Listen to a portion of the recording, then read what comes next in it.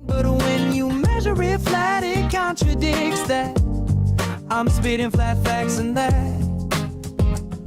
And I know you don't like that. Google Maps is flat, it presents elevation profiles like that. I'm a spitting flat earth king.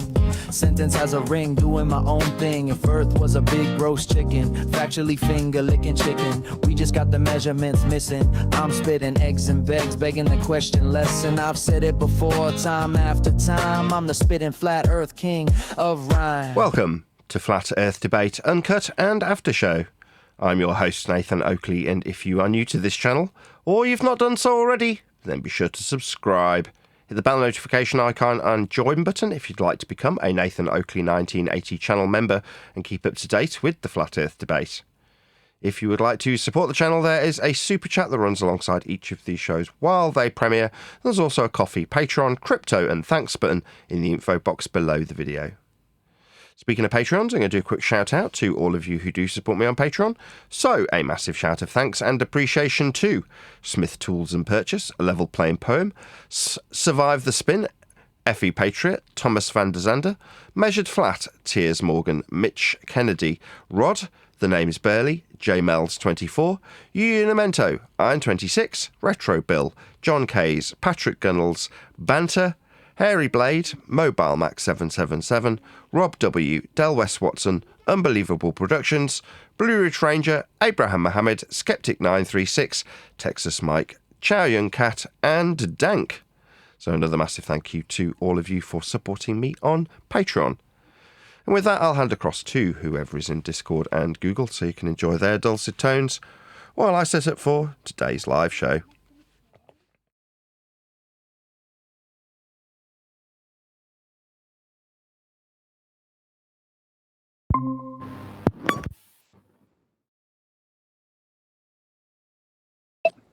Yeah, they don't even get their facts straight over there either. Get your facts together. Understand why Earth is measured flat, you morons.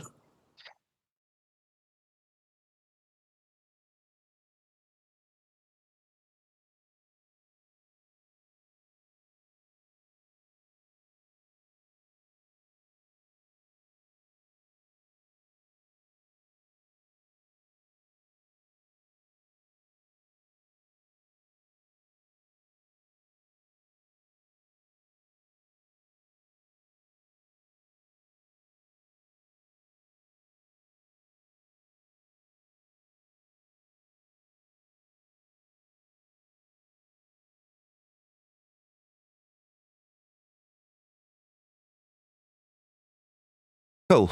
I'm all set up. I know, chat.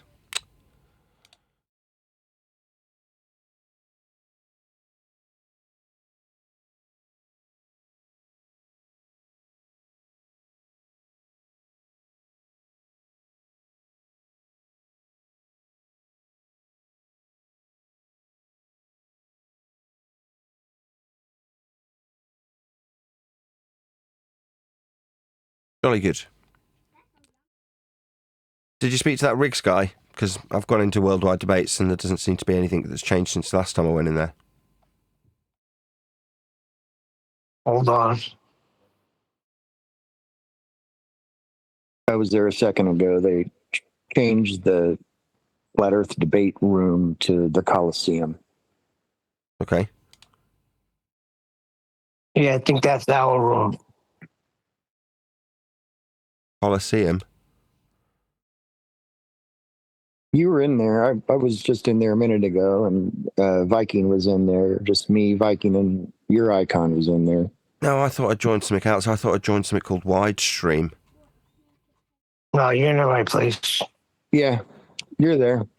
And it's called the Coliseum is the room number, but yeah, the wide, I think Okay. they Fine. changed and stuff Who's in like there now? that. Hey, Riggs. Hello, good morning. Good morning. How are you? I'm barely awake. He sounds it. Uh, Oh, good to be here. yeah. Looks like your opposition is lining up in the other room, so I guess they're having a little get Little chin together. wag. I saw that. Is that a little special confab room? Well, you got everybody's I don't in know. there. Look, I don't know. Everyone's been weird today. So Are they really? Is McToon in there hiding on his mute button? Yeah, Tin's in there, and there's about 5 others familiar names that I can't seem to remember right now, but they're all Let's in a not separate poison the little well. conjunction. It takes a lot of preparation to prepare your excuses.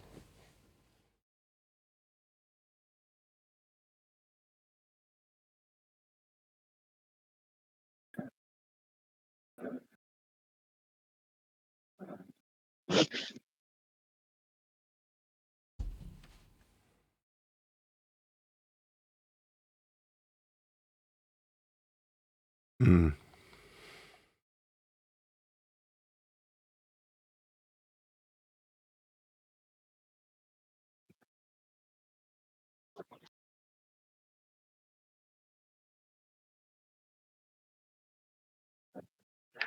what's up, Don?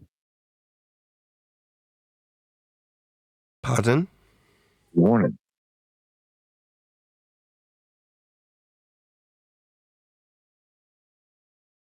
Oh, he's welcoming someone else who's in the room.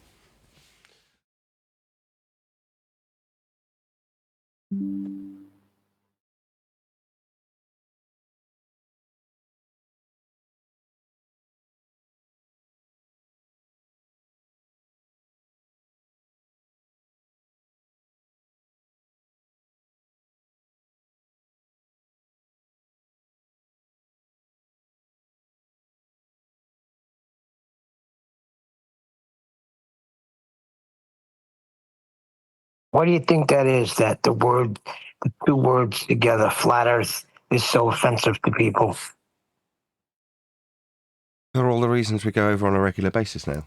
So if you can make Earth and its measurements of flatness be a category beyond Earth and its measurements, that would be people, debates, science, things like that.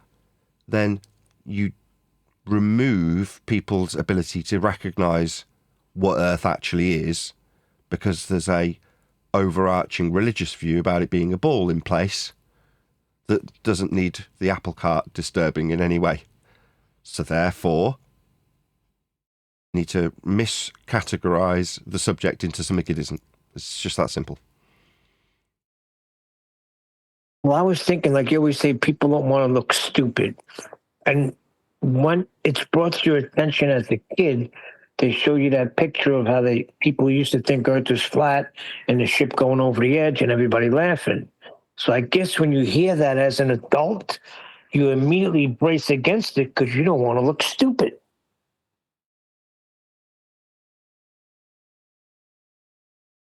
I don't know. I know I'm groggy as all hell. Probably should have had the entire week off, really. Yeah, would you say you're groggy as all hell? Watch, McCoon's going to come in here firing on all 2 cylinders. I doubt it. He's going to be doing a live stream. He's got a little show planned at 2:00 when yours started, and it says Bucksod Buster shows how theodolites can measure curves.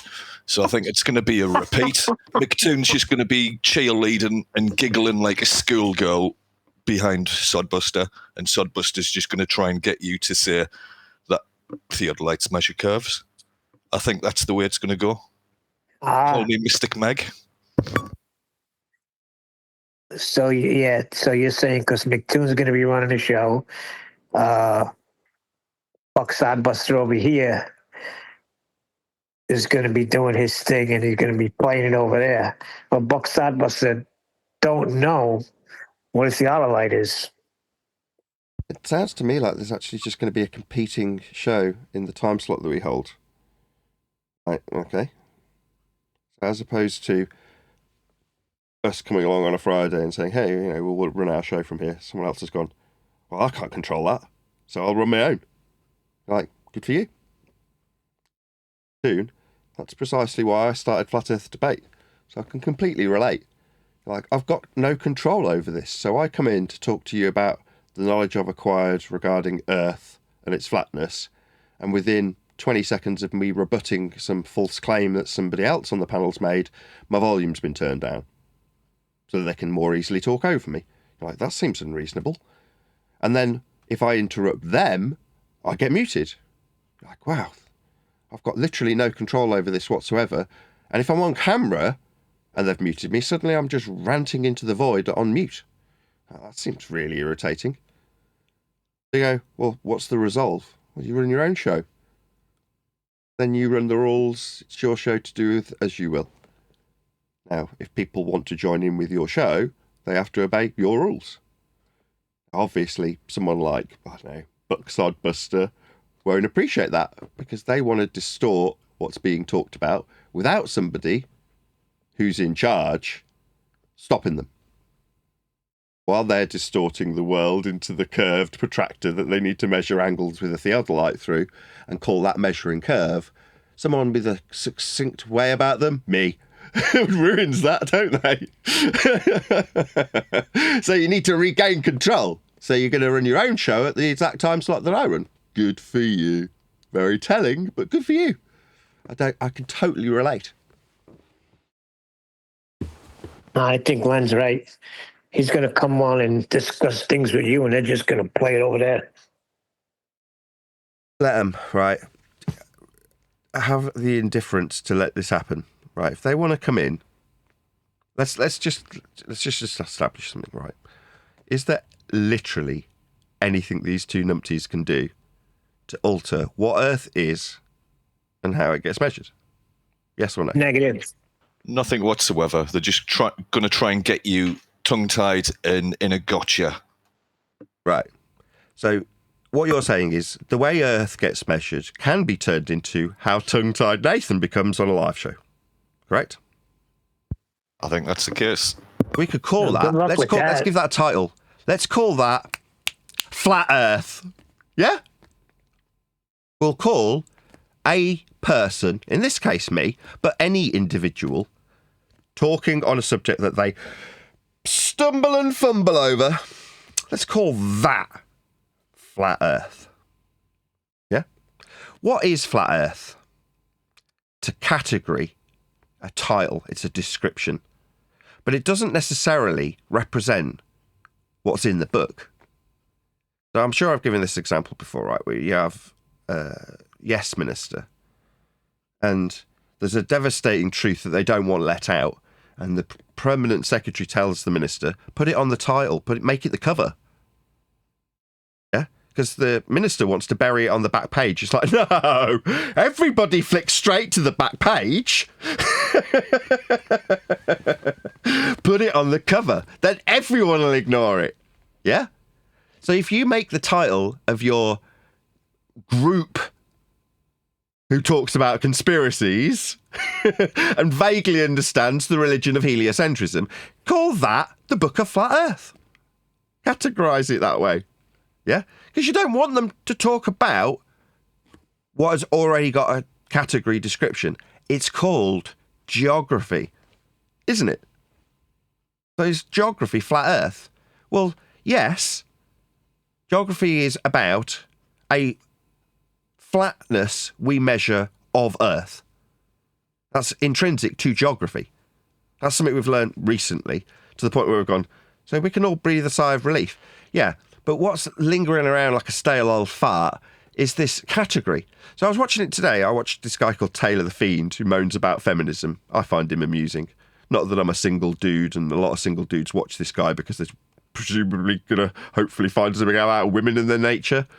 Me, I just find it amusing. But while he's ranting on about the feminists realising that they've been deceived with feminism, you realise the same thing we are guilty of. We have fallen victim to believing there's a thing called Flat Earth.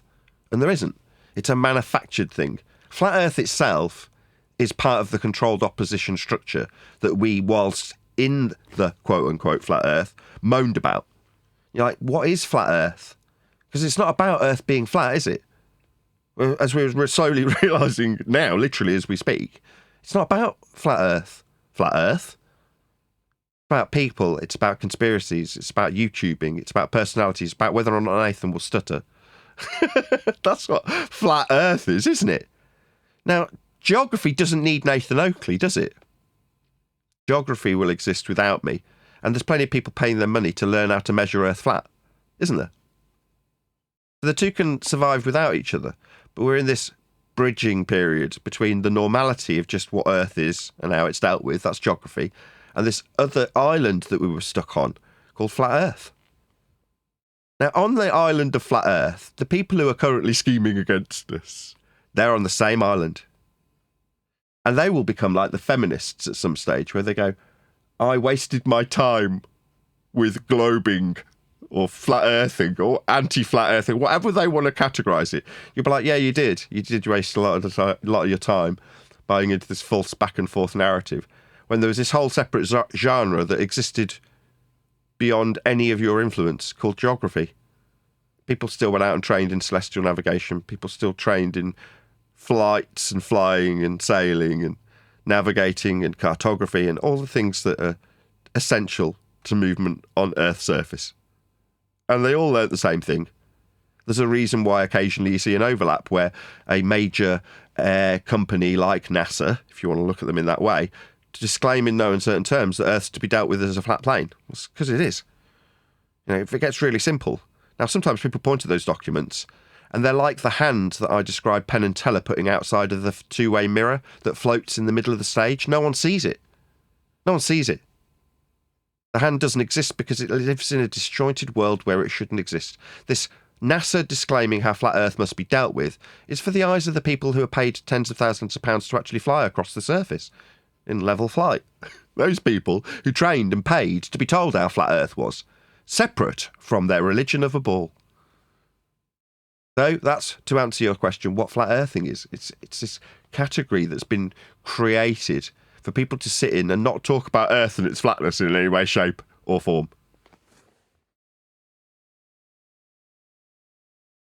Fantastic. Really enjoyed your speech on that. Yeah. Oh, thank you. Get it totally. Yeah. It's geography. It's not flat Earth. Yeah, it's been put in a category. Yeah, I get it. Well, we went to that server yesterday and got involved in a little chat. You know, the freaking what was it? It was The geography one. geography, yeah. And Nathan got the boot, and then I went in there and got the boot. Really? And how did it go then? I mean, how did you introduce yourself and what happened? I said, hi, I'm Nathan Oakley. I've got 25,000 subscribers on YouTube and I talk about flat Earth on a show called Flat Earth Debate. I'm here to make friends and influence people. It was kind of a piss take. I kind of wanted to make a point that these two things are societally in requirement of being kept separate. So let's talk about the other side of that. What's geography? Well, a group of people who deal with Earth and measure Earth as a flat plane, but they don't want you to introduce the church to them in the same way they don't want you to introduce their religion of globing to them. They want to accept that without consequence and then deal with Earth as a flat plane when measuring it. So after introducing myself, people started posting things that you'd have loved one deck.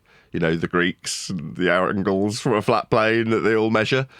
And as they came, I pointed out, well, those are flat Earth measurements. Because they'd be asking me, like it was 10 years ago, how does this flat Earth elevation angle work on a flat Earth?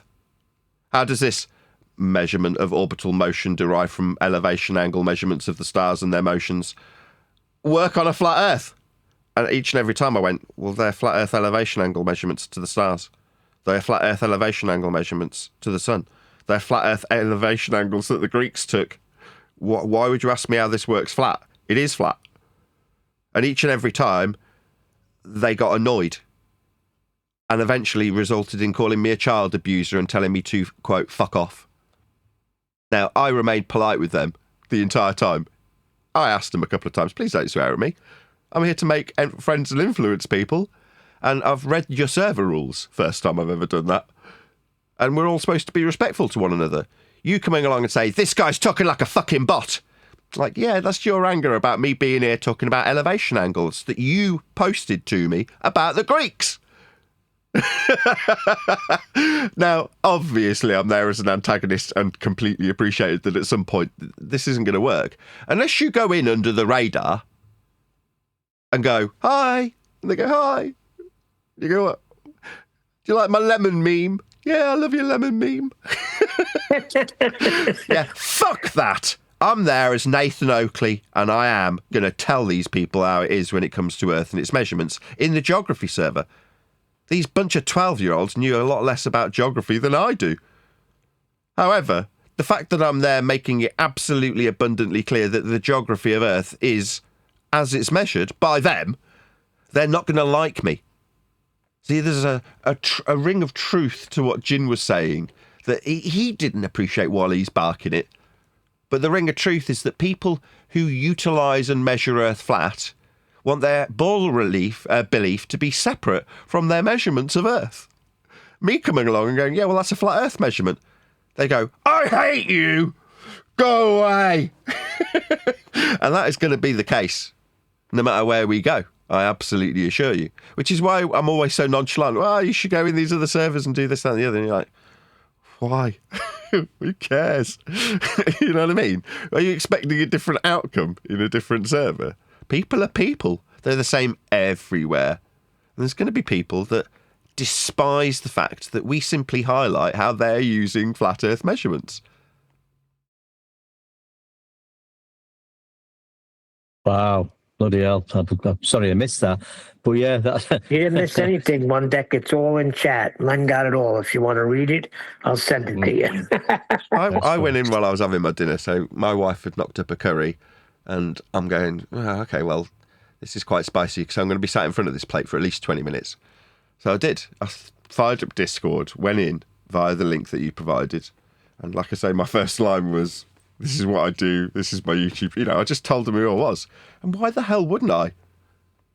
Now, the fact, I said this yesterday, I was like, if they immediately ban me, I can't remember how I phrased it yesterday, but I was like, that will also be very telling. Now, admittedly, I'm pushing for that outcome when I openly and overtly declare who I am and what I do, right? I can be guilty of that, and no worries, you can call me on that. I'll say, yeah, you're right. Especially after it's do as I say, not as I do. Don't go in there and antagonise them, I say yesterday.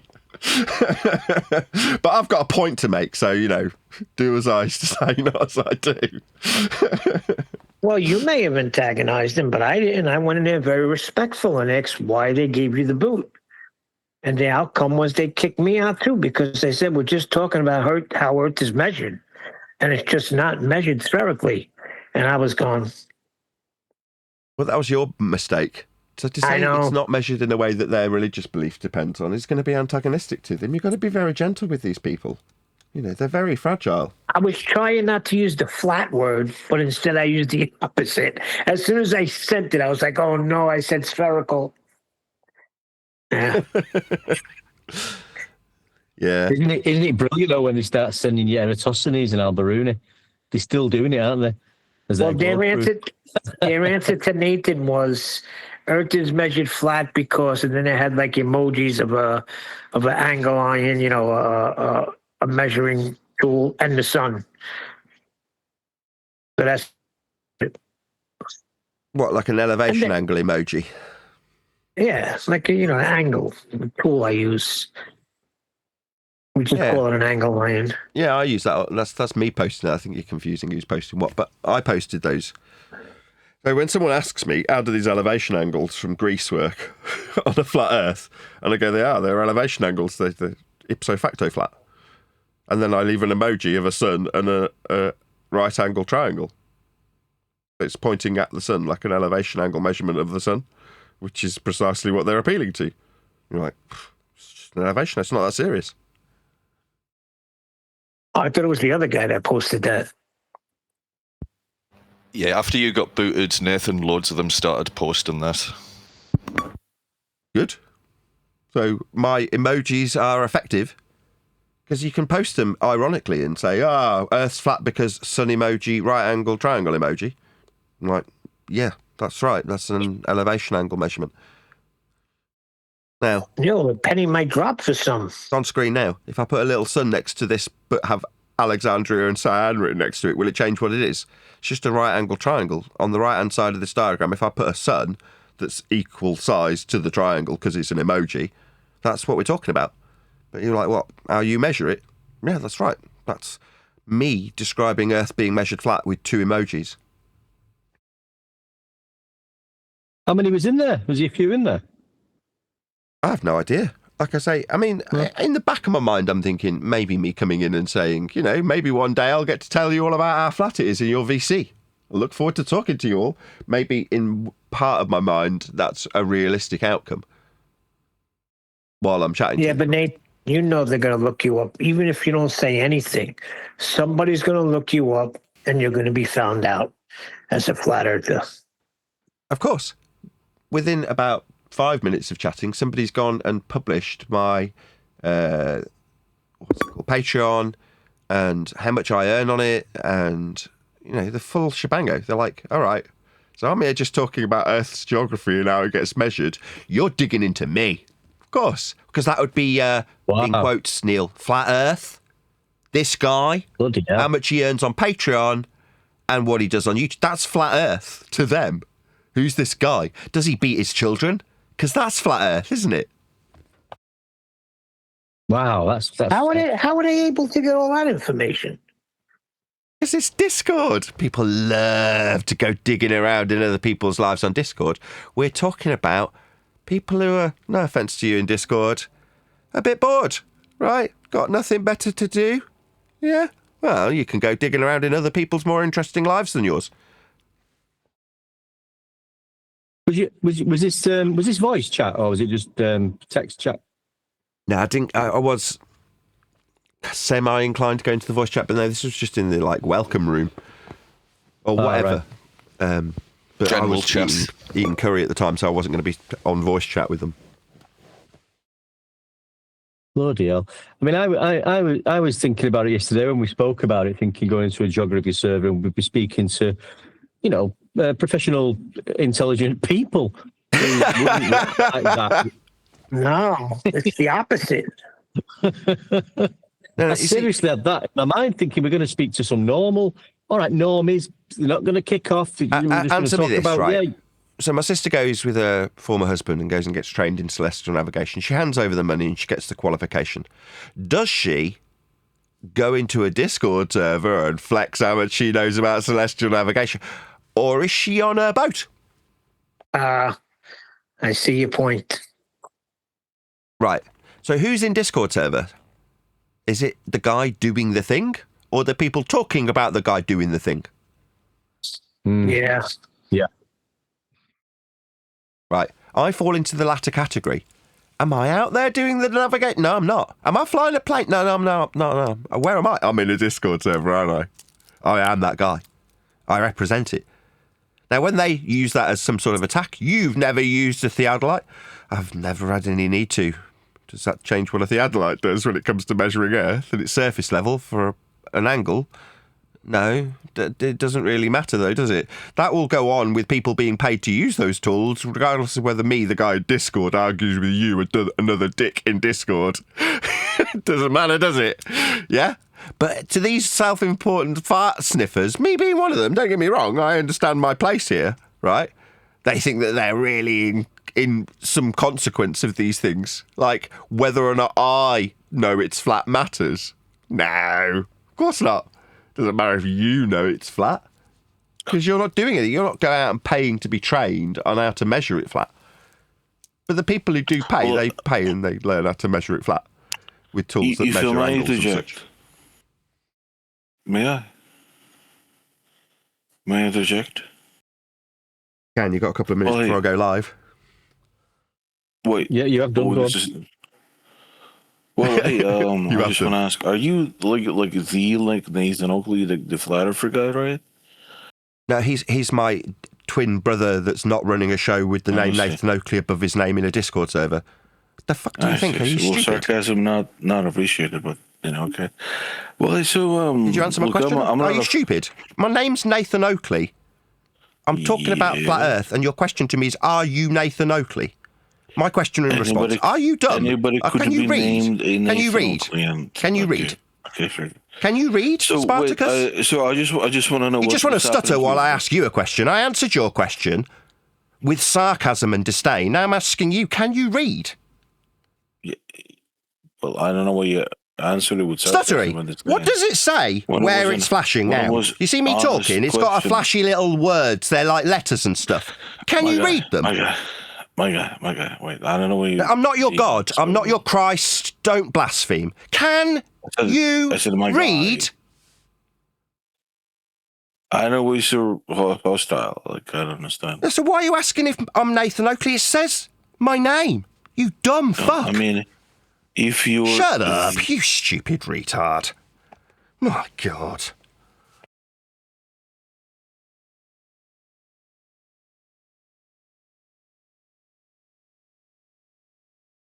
How are you? And Nathan Oakley.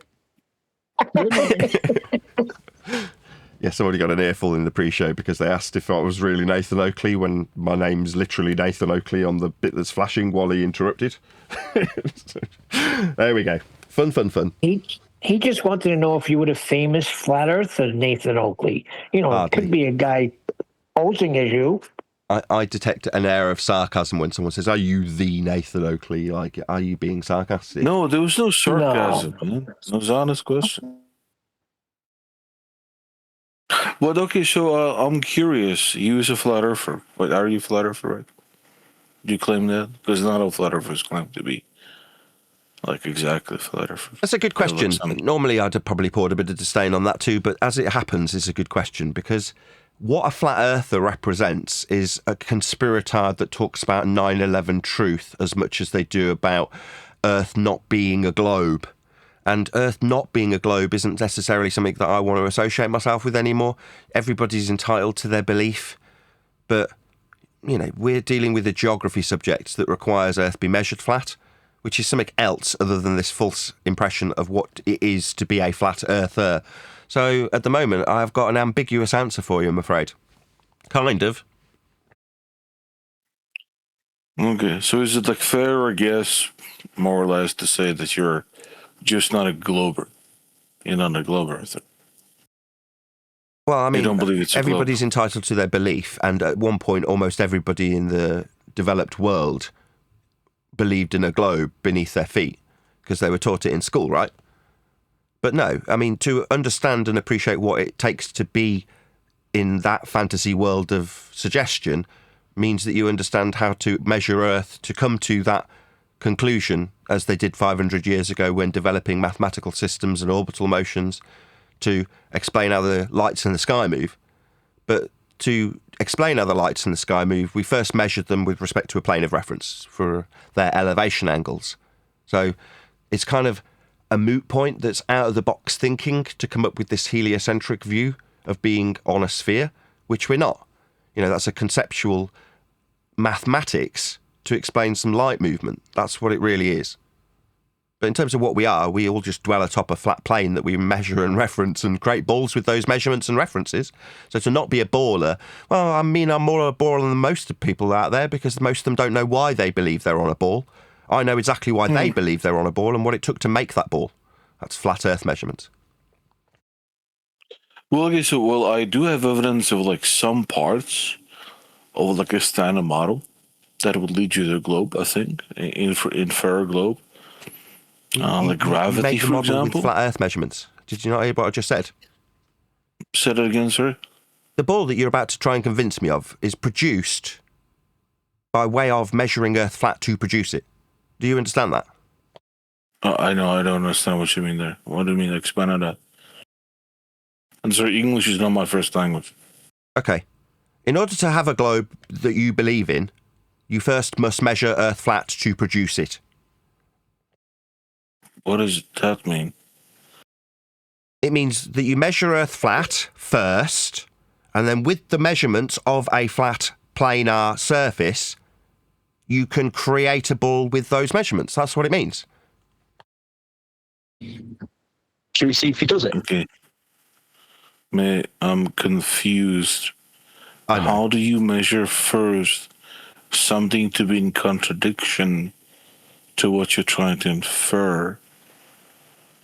I'm not trying to infer it. You were. Well, I am. Yeah, So right. why are you asking me this question?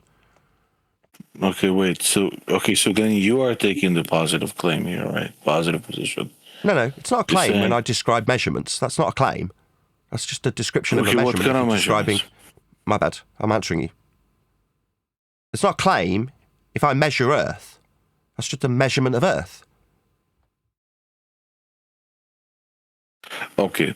So what if I present you experimental evidence of gravity? That is to say, objects with mass attract other objects with mass relative to their masses. I just know that's wrong. You would say that's wrong? Yeah, mass, like, I don't know, a gas particle, isn't attracted to the mass of Earth. That's just wrong. Okay, what's your evidence for that? A fart. Okay, what's your evidence that it doesn't have no attraction? But do you see puddles of farts?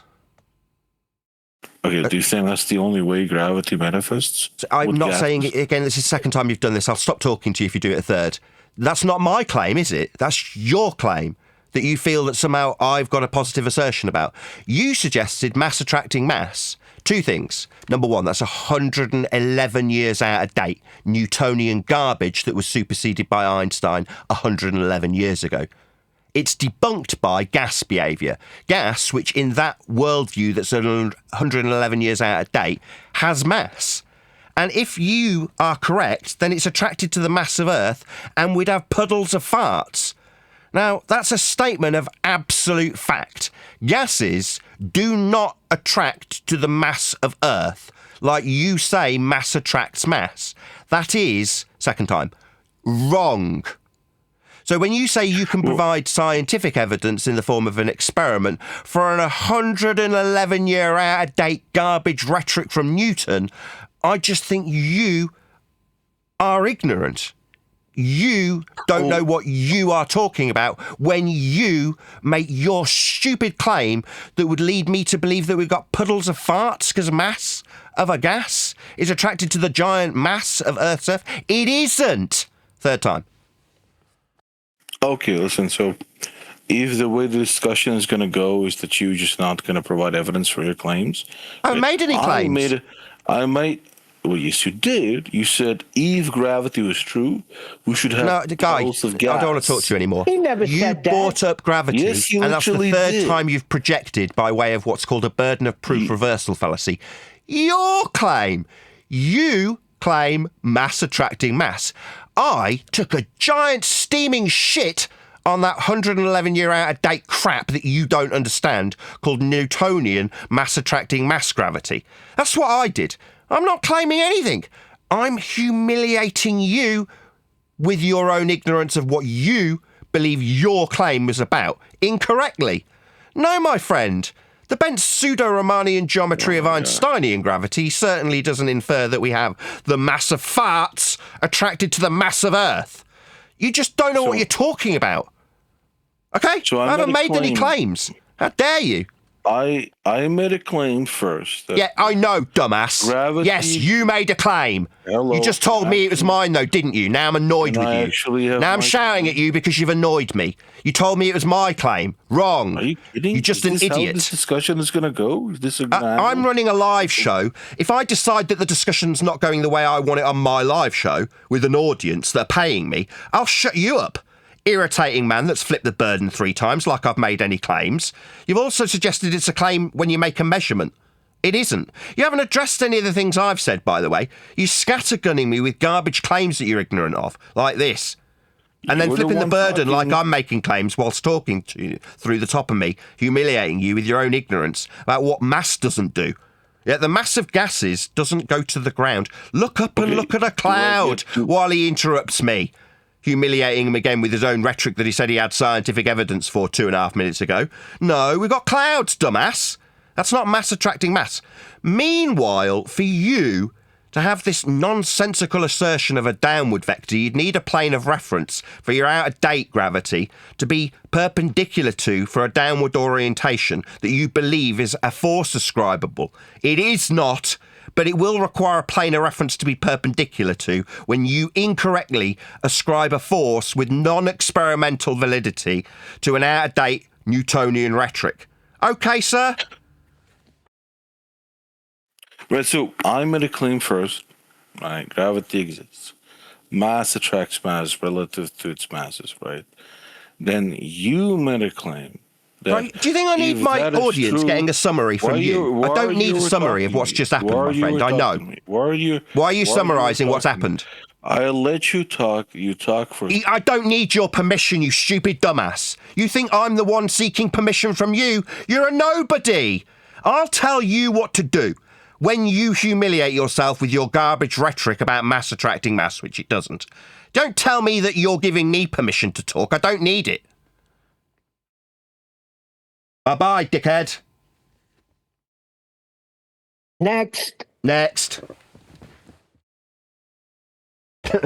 He didn't mention anything about measurements, did he? I did.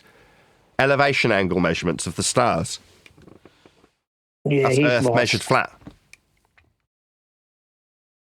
He didn't even understand the downward vector you were trying to explain to him. The guy's got a high school education in terms of what he thinks gravity is, because he was taught it as a kid and never progressed any further in his education status. So as far as he's concerned, what he got taught in a very low-level education system was that it's mass attracting mass. So what, you think that's correct? No. Had he have got to university level, he'd have realised that that isn't the case. He just didn't. He's ignorant. But I think we're saying that was his proof of the measurements of Earth. I mean, I don't know how he's come to that conclusion. Yeah. He stole a bit of valour, said that he got science. All right, you got experiment for this 111-year out-of-date garbage, have you? No, you haven't. But in his mind, he's got science, he's got experiments, he's got evidence. He hasn't got any of the above. But he's going to give me permission to talk? No, you stupid clown. I'll shut you down and shut you up. Because you're a moron. You haven't got a clue what you're babbling about. Having spent 10 years dealing with idiots who have a religious belief that they're on a ball based on measuring Earth flat, I know how to deal with crackpot idiots who start telling me that they've got evidence in the science category for a downward vector perpendicular to a plane of reference. Incorrect that it is, because they suggest that mass attracts mass. Really? Puddles of farts? Look up at the clouds! That was the last thing I tried to say to him before I decided that it wasn't my turn to talk. No, the person who knows what they're babbling about will be the one talking in this instance, me. You, with your 111-year out-of-date crap that suggests that what clouds are hurtling towards the ground at 9.8 metres per second, they're not. They've moved away from the ground. The gases that form them went up, away from the mass of Earth. Idiot speak that is out of date. But high school boy with his crap education thinks he's going to give me permission to talk. No, dumbass, I'm running a show. Got an audience. I get paid to talk. They're not here to listen to you, dumb. What are you doing? See, why didn't he inquire about the puddles of farts and the clouds? At least ask, what do you mean by that? And then you could break it down. He just wanted to get his freaking religion out there. He just wanted a chant about gravity, which he knows nothing about. I'm just glad the real Nathan Oakley wasn't there, because he'd have written him a good one. It's a good job his twin brother's around, eh? Also by the same name. I think perhaps the gentleman was mistaken in thinking, he's going to have there was a kind of a debate to be had. Oh, here we go. Hi, first thing I've agreed with Aaron in a while. There is no debate. You're absolutely correct. He must have a new mic, Elderberry, with a new voice. He can never disguise his voice. It's interesting because, in that kind of format, people generally put forward an argument. And, there wasn't an argument put forward there that I heard of anyway. Not a measurement, just an argument. Yeah, measurements aren't arguments, though, are they? No, but in a debate setting, an argument would be a good thing to have, wouldn't it? Yeah, there isn't one. That's what we're here for, to make sure people understand there is no debate. But you do. I guess you don't have an argument either. No, measurements are far more conclusive. When you describe elevation angle measurements, surveying, flying, sailing, mapping, those sorts of things require measurements, not debates. Yeah, I mean, it's kind of interesting. I mean, my journey has kind of led me to an Nobody argument, cares. whereas Nobody your cares. journey has Nobody led cares. you away from an argument, where you say now there is no argument. Nobody cares about your journey. Yeah, because measurements are not debatable. Well, I have made a Was it logical horizontal? syllogism. Again, you started your It- sentence it with was- "I have," like we care. The measurements don't Yeah, care it's- either. Your journey and the measurements, those two things aren't intertwined in any way.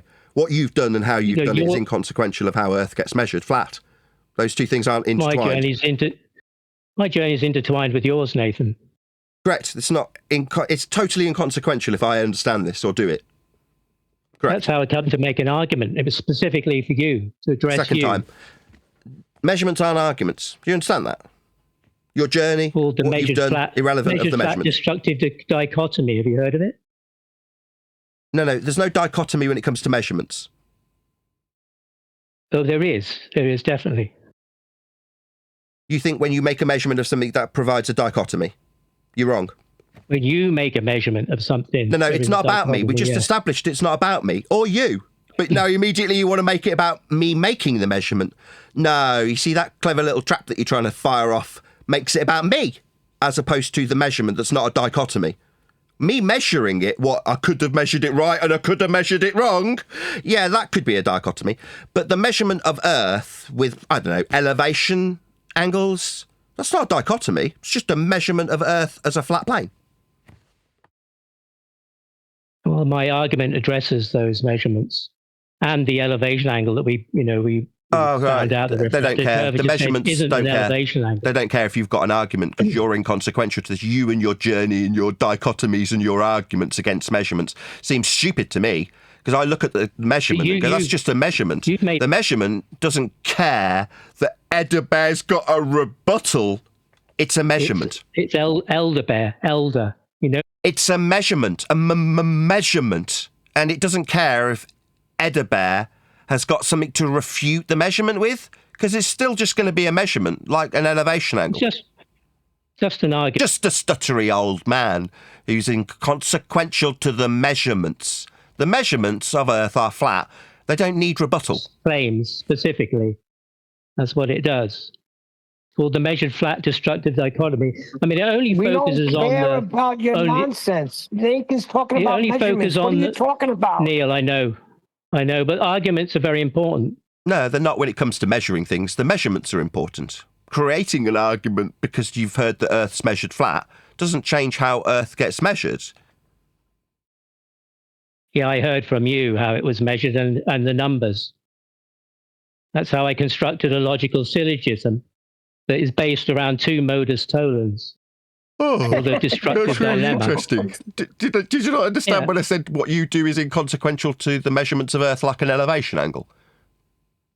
Did you not hear me? The elevation angle that refractive curvature said wasn't an elevation angle, that one? What, the one at sea level when your eye's on the sea level that you ignored 5 times? That one?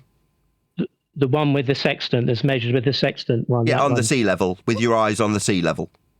That's not what we were talking about. Was it not? It was very that's what we're specifically talking about. what we talked about 5 times. But you being a coward that doesn't like when your suggestion of dichotomy gets absolutely annihilated because you say a measurement of Earth flat isn't a measurement because it's not from a sextant.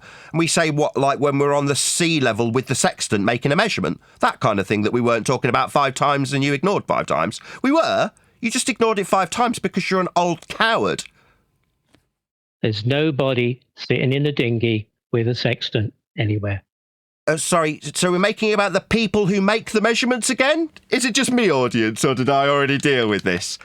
The measurement from sea level with no correction, with a sextant, that could be made by a person that we could focus on, is just a measurement of Earth flat at sea level with a sextant. Now, this is the 7th time we've pointed this out to Edda Bear, and his response is, nobody's making it. Well, we weren't talking about the people that could be making it. We're just talking about what it is. It's a flat Earth elevation angle measurement with a sextant. But what's that? I'm not out on a dinghy doing it. Doesn't matter. Your impression that there's a dichotomy to be had in this regard is irrelevant. Your journey that you took to your little motor stolons that you've boshed together, they're inconsequential. Meanwhile, the measurement is just a flat Earth measurement of sea level with a sextant. Now, as I conclude this point for the 9th time for Edibert to ignore and tell me that it's about a guy and whether or not we're actually measuring it in the dinghy, what, the flat Earth at sea level in a dinghy with a sextant, that measurement of an Earth that's flat, yeah, I can do it 10 times.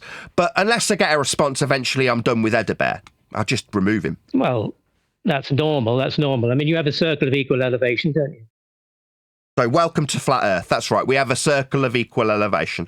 That's a 2-dimensional flat circle of equal heights or equal elevation circle. Circle of equal elevation.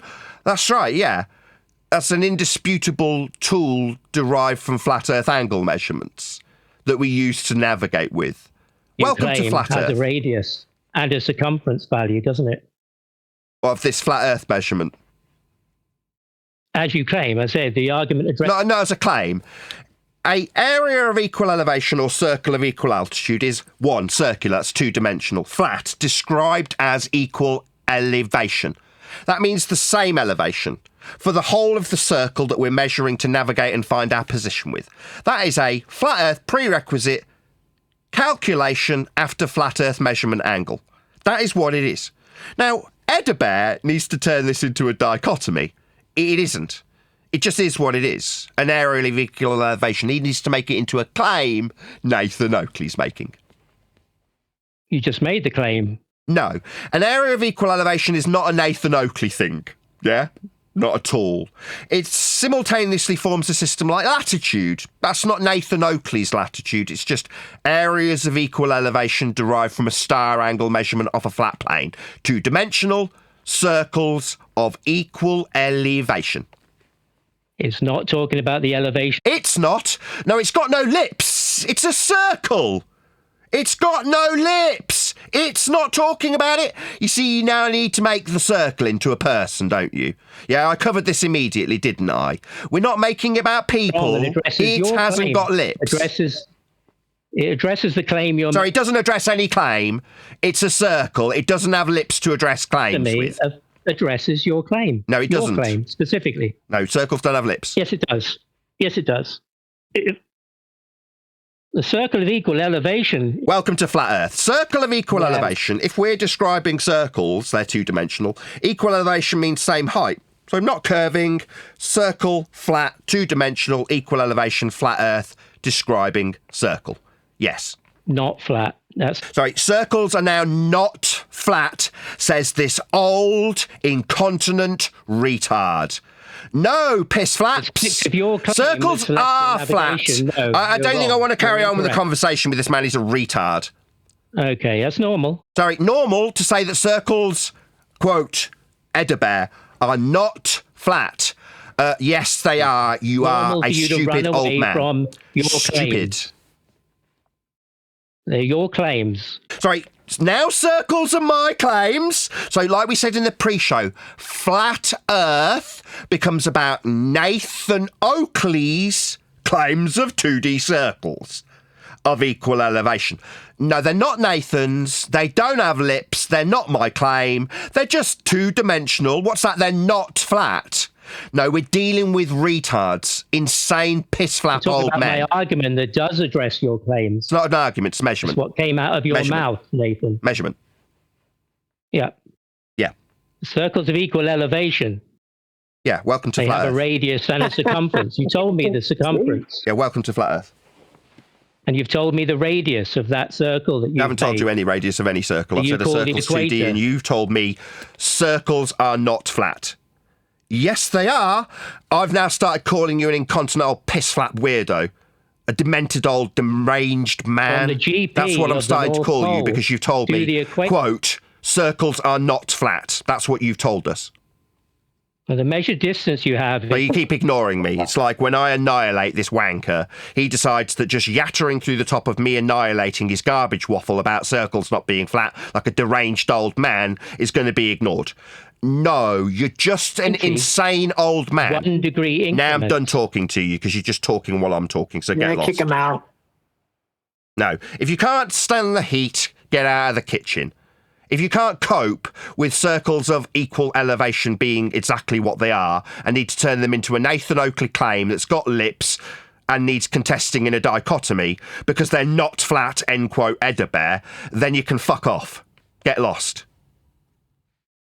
Yeah, he's trying to get to the radius and a pi equals 2. We're not interested, Edabear. Good morning, guys. Hello. Yo, chocolate. Yes, chocolate. Yo. Yo, guys, what's up? How y'all doing? Good. Nothing's changed. Yeah, good man. Yeah, I know. I was in here 2 seconds and Elbert took his own head off, so I was like, oh well, back to business. That's hilarious. Shout out to Mr. Loner, is it Iona? Loner? Can't quite tell what the name is at this distance. Thank you for joining us, Lion. Really appreciate your support.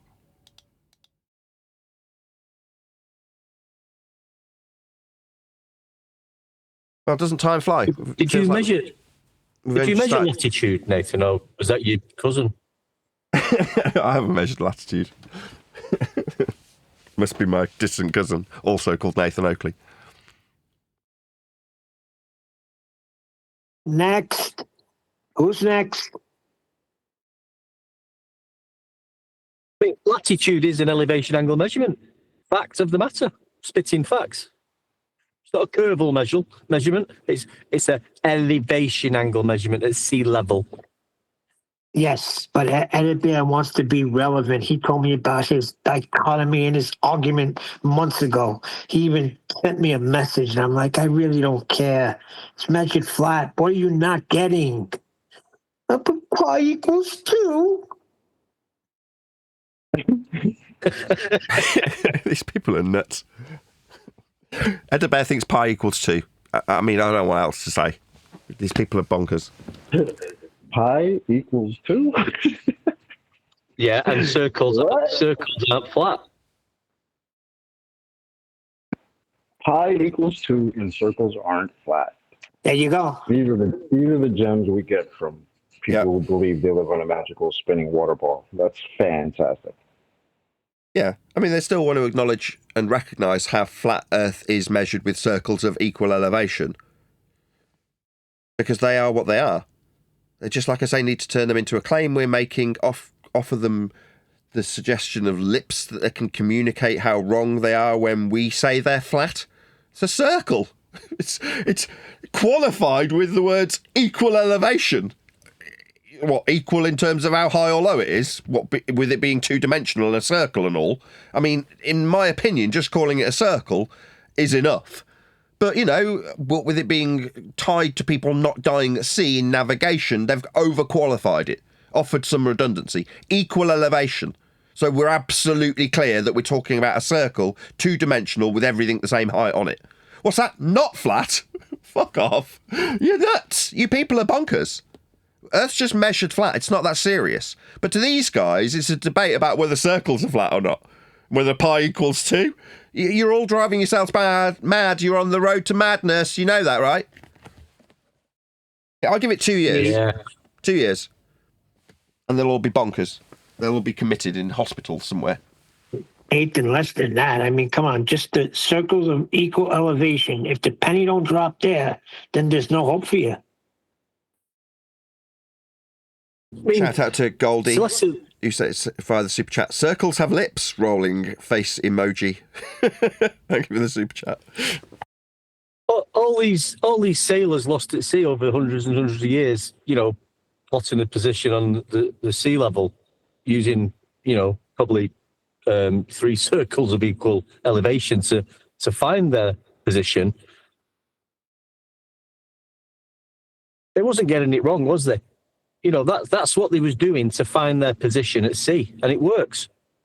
I mean, if they were getting it wrong, they wouldn't have made it back, right? And we wouldn't have this system. But every time someone tries to use these circles of equal elevation, we never see them again. Exactly, Nathan. Yeah, we'll have to stop using them 2D circles on the flat chart and maps that we're using. It's not working. Yeah. And nobody's in a dinghy using a sextant. So why would anybody need this system? So, just to entertain that, in the history of the world, nobody was ever lost at sea. Ship went down, would have had to throw a rubber raft out and maybe have to use celestial navigation. That never happened ever. It's written in the books. That's when you're in a life raft. This is where we know it. You don't do dip if you're in a life raft. There's no need to do dip correction, obviously, because you're at sea level. Oh dear, he's sending me messages again. No, Eddie Bear, I don't care. I'm not even going to look at them, Eddie Bear. Wow. He's really got it like that, bro? What's wrong with this guy? What does Edebear want to happen, do you think? What does he want? What's the outcome he's looking for? I'm going to tell you what he wants. He wants to be recognized as this brilliant guy. So Bev fed him a little encouragement, and he just wants to be relevant. He's just not relevant. To who? I don't know. To us. We just laugh at him. I don't understand. He's relevant. But he comes here and says things like circles are not flat and pi equals 2. Yeah, but he needs to be relevant to the argument that there isn't one of. Yeah, there's going to be a lot of that moving forward. Say that because I was going to say what argument. Exactly. There's going to be a lot of people that felt that when there was a perception that there was an argument about what Earth is, they had a place. Then we come along and go, well, there isn't an argument. You need it to be measured flat too. You're telling me that areas of equal elevation exist. It's so you understand that flat it's measured. And your response to that is, pi doesn't equal... What? What are you doing? It doesn't need you. That's the point. It doesn't need people, does it? Maybe that's what it is that's driven him crazy, right? That the guys that have sat here for 10 years arguing are the ones now saying there's no argument. Maybe that's somehow flipped a switch in their head. It can't be. It has to be an argument now because before they're the ones that were saying this wasn't an argument. It's just a globe, right? So there was no argument before, but now that we're there's no argument, it's just flat. Oh, no, now there's an argument. I don't know. Maybe I'm off, but that's what it almost feels like to me. That's exactly. Conspiracy Cats, right in the head. Conspiracy Cats was ground zero for that as well. So I can't remember what show we were making, but he made a comment underneath saying, aren't you even pretending there's an argument even anymore? And I was like, no, there isn't. But the fact that you've come to the surface level again, popped your head above it to go, hang on, when we pretended there was an argument, there was a sense of purpose that I could retain in this arena. You're like, yeah, well, there isn't anymore. And that works both ways. I mean, it means that the measurements of Earth and its flatness are inconsequential for both parties, me included. Now I get that, the futility of what I've done. Yeah? Coming to flat Earth in the first place, you're like, wow, how embarrassing. For a while, I thought I was important. I was a special little snowflake. And like Elder Bear a minute ago, what you and your opinion on this has got any consequence to how people survey, navigate, fly, sail, build? No, you don't have any influence over any of that stuff. Those people who go out and learn how to measure Earth flat pay to do so and get paid after the fact to employ their knowledge of how flat Earth gets measured to either erect buildings, move goods from A to B, fly people over the flat surface in straight and level flight. They're all doing it at great expense, keeping the economy going. But people in Discord and people in flat Earth think that somehow they're consequential to these things. Now, they're still happening regardless. Yeah? Flight levels will remain what they are, regardless of if everybody understands how they're on a flat plane, like the pilots deal with, or everybody believes that they're on a sphere. It won't make any difference to how flat and parallel a flight level is, will it? Nope. Not even a little bit. But yes, now we can just have a laugh with it. We've reached that point, and I'm content with it. I'm good with it. I understand. Yeah, I didn't make any difference. Back when I did sun tracking live, yeah? Like the guys who went down to Antarctica. In their mind, they're doing something really important. No, you're not. Neither was I when I tracked the sun. Yeah? But I thought I was going to change the world. Sniffing my own farts. Appreciating my own self-importance. That's all I was doing. Now it's like, yeah, I don't have any bearing on this stuff, do I? Earth will still be measured flat regardless of if I'm here or not. Who cares? So you might as well just have a laugh with it. Take the mickey out of the idiots that would surround us that want to tell us that pi equals 2 or that circles aren't flat. Yeah, but I mean, that Antarctica trip, I mean, don't forget there was 2 people who went back to the globe, mate, Jaron and, was it Gary? We took a hit there, mate. Yeah, it's because if you can make it about people, if you can make geography, that's Earth, about people and whether or not they support a cause, and then you call that cause flat Earth, that makes that Earth and its measurement, that's still geography. So yeah, you need to make it separate so that the people who believe they're on a ball can also utilise geography and Earth measurement and its flatness when doing so without any consequence. Because flat Earth isn't about measuring Earth flat. That's geography. Flat Earth's about whether or not Nathan will stammer over his words, or whether or not Nathan's in a dinghy with a sextant, or whether Jaron's gone back to the ball. Yeah, none of those things are about Earth and its flatness, though, are they?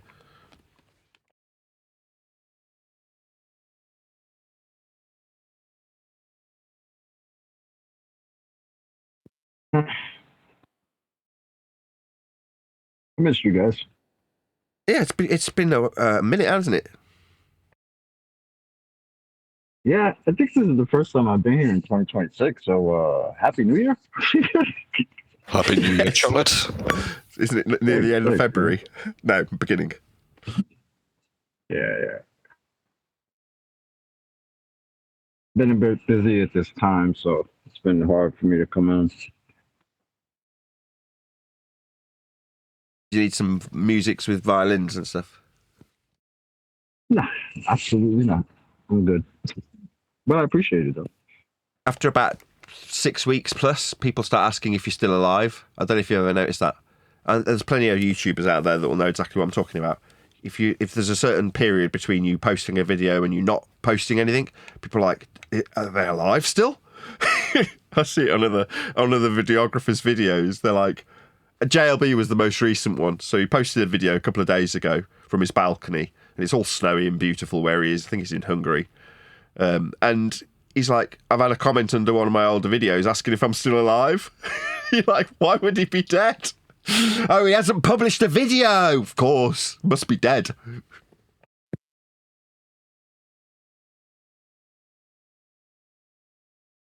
Shout out to Unitox Femi. He says, I'm the only random genius who realised that mainstream pseudoscience is not capable to do anything in geometry. That's why I step in. Thank you for the super chat. Really appreciate the support.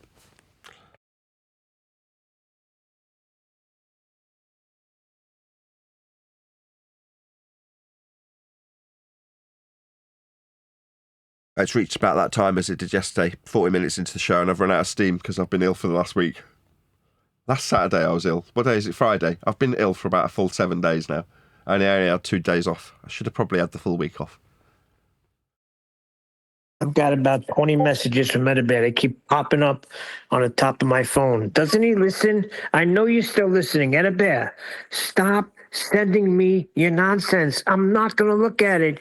You're wasting your time. Hey, so Buck Sodbuster just finished explaining in detail how with 2 theodolites measuring reciprocal zenith angles, you can measure the ground as curved. Are you going to actually take some time and show us how that's not the case? I'd love to see, for sure. Are you asking us to show how something isn't the case?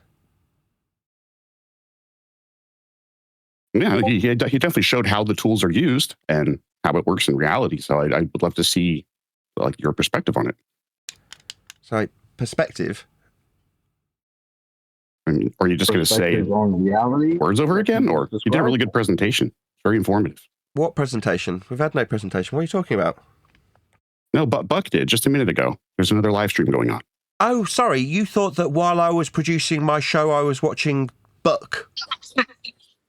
Well, no, but I figure you know how these things why work, are you right? saying these words then? Are you insane? Or just stupid? No. Okay, You realise I wasn't watching this presentation you're referring to. So you weren't... Well, no, but you done No, research you on the shut up. subject. Yeah, no. So why would you put it to me like I should know, like I'm telepathically watching a different show whilst producing my own? Are you just stupid? You've done a lot of research on these. You talk Right, about it all the time. So what? just I love haven't to had see- anything Sure. presented to me, you complete idiot. Okay. Not Why don't okay, you you present stupid something? retard. That's You've a- just I'll put take that something as a to no. me about reciprocal zenith angles taken with theodolite. A theodolite's a tool that measures Earth's surface level as part of its angle. You have to level the tool to a planar surface. So, before I've heard the presentation, because I haven't, even though I've had suggestions that I've telepathically taken it in from someone else's live show while I'm producing my own, from this retard... You, sir, the one I'm addressing. Yeah, I'm not telepathic, but I do know that the tool that you referred to is a flat Earth measuring tool of angles. So Does it have lips? The tool, no, it measures angles from surface level. You have to level the tool. Second time. X2. Okay. Yes. All right. Yes. So we measure Earth flat with a theodolite. Well, but just showed that's not the case. Sorry, have I watched this, you fucking retard? No, but you talk about it all the No, time. no, maybe you could go really high Theodolites pitched. work. Like I'm telepathic again. Have I not just dealt with this? Do you think going high pitched will change? That your insane mind leads you to believe that what you have seen is simultaneously experienced by everybody because you're nuts. Okay, that's a no. Not okay, Have a nice you're day. an idiot. You're an idiot. You think because you've gone and watched somebody present something, suddenly the entire world's aware of what you've watched. Self-absorbed much? Triggered much? Sorry, I've responded and said that we level the tool to a plane of reference. Third time I've said it. That's okay. Have a nice day. So Earth's measured flat. When we reference the plane we level the tool to, fourth time's a charm, he's run away like a coward. Sorry, did somebody in the background say triggered much? The guy just ran away. I don't need to listen to any presentation to point out how this tool is levelled to a plane of reference. That's just a fact. What's that? Has it got lips? That sounds kind of like my rebuttal to the last complete idiot. It's almost like you want to be me. Like you want to nick the things I say that are quite amusing. Yeah, I get that a lot. People like to use the words I've used when I use them in an entertaining way. Like they've come up with them. What, has a theodolite that you level to a plane of reference got lips? No, but I didn't suggest that the theodolite was saying something or doing something or inferring a dichotomy like Edebear did. That would be like a coherent response to something somebody said to me. Unlike you suggesting that I've suggested that a theodolite's got lips when I say you measure Earth flat with it. Because you level it to the plane of reference. It's the first thing you do with it. That's 5 times. Of course, he's not here. He was a bit triggered to respond to the other guy who decided to interject during the conversation about how triggered they perceived me to be. Not at all. I'm talking about how that tool is referenced to a flat Earth, the first thing you do with it. Apparently there was another presentation going on, with a guy that I absolutely annihilated. Yeah? That Bucksodbuster guy, the guy who asked me about my sex life. His discussion with me last time he talked to me was about whether or not I'm using pepper pots in the bedroom, as opposed to whether or not we'll level a theodolite to a plane of reference, which we absolutely will. yeah, so that's what they're doing. They're getting that affirmation from Buck, and then coming here with little tidbits. Yeah, It's measured curves with degrees. Degrees like the angles that you're measuring. You're measuring the actual angle, though. The 2 straight lines are what you measure, one of which is from surface level. So we'll need a surface level for the theodolite. What's that? But when you describe the degrees like a protractor, the protractor's got a curve.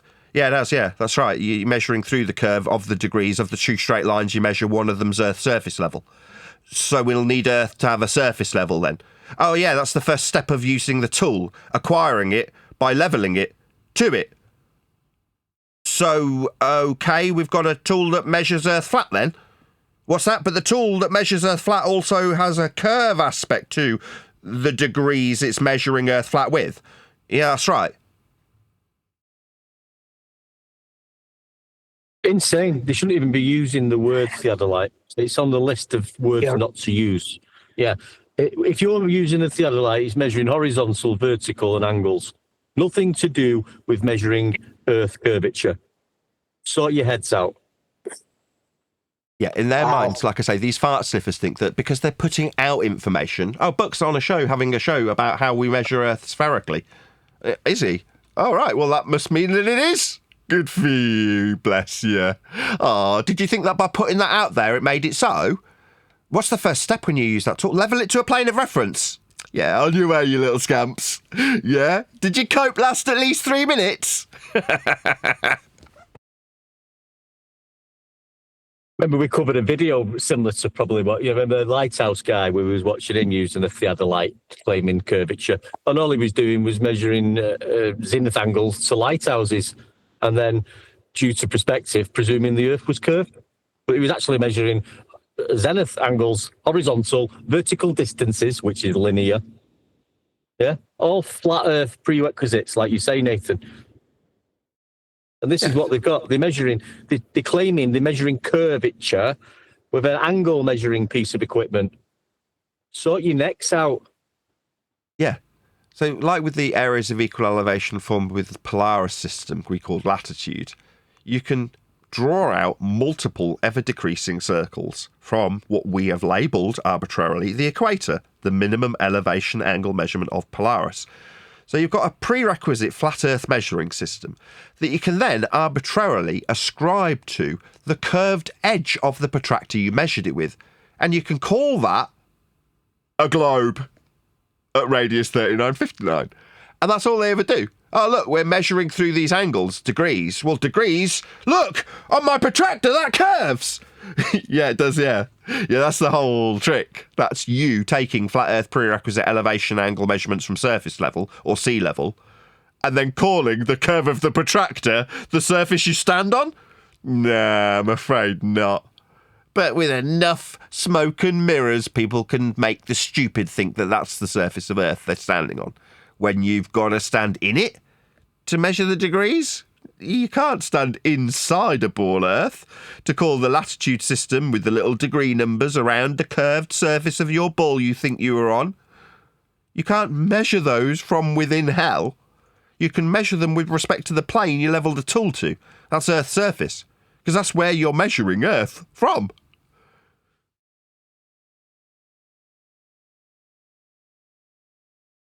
It's just not that complicated. Earth's measured flat. And yes, you can create a ball with those measurements, like I told the first guy on this very live stream. Step 1, measure Earth flat.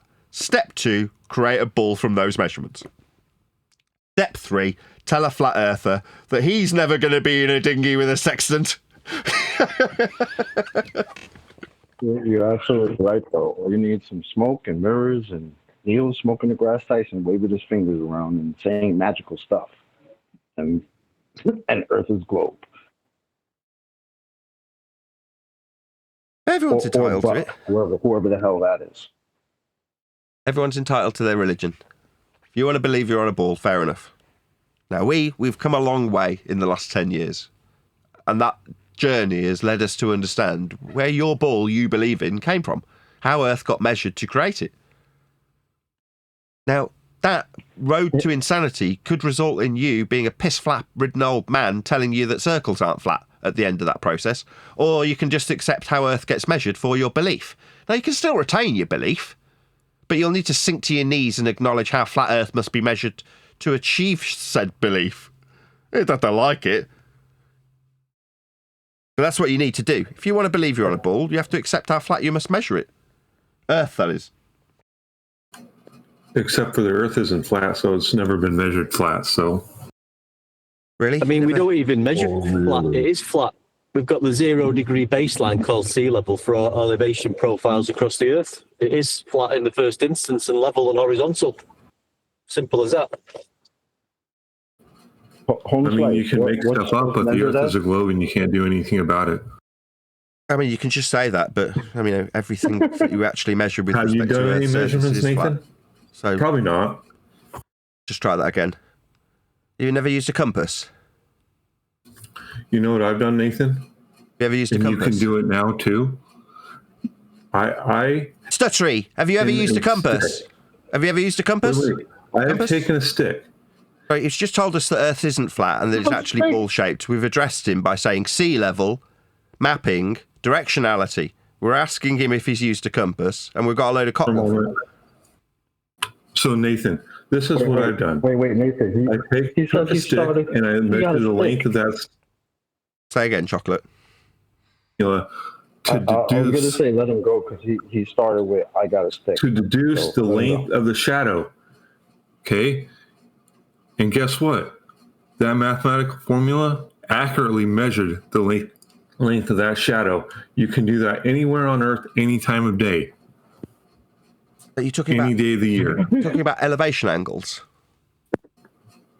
No, I'm not even. No. What I'm saying is, I took the stick and I took the length of the stick, and I actually, yes, I assumed that the correct dayandtime.com gave me the correct elevation angle to the sun. It's a flat Earth Okay. angle measurement. Do And I took the you want to just cosine of pause that for a second? Do you angle want to take a breath? and divided Dude, by the do you length want of the to, do stick. you want to pause? Do you want to take a breath? No.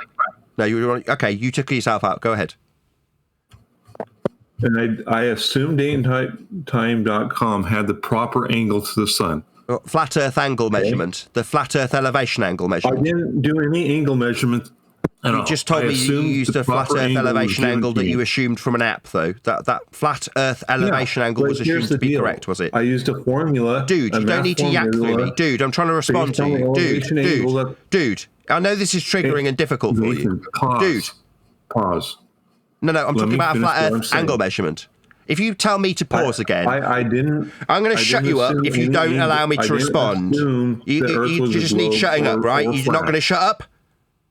No, not gonna shut you up. Shut up, because you're talking in the middle of my sentence. I'm running a live show, and I will do exactly as I damn well please. When this dick, this total dick, decides that he's going to yak through me. What is going on?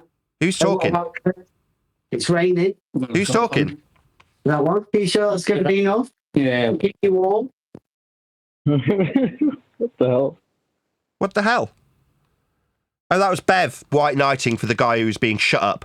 He's just told us he's used a flat Earth prerequisite elevation angle that he acquired from an app, and he assumed that flat Earth measurement was correct. And he thinks that being by yak happy through the top of me, that's going to change that he's using a flat Earth measurement. No, absolutely not. Let's see if he can respond to me. You've used a flat Earth measurement. Okay, Nathan, let me finish. I never said the Earth was a globe or flat in this. I am, you dumbass. Oh my God. You have used a flat Earth prerequisite elevation angle measurement. You got it from your app. You said you assumed it to be correct. You measured Earth flat with an elevation angle. No, I didn't. Yes, you don't have to like it. That's what it is. It's elevation. That means from the surface level. Angle, that's two straight lines meeting at a vertex. One of them formed with the surface level. It's an elevation angle one. The one you Cool, assumed but I was didn't- correct. I didn't measure an elevation angle, though, Nathan. Did you get it from an app? I assumed that dayandtime.com had the correct elevation angle. Yeah, so welcome to Flat Earth. You've assumed that they've measured the correct elevation. That's surface level. It forms part of the angle when you describe two straight lines meeting at a vertex, one of them being from the surface level, denoted with the word elevation, meaning from the surface, and angle, meaning two straight lines. You've used a flat Earth prerequisite. It's the first thing you've assumed to be correct. You're incorrect. No, that's what you've told me. You've told me you've used an elevation angle. I'm not assuming anything. I'm not incorrect about anything. I'm summarising what you have done. No, you're incorrect. Because I didn't know the length of the shadow until I did the mathematical formula. and then I measured it, and the mathematical formula was correct. Of the stick. Yeah, you measured the flat And Earth you can use that same thing anywhere on Earth any day of the year, Nathan. What, an elevation angle measurement? Yeah, we know. We can measure Earth flat any day of the week. I didn't measure the elevation. My bad, he's just going to talk through me telling me what he didn't do while I respond to him. It's like the yak happy feel that that's going to overcome me with my own live show that I can control. No, sir. You've measured Earth flat with an elevation angle. It's two straight lines, one of them formed with surface level. That's denoted by the word elevation, meaning from the surface. Angle, meaning two straight lines. Straight being the line along the surface and the line up to the light in the sky for your shadow. Are you listening? I didn't measure the elevation angle.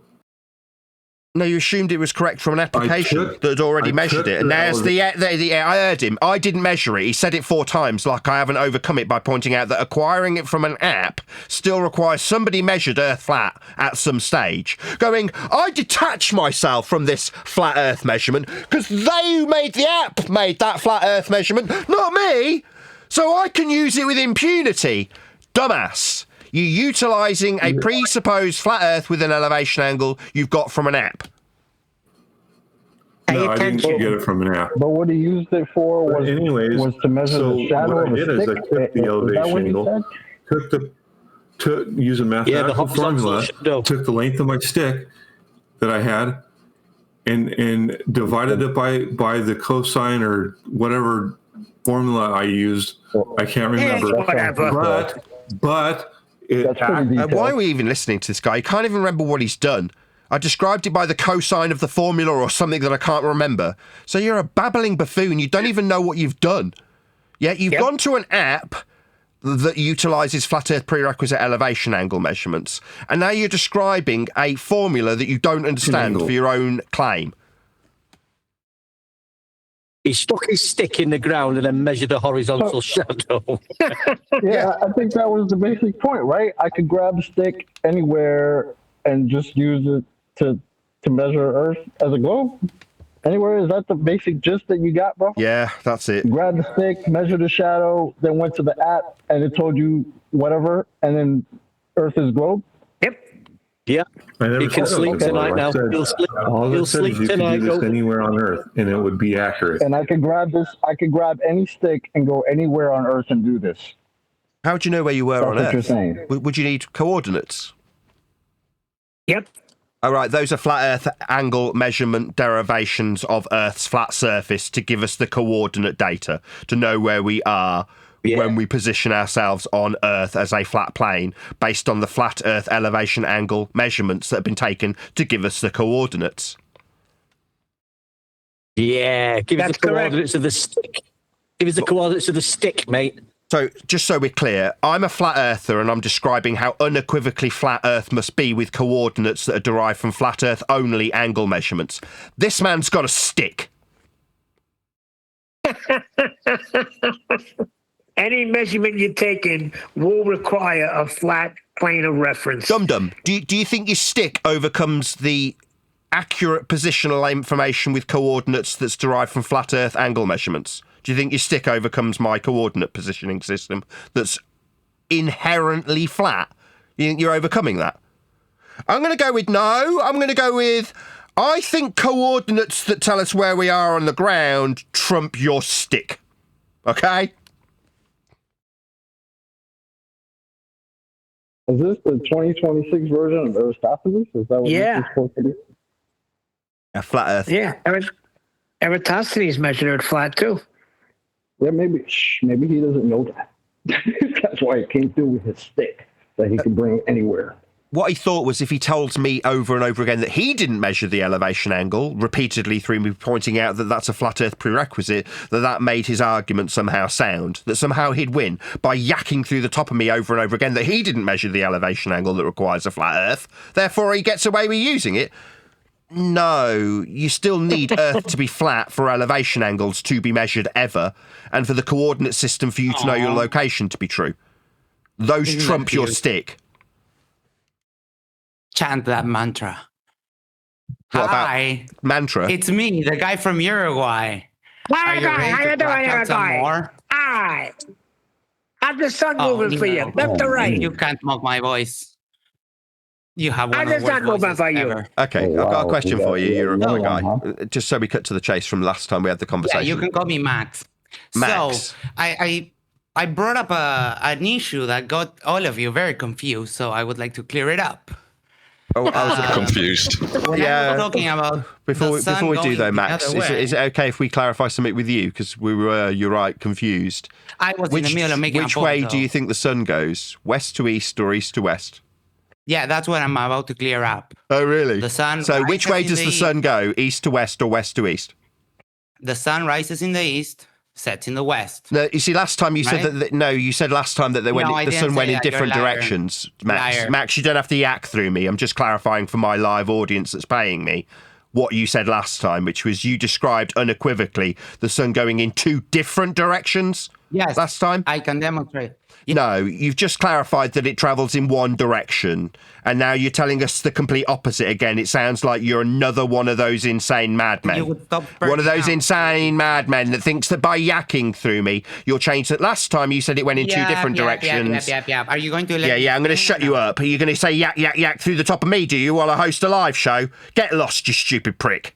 Now you don't get to take part. Yak, yak, yak. He's just told us, yeah, I can prove it. It goes in different directions. No, just to summarise this in a very easy manner. The sun only goes in one direction. He confirmed it. It was the first thing I clarified with him. But if you turn around, it appears to go in the other direction.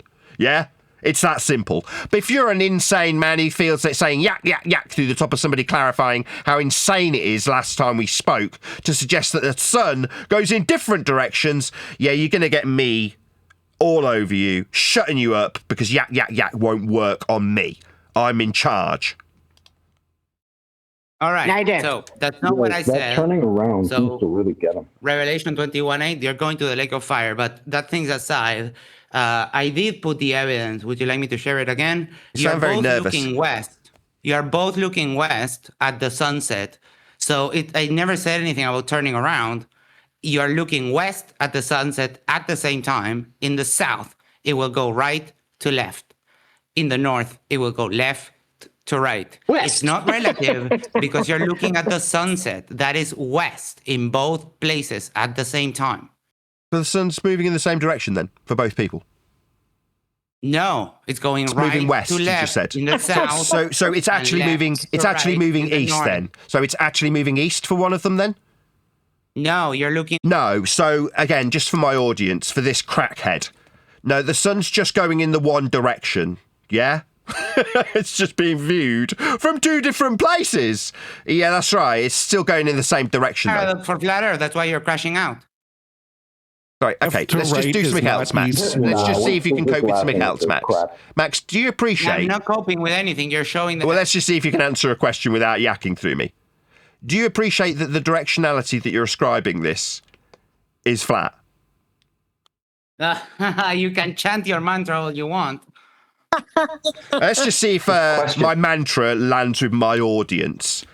Go and buy a compass and look any of the directions on that compass and know that it is a flat earth prerequisite measurement tool of directionality when I say unequivocally that the directions this man has appealed to are flat only.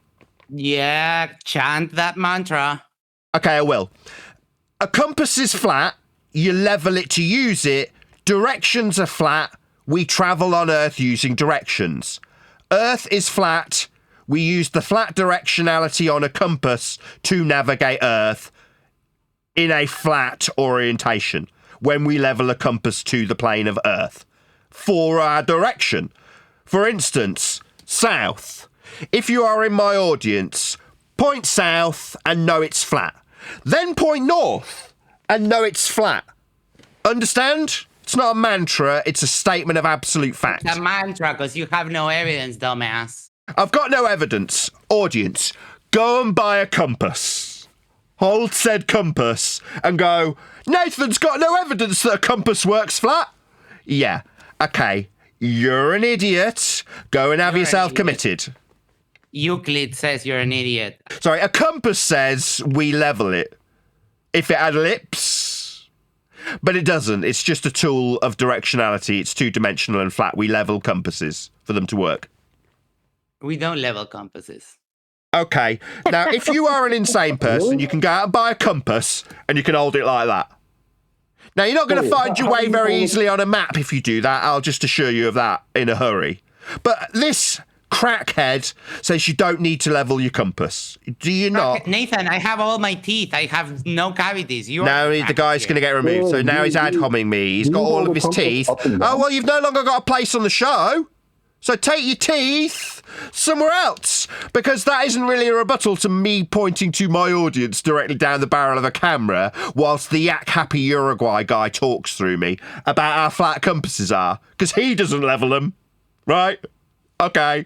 Meanwhile, anybody who's ever used a map knows how level the compass must be for it to function, because that's what it is. It's a flat earth only tool of directionality. But what's that? It's Nathan's mantra, because he's got no teeth. Nah, it's just a compass. Nah, he must have one of those special 2026 compasses that you don't need to level to use. Like, it must be like... Which way is north to him? But listen, if the audience can't afford a compass, just go and grab a stick, stick it in the ground vertically, and measure the horizontal shadow. That'll be a lot cheaper. Got time for one he more. thinks when you're pointing north that you point up and south you point down. Look, it's very telling, right, when you need to tell me about how poor my teeth are, yeah? And that circles aren't flat, pi equals 2, and compasses don't need levelling, yeah? Tell me that pointing south is a mantra. Nah, that's a pretty well-established directionality that people use when they've got a map and a compass. So on the flat Earth, actually, everybody would be pointing different directions for flat, south. Right? It's still two-dimensional, though, isn't it? It's still flat. Yeah, but yes. Even so, yes, everybody would be pointing different directions for south. All flat. Man, I heard Nathan Oakley was brave enough to sally forth. But, Second time. I guess he's still got a... Second time. So all directions that you asked me to appeal to, I'm addressing this guy now. If this is third, I'll keep counting him off. He said, they'd all be different, the souths. I said, they'd all be flat. That's 4 times. So what does that mean? Stuttery little bitch! You win the prize of Grand Stutterer. That's right, you stuttery little bitch. So, they're all flat then. Okay. Okay, you win the prize of flatness. That's right. Flat Earth only directionality time after time after time. They want to use these tools that give us directions and then ignore how flat Earth must be to use them.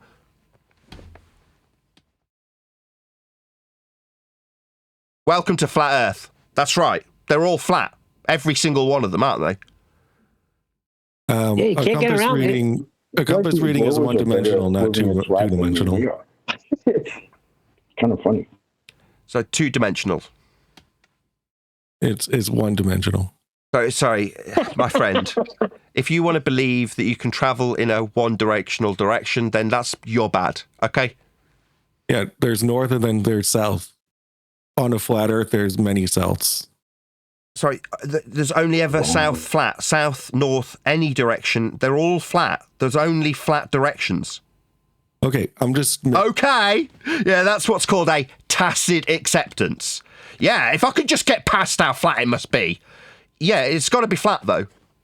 Okay, so you have nothing. Okay, all right, thank you. Okay. Thanks. So that's the end of this discussion. For us to use directionality in any capacity, Earth is flat for directionality. That's correct. You don't seem to be responding.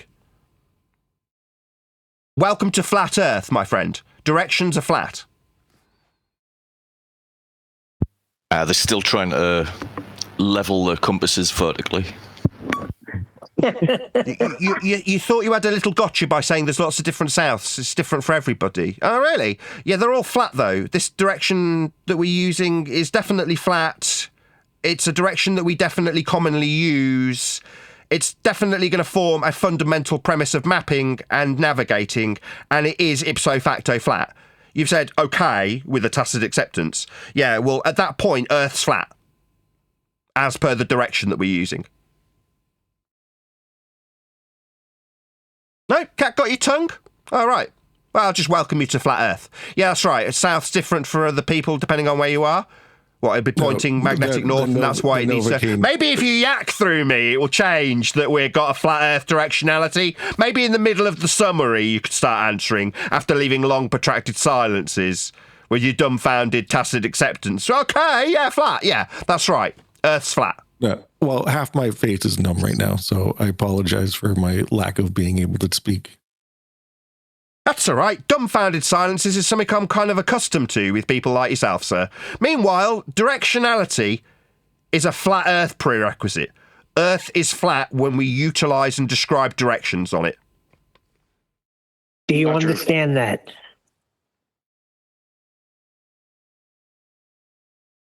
I don't care if you understand. I don't care. Neil's asking if you understand. I don't care if this crackpot who's dumbfounded understands or not.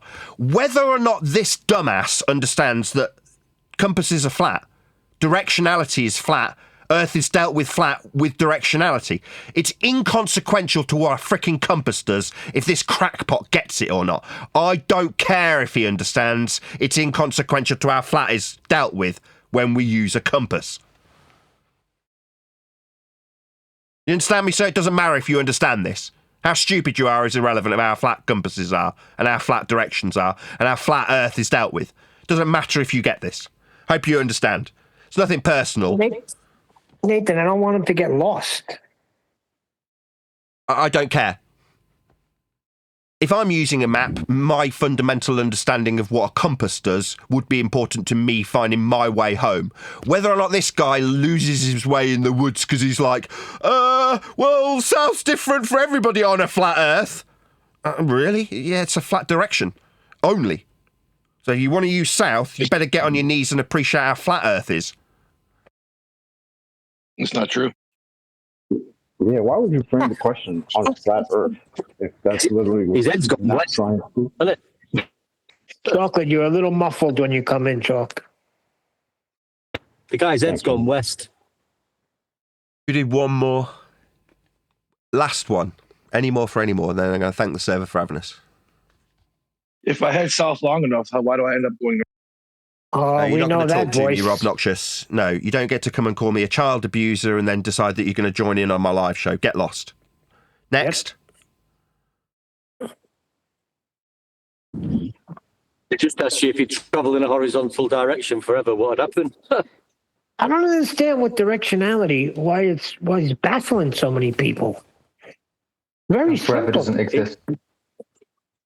Exit away from measurements, Neil. They don't want to talk about the measurements. Their flat Earth measurements that they use. Oh, they're trying to turn this into a debate. Yeah. Whether a compass works on a flat Earth or not. Yeah, if I can just use elevation angles from the app, it means I haven't measured Earth flat. It just was measured flat for the app to exist for me to pull the data from so that I can express my bull belief based on these flat Earth data points. Oh, right. I see. So you've got these flat Earth data points from an app, therefore it's not really you measuring Earth flat. I see. What, so south is different for everybody on a flat Earth? But what, on a globe, that sentence has any meaning? No, the compass is still flat. It has to be levelled. That's how we use them. That's what directions are. Flat. What's that? But if you can just whistle past how flat directions are and say, I don't know, maybe that's not true. What's not true? That south is a flat direction? No. For the guy who recently just said, no, that's not true, that was his only rebuttal. He didn't give any justification for it. It was a baseless assertion. That's south. It's flat. Go look at a compass and know how true it is. Unless he thinks when you're north, you go up and south, you go down. That's weird. I mean, if it's insane, like stupid. Yeah, a lot of these people are insane. They're ball believers. Ignorant fools that haven't actually looked about how their ball got created. Using things like south, directionalities, elevation angles, surface level, sea level. These things that they're all appealing to. They're all flat Earth measurements that they all need. They take them from geography and make flat Earth about whether or not Nathan stutters about things, or whether or not he's got pepper pots and pepper grinders, or how he treats his children. That's what they've decided to make flat Earth into, yeah? So that it can be ignored how flat they need to use Earth for their appeal to how ball-shaped it isn't. But with that, I'm going to say, if you are watching this on either Nathan Oakley 1980 or Nathan Oakley Premiering streams, then stay tuned, as there will be an after show to follow. Yeah. He's got an argument. Oh. But the new news is we tried to go into a geography server, and we got the boot right away. Go ahead, Len. I'm sure. I was just going to ask, what was the crack with this worldwide debates? Because McToon obviously set up his live show to run at the same time as Nathan's, and he kept putting up this timer that's saying Nathan has refused to debate on a neutral platform for 1,445 days, 8 hours, blah-de-blah. So why didn't McToon go into this neutral server and say what he wanted to say? It's all cope, Len. It's all cope. Let them. This has been going on for the longest time. They've had timers that Nathan refuses to debate when he has a debate channel. But the problem is, see, they're having a hard time realizing that there is no debate.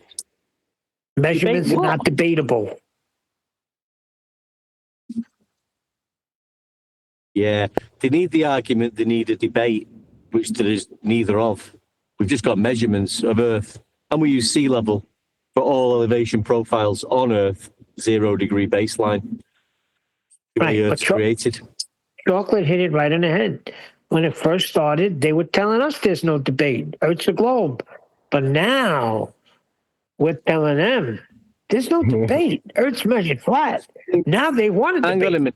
Now it's a problem. Because we were the ones being called factards and burfs and all that crap when we had a problem with the given narrative, right? And they were the ones who kept telling us, this is not a debate, it's a globe. Like, just accept it and move on. Now we're the ones telling them it's not a debate. It's never been one, right? And now they're the ones who are triggered by it. You could hear it. Yep. You could hear how they're all triggered. They sound like they're stuttering and nervous when they're trying to present something that they did with a stick and a shadow and something. Oh, I did something with this. Like, what? Are you guys crazy? Yep. What's wrong? Yeah. What's wrong with you? I mean, we did have to. We nearly got caught out there, guys, because we had the vertical stick in the ground with the horizontal shadow, which I was like trembling about. That was a little bit, I don't know how we got out of that one. And then we had the elevation angle to the sun. What else did we have? The theodolite angle measurement. And that was it. Doesn't move in a different direction as it's moving in a different direction, apparently, or something to that effect. I don't know. Yeah, that's Uruguay guy. Yeah, that's him. You're not gonna mock me. Come on over while Coon, Buck, and IC Spin all sat in that other channel like a bunch of cowards. Say again? Huh? I was just saying, at least that Uruguay guy had the courage to come on over, unlike Toon and Buck and IC Spin, who all sat in the other channel the entire time like a bunch of cowards chat skanking. All while putting up his timer. You are right about that. Yeah, all while he keeps putting up his graphic of Nathan's refused to debate on a neutral channel. There's no debate. It's not a refusal to debate. We're acknowledging that there is no debate. What do they want to debate about? You don't debate measurements. You either adhere to a measurement or you don't. Well, there's a debate, Neil, and an argument. There's hope in their mind that the Earth is a globe. Maybe they want to debate on whether this quotation is a quotation. Yeah, he was quoting you badly today at a bear when he came in. And then when we brought him back to the rubber ducky, right? You know what he said? Nobody's talking about that. Nobody's measuring from a rubber ducky. Oh. So the question life raft. Yeah, life raft, whatever. What did Eratosthenes do? He did what the guy that today did. He grabbed a stick and measured a shadow. Except he went to an app afterwards, and Eratosthenes apparently didn't, because I don't think they had apps back then. What's good, Reflex? It's good to hear you, man. Nathan's right, though. Yeah, It's that's about what's making up. it about the people. That's what they're trying to do now. Plus, like, just in case you did, like we said the other day, they're using these apps. They got these theodolite apps, which are programmed with WGS84 after the elevation angle measurement. Then it's programmed to WGS84 spherical geometry. And so they've got a big one about this at the moment. For some reason, they think that because it's been changed into a sphere after measuring a flat, we're all right. Oh, so a ball's built into the app and everything's cushy. Well, why does the app change it into a sphere? Shouldn't it have been that in the first place? Yeah, why do you have to change it? Yeah, it's like, you just measure the curve first. If you've got the curve, why do you need to change it and calculate the sphere? Just measure the bloody sphere. Yeah, that's the part that's so funny, right? It's like you got to do all these tricks and illusions and math and magical things to measure this curve that you guys yourself will tell us that you can't even see. You can't even measure yourself. I mean, if y'all don't think that's crazy, I don't know what. It goes to the basic thing. Yeah. If Earth was curved, why did it have to be converted from flat to curved? Right? Instead of the Santiago thing. It's like the guy the other day said to me, he said, we don't actually have to use the Earth. All we need is an imaginary horizontal. His words. I mean, even in your imagination, it's horizontal. Like, bro, define the words that you're using. Like, get off the crack, guys. It's terrible. Imaginary horizontal. Why? Shouldn't it be an imaginary curve? Well, why they're saying that chocolate is why they're saying that is because when Nathan gives his definition for an elevation angle, the horizontal plane of reference the observer is standing on, which is Earth, they want that to be imaginary, not a real line. But why do they take that up with us? Why don't you go find the people who are out there not only defining elevation angles but using them? Why are you coming here to flat Earth debate for that? Like, are you guys crazy? We came up with it. We did not come up with the definitions. No, we didn't. That's sustainable by design, right, Nathan? They came up with that's their definition. We're just reiterating it and taking a flack for it. Yeah, well, they need to make it about definitions. So if you're talking about something that's a method or a measurement, the important part is how it's measured or how the method's applied. Whereas they can make it about how we define the method. So instead of it being, do you appreciate how to employ this method? Or is it more like, can you define it so we can debate it? Then it becomes about whether or not you, Neil, understand what the definition of a elevation angle is. If I can redefine it as being with respect to an imaginary planar surface that's not the surface, until conversion's taken place, and then it's the curved surface we definitely do stand on after we measured the imaginary one, then it's semantics. It's about whether or not you can define it. It's like, well, but the guy who's out there that's measuring an angle from surface level just doesn't want to die. He's not concerned about whether or not you in a Discord server, or I here now, understand the meaning of this word. It's about a method or a measurement.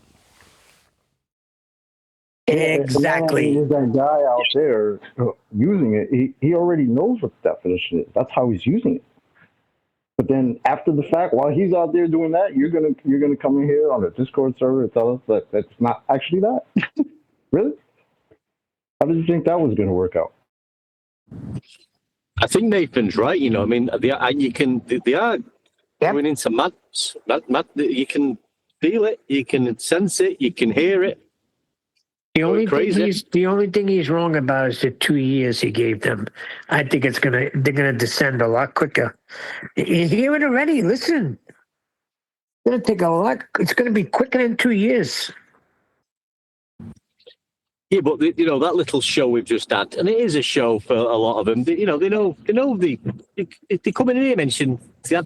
We spoke about this yesterday, didn't we? When we're in these servers, we just, we're not. we was hoping we'd be speaking to some professional people about geography, but that didn't work out either. But these people in here, they're going to use theodolites, use sextants, and tell you the measuring Earth curve. Argue about the elevation angle definition and sea level definition and what horizontal means. And they know what they do. They know that they're doing that and wasting time and trying to get you. So they're not actually, that's the whole purpose. To try and keep you debating about a non-debatable subject and argue about measurements, which is just pure truth. Yeah, measurements are measurements. Nothing to debate about. Every time I gave a measurement, there was no debate. It's funny though, because we're all doing it now. Every other word they use, you can just bring back down to a flat Earth. Bring back down to flat Earth measurement. Whatever they say, theodolite, angle, vertical stick, shadow. When I was doing it just for feet, it was a sneaker store that came out in like the late 90s. It was supposed to take over the Foot Locker. It never took off, but there was some large areas we were measuring. When I gave the foreman a measurement, he didn't debate it with me. He just said, just make sure, measure it twice, so I only got to cut it once. But there was no debate about the measurements. The measurements were the measurements.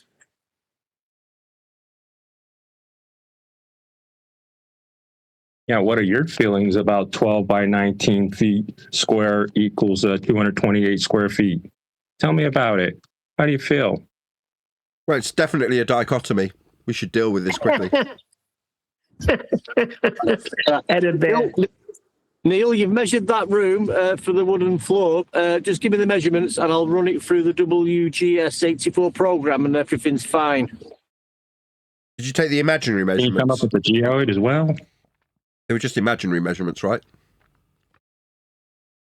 Yeah, 175 by 175.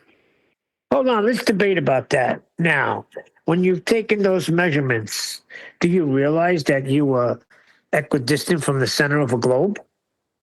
That's what they told me one time. Did you have to climb a tree? They told me you don't realize when you're leveling the floor, that level is from the center of a globe. Go figure that out. No, levels having no part higher or lower than another. That's what it be. And what globe? The same one they're telling us now you can't measure as a globe? That one? Yeah, the one that was created with the flat Earth measurements. I think they're talking about a straight line radius, Neil. They're getting mixed up. Yeah, but I think chocolate's on it. In the beginning, they were telling us there's no debate. The whole body of science knows we're on a globe. Now when we're saying the debate's over, just measured flat. Now they want to debate badly. 100-0. Like Edda Bear, I just wanted want you to say, so much. Just want to say thanks for coming by, and I hope everything went smoothly. I need the link. Nice one, Riggs. Can you send me a link? Mm-hmm.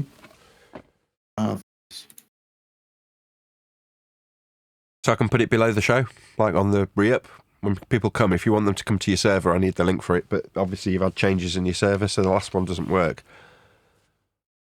Okay. You want the? I can send you a direct message. Hold on a second. Can you send it to who's in contact with Riggs that can pop it in Masterbeat? Send it to me, Riggs. Send it to Neil, and he'll put it in Masterbeat, and I'll publish it below the video. Thank you. No problem. Riggs, do you know why McToon was hiding in a different room? Don't do that to him. Yeah, I actually had to address that.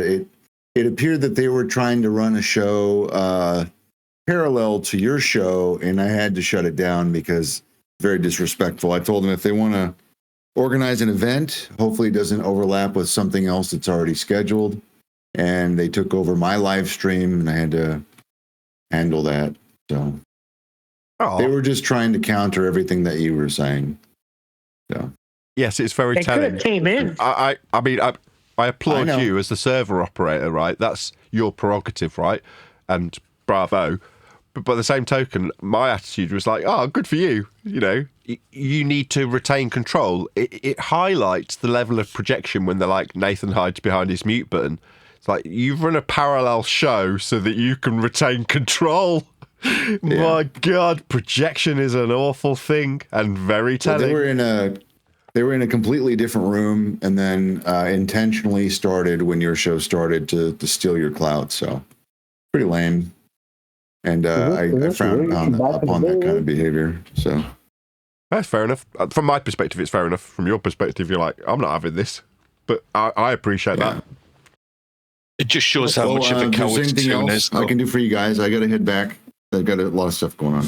So did you send the link to Neil? Hold on, just before you go. Yes. Perfect. Thank you. Anything else? That's it. As long as I can do, as I've promised, I'll do for you, which is put your link to your show, to your Discord server. I appreciate it. Yeah, if you can, cool. If not, no worries. Did you put it in Master B, Neil? The Master B now. Thanks. I'll put it under now. Brilliant.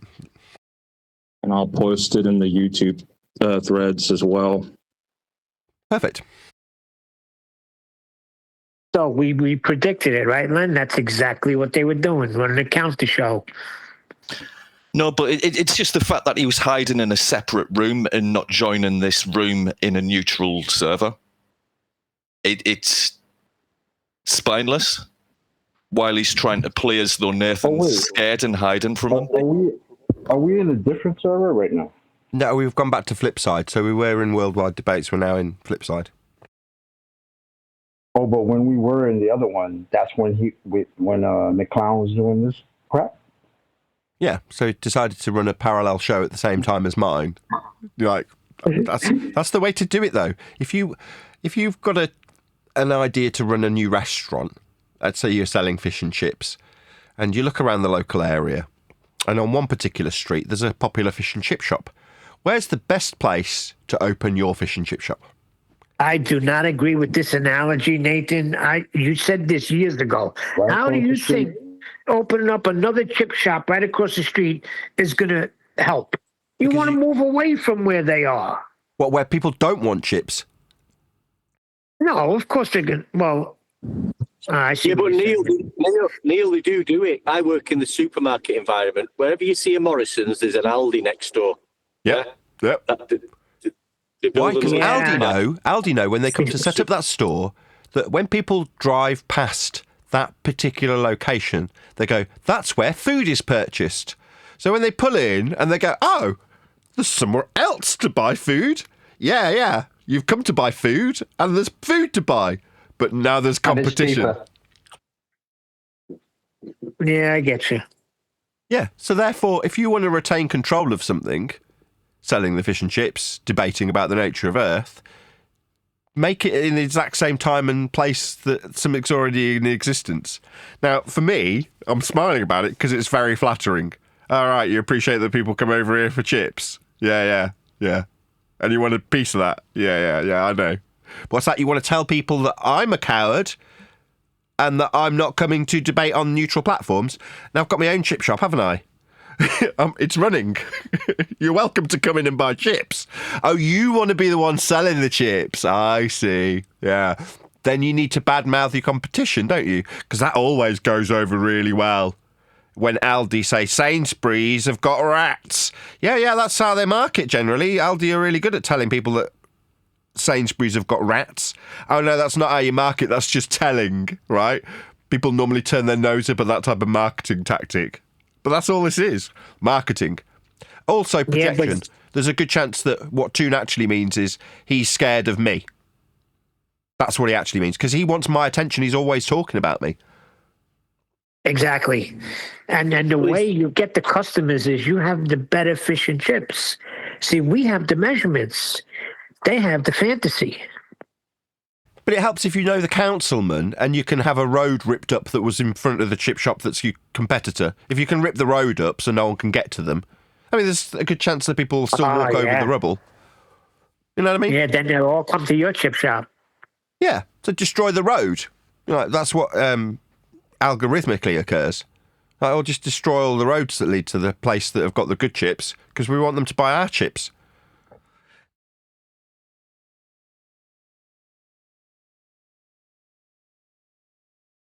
The road being the algorithmic sharing of our material. Yeah, definitely. We're all alone here. You just got a chip on his shoulder, mate.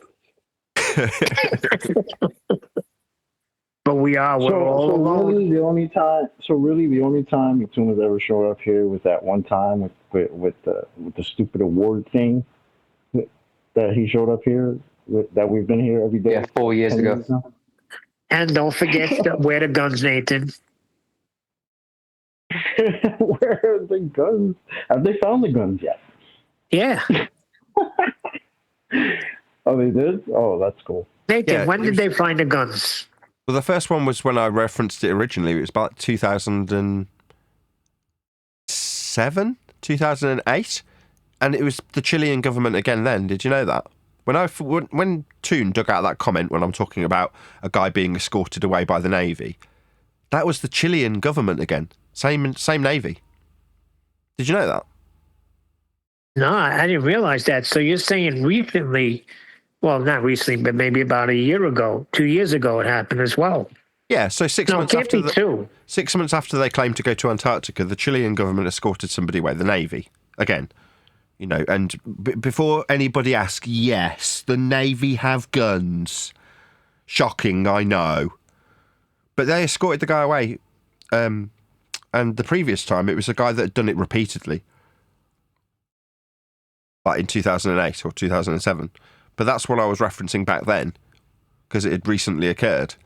So I think I was referencing it in 2009, something like that, obviously afterwards. Right, so the guns are in Chilean's Navy. They got the guns. I don't know. Maybe the Chilean Navy only use strong language. I mean, I can't be sure, Neil. Strong language is not going to hold on. Strong language is not going to get you pulled over. They're pointing something and telling you turn that boat around, and it's not strong language. They'll whack you with this baton. Never mind where's the guns. Where's the elevation angles, Nathan? Oh, don't deflect with measurements. How dare you? How dare you deflect to the measurements I measured? I do feel, though, because even in the little odd chats I'm having with people on Keyboard Warrior, whatever, Globers, now we just, every other word, I've just said it, every other word, I'll just take them back down to, if they mention horizontal, like we're doing. There's nowhere to run and nowhere to hide. It's like we are the guns. We are the guns. Killing globe Earth. Every other word they say is something to do with flat Earth measurements. Whether it's the tool they say they're using, a height above, vertical, surface level, elevation angle, an imaginary horizontal line. And everything they're saying is like, do you realise what you're talking about, guys? You're telling us Earth's measured flat. You're actually telling us. And it's not their fault. That's literally what it is. So like, it's not even their fault when they come here to use that stuff against us. Like, yeah, we're in agreement. The only thing that we disagree is that the little belief you attach afterwards. That's it. Yep. Yeah, you get those Exactly. little okays. So you understand that a compass is flat. Okay. Yeah, well, that's the end of this discussion. The last remark was that's not true. Yeah, after he'd agreed several times with a tacit acceptance. Yeah, okay. I mean, yeah, flat, yeah, okay. But moving on from how flat it is, no. But like you say, I like the way you dealt with Edibear, because he was trying to get you to, I don't know, he was trying to get you to Pi or whatever, or the 69 miles. He was trying to get you onto something, but we're talking about circles of equal elevation. It's a circle. It's 2D. It's an elevation angle measurement. Nothing to do with curve measurements. So that's where we're staying, Edibear. If they don't like it, you got to keep them there. Right, but it's tempting to go into it's not our circumference. We didn't come up with that radius. It is very tempting to straighten them out with that. But stick to the measurements. Stick to what it means. Circle of equal elevation. Welcome to flat Earth. Yeah, maybe a few years ago, Neil, we would have done. We jumped on about, we would have drifted past that circle of equal elevation being 2D circle, and having a radius line, which is straight and horizontal. And so they'd pull us out because we was like itching to lord over them, as Nathan says. And what are they doing? They're trying to get us back into a debate, and it's not a debate. We could debate about where the circumference came from, right? But there is no debate about how Earth is measured. Yeah, but so when you pull them back into this 69 equals pi twice. Most telling part of that little back and forth was, my journey is like nobody cares. Literally nobody cares what your journey is. But that's what this has been about this whole time, hasn't it? People with their own self-important nature thinking that how Earth is dealt with and measured is somehow consequential to them as an individual. And it isn't. Like I say, back in the day when I was doing sun tracking, it felt like I was the most important thing in the whole wide world, that what I was doing was critical. Utmost important. No, it weren't. It was a complete folly. It made no difference to anything, did it? Yeah, see, but you have the ability to recognize that. These people, they have no self-worth. So he can't recognize that. He doesn't mean anything. We don't care what your journey was. We're telling you now that Earth is measured flat, and you're just not adhering to the measurements. In his mind, his journey, and us hearing about it's really important. Yeah, my journey, Nathan. Well, that's because that's gassed him up. I actually said, was it a horizontal linear journey that you had? I don't think you heard me. I heard that. And even if you don't want to adhere to the measurements, if you just want to believe that you live on a ball spinning around in a vacuum and with water sticking to it and people live an antipolar from you, that's fine. Go and do that. We don't care anymore. Yep. You never really cared in the first place. You know what I'm saying? Like, go do that. It's okay. Yeah, but they'll tell you they're trying to help humanity. You know? Why? There it is again. Humanity believes the same crap you believe anyway. In their mind, them being involved in the discussion is helping humanity. You know, you can put it back onto the flat Earth side if you like. You know, we're waking all these people up. Oh, right, so all these people are going to be directly affected by you and what you've done. Wow, you're really important, aren't you? No. Yeah, when I get over taking upon themselves, people like Neil smoking grass and what's his name? Damn, I can't. I'm sorry. Brian Cox. Him. People like that. Like they're not doing. Apparently, they're not doing a good enough job. So these Discord clowns got to, step up and get the mission and put it on their back and roll with it. I mean, are you serious? Go do something productive. Well, they consider us stupid flat earthers. And if the world is going to start believing that the earth is flat, these people must be stopped. Yep. Yeah. And we have to Are they save stopping? them. Are they stopping? I'm so sorry. No, go Are they on, stopping Fireman Dan when he's out there saying what was it that he said? We don't only measure Earth's flat. Did they stop him from that? Like, how do they feel about him saying things like that? I'm not. Do they stop the cartographers from mapping the Earth? Right? Yeah, we need to all these people. We need to stop the compass makers from making a compass work from a horizontal plane. That can't continue. These theodolites, we need to stop that immediately, measuring angles from surface level and leveling the tool. Sextants, ban them. Yeah, I'm going to start leaning into that. Why are you not stopping these people? Levels. It reminds me of when Rumpus years ago said we need to stop these physicists from saying that gravity is not a force. It's kind of along the lines of that, right? All of a sudden, the physicists and the people teaching and all that, they're saying it's not a force. So that's a problem for them, the people who want to come in and argue that it is a force. There's a type, the same crap. This is a type of male, right? I'll just define it, right? A secret king, gamma male, refers to a person with a socio-sexual hierarchy who purposes an inflated sense of self-importance, often believing they are the true alpha or sigma, despite having a lower, more average social status. They use this delusion of grandeur to cope with their lack of recognition.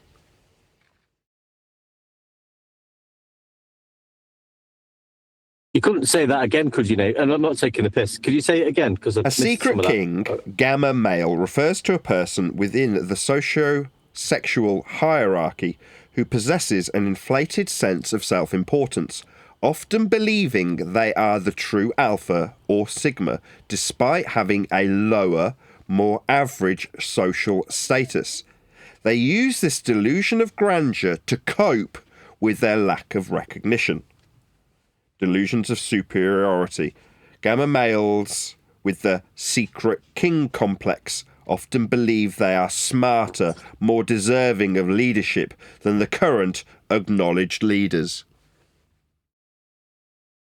You said Tyson's doing a bad job? Yeah, secret Elder king Bear, complex. The leader of my religion isn't doing a good job. Me, with my lacking social status, hiding behind this Discord persona, I deserve to be telling the world, my journey is blah, blah, blah. No one gives a shit, you pathetic piss flap. That's exactly what he's doing. Wow. Because I've heard about this months ago. Have you heard my argument, Neil? And while this whole thing was going on, he kept sending messages to me because they pop up on the phone. I see his icon. It's like no matter how many times I tell him, Edit, I don't care. I'm not even looking at it. It doesn't mean a thing to me. He's got to be important. Got a crush on you? Maybe he's got a crush on you or something. But they do also, I think they zone in on, because we're saying there's no argument and no debate, they're using them words a little bit more, thinking that it's going to have some sort of triggering effect on us, maybe. That have you heard my argument? Why don't you come and debate me? And have you heard my argument lately? Exactly. They know we're going to say, yeah. So that's where they've got no measurements. They just want to just keep talking about this argument that's not an argument because we're saying it's not an argument, but they want to say there is an argument. So they're trying to keep the argument going, to keep the ego going, to keep for us to feed their hope of the globe alive. That's exactly how it's flipped. Because remember, they were the ones who had measurements before. When this started, they're the ones who had all types of measurement of curvature. Right? And that was established, and that was good, and we just have to eat that and accept it. Now look. Yeah, and that was the big trick. We were all looking for curvature, and we were missing a flat Earth right in front of us. Yeah. Yeah, but Nathan said it before. The measurements they had from the Greeks was flat Earth measurements. That's what we was being given for the globe proof. Well, that's the culmination of the journey, right? Like that's what we all now know, not just us, them. That's the beautiful part of it. Now they know that. Exactly. So now they got to do the fancy little. Let me try to use this word here and that word there, and try to make it sound like everything's really a globe at the end of the day, while also saying it's not measured that way. Thanks, guys. Yeah. You might not have been here, Chocolate, but I was telling Nathan and the guys, like I did back and forth with Triangles McKeegan, and I was just saying, well, tell me about Eratosthenes. How did he measure Earth? I want you to tell me how he measured it. Oh, I'm not going there one deck. I know exactly what you want me to do. You want me to explain how he measured Earth, so you can run back to Oakley and say you've welcomed me to flat Earth. I said, well, yeah, that's what I will do, mate. When you tell me how Eratosthenes measured Earth, pretty telling. Yeah. So he didn't just do the opposite. He didn't just do the opposite of that and like actually just prove you wrong. What he said was, "Oh, you're going to take what I say and then welcome me to flat Earth." Okay, welcome to flat Earth. Back to the backwards to the left. But a lot of these ones in with us in close proximity, like we've been doing today, won't talk about Eratosthenes. Well, we had the guy with a sticking his stick in the ground. That made me laugh with his horizontal shadow. But Nathan, we was having a chat yesterday about, we're going to come away from this arguing with idiots, and we're going to join geography groups. The intelligent people on the other side of the bridge who don't argue, who haven't got a problem with the shape of the Earth, and they're highly intelligent. They're into mapping and everything else. And we're gonna go over there and talk about how Earth's measured and geography, and everything will be peaceful and calm. But Nathan got kicked out in 2 seconds.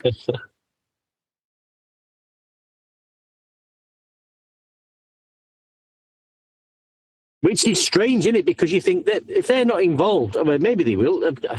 This is how normal people react, though, isn't it? I've had it with friends.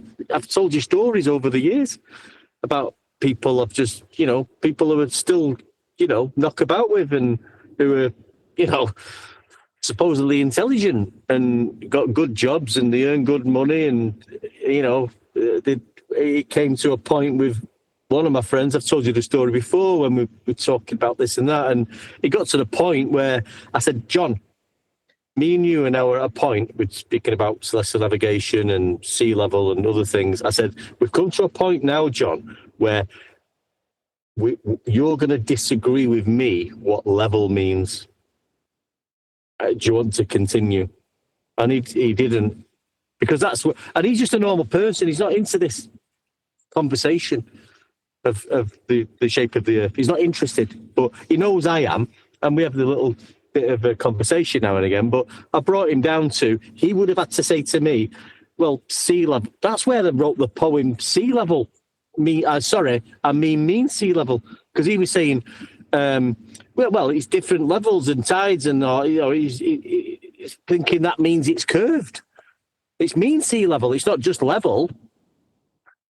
So in his head, he's thinking that's curved because it's got different levels of horizontal levelness at different times. Yeah. Well, here's the thing. I was saying it this morning. Is like at the holidays, you cannot speak about in an Italian family. You cannot talk about politics or religion because it winds up in a row. I think you got to add flat Earth to it, or the nature of our reality, because it does something. Those two words. It's an immediate triggering. And I think it's because the way we went to school, right? I know I was in kindergarten or first grade when they showed me that picture of people thinking the Earth is flat and the ship going over the edge, and the whole class laughed. So you don't want to feel stupid, right? So now you're an adult. As soon as you hear flat Earth, you immediately, well, I'm not stupid. So you're going to resist it. It's very triggering.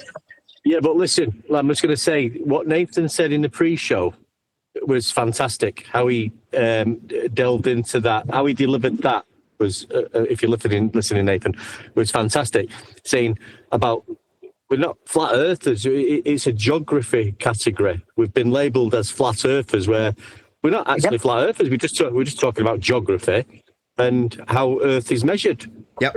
And that's how we've got to keep it. Yeah, but that's not gonna trigger people until, like, we went into geography yesterday. Everything was fine until you start pointing out what that geography means. And they're immediately going to get triggered and kick you out. Yeah, it's telling that they don't want to know how separately it was previously considered. You know, globe Earth belief from the science class, flat Earth belief from the idiots, and measuring Earth flat in geography. All three things were very much kept separate. We come along and go, nah, what you've been calling flat Earth is just geography. What's that? You've got a belief? No, we're talking about the same thing you talk about. If you're talking about geography and how you measure Earth and map Earth and navigate Earth and what Earth is and how it's dealt with, that's flat. Now, you know that because you're the ones talking about it. But up until now, you've been able to talk about it with complete immunity from the fact that means Earth's flat. Because you can simultaneously, in a cognitively dissonant state, hold the belief that it's a ball whilst describing and talking about how flat it's measured all day long, without any worries. We come along and suddenly there's a cat amongst the pigeons, isn't there? Yeah, exactly. But it is amazing. It is amazing how these. We've all been through it for years. I'm not saying anything that we don't know or we've not experienced. The trigger that's been implanted in.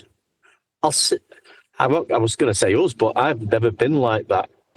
These people who are just like my friend has just explained, he gets triggered. Mention flat Earth, they immediately don't like it. Where I did, yeah. Well, yeah, you're a bit of a glober, aren't you? I got triggered with my brother. I don't know why, but it triggered me to the point where I was freaking berating him for weeks until I could not find anything.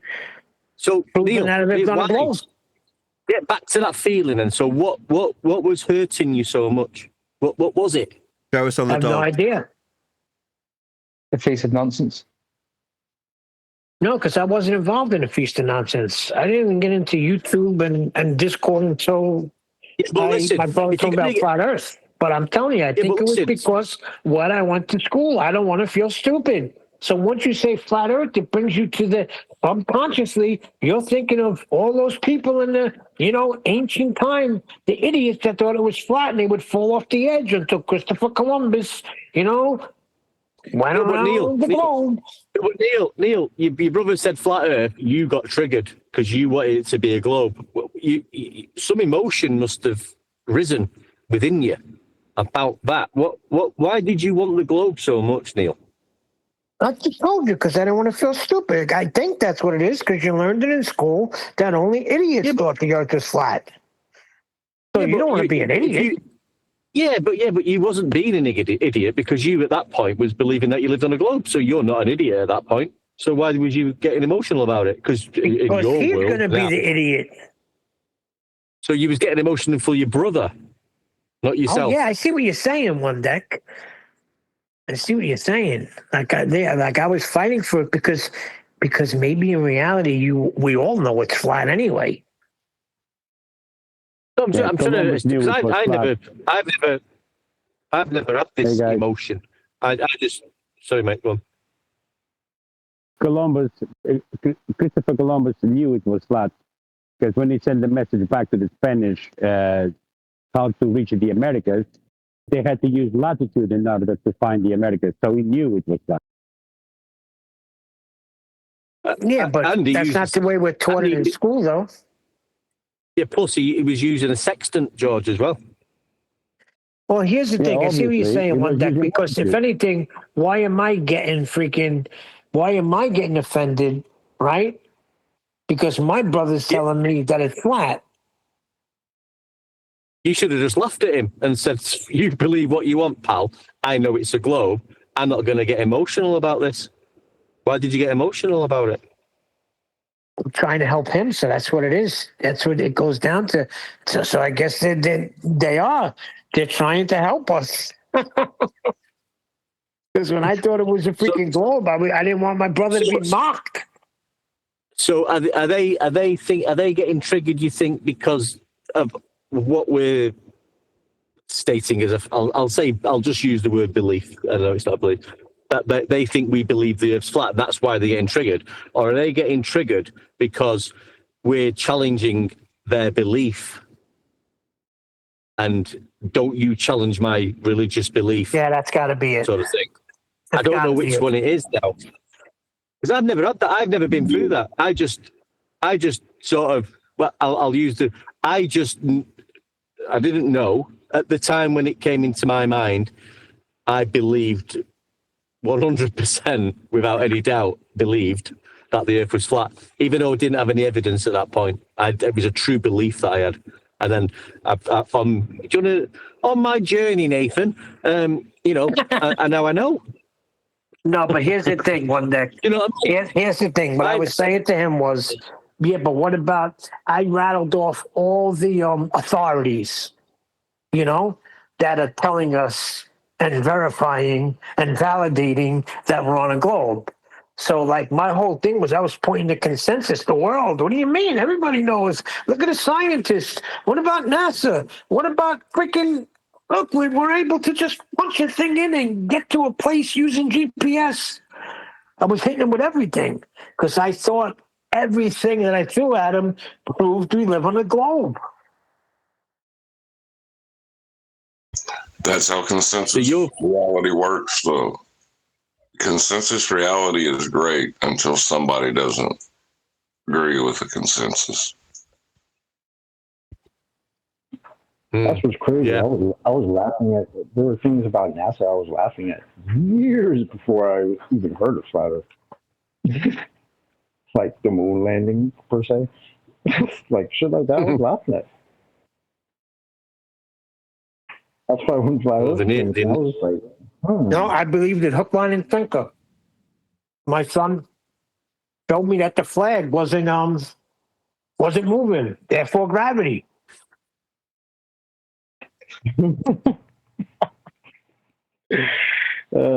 Statements like that now. I don't know. It's a funny one, isn't it? But people do. Why are they reacting the way they do? Why did they react to Nathan yesterday on that? What do you call it? Exactly. That's a new server. They're not. I mean, I don't know who's in there, but are they anti-flat earthers, or are they just in there actually talking about geography? Did you ever? What was the conversation like before? Well, when I brought up measurement, hold on. When I brought it up, they immediately told me I didn't know what I was talking about. Right? And what did you say? I said something about measurement. I said, "What are you talking about? Just talking about how Earth is measured."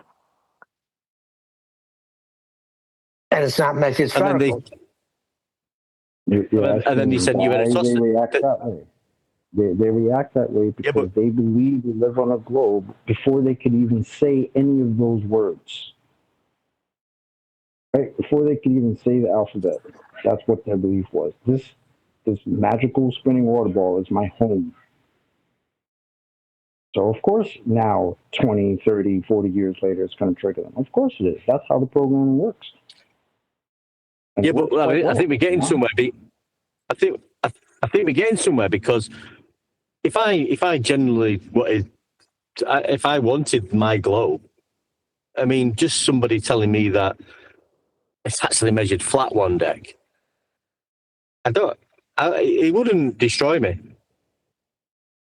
From what they've just said, I mean, it wouldn't have an effect on me in any way whatsoever. That's not how my journey happened, Nathan. But see, I was trying to help my brother. That's what it was. Yes. I'm like, you look like an idiot saying these things. The other problem is, though, you don't have anything in your actual reality that you could point to and say, yes, this unequivocally proves that my belief is true, right? Because the way the Earth presents itself to you is flat and motionless. Yes, correct. Yeah, So you have nothing, correct. Nothing in your senses tells you anything otherwise, except the story that they've given you. So is it a fact? Is it a fact that what Nathan just said about the alpha male? Hold on. I heard refracted. Say that again. Say that again, John. Sorry, my fault. Oh, I was saying if you're basing it on evidence, it wouldn't be a belief. Yeah, correct. But the globe is a belief, isn't it? Yeah, but we don't know that there's no evidence to that until we look into it, right? Because me, I thought, like when my brother told me that, I thought all the evidence pointed to a globe. It wasn't until I looked into it that I came to realize that, wait a second, this is not science? I didn't learn that till I came here. Well, I heard a few people mentioning scientism and it's not science, but I didn't get a full understanding of what the scientific method was till I came here. But when you start looking into it and you start realizing that there's no proof of this globe they say that I'm living on, that's when the wheels start turning.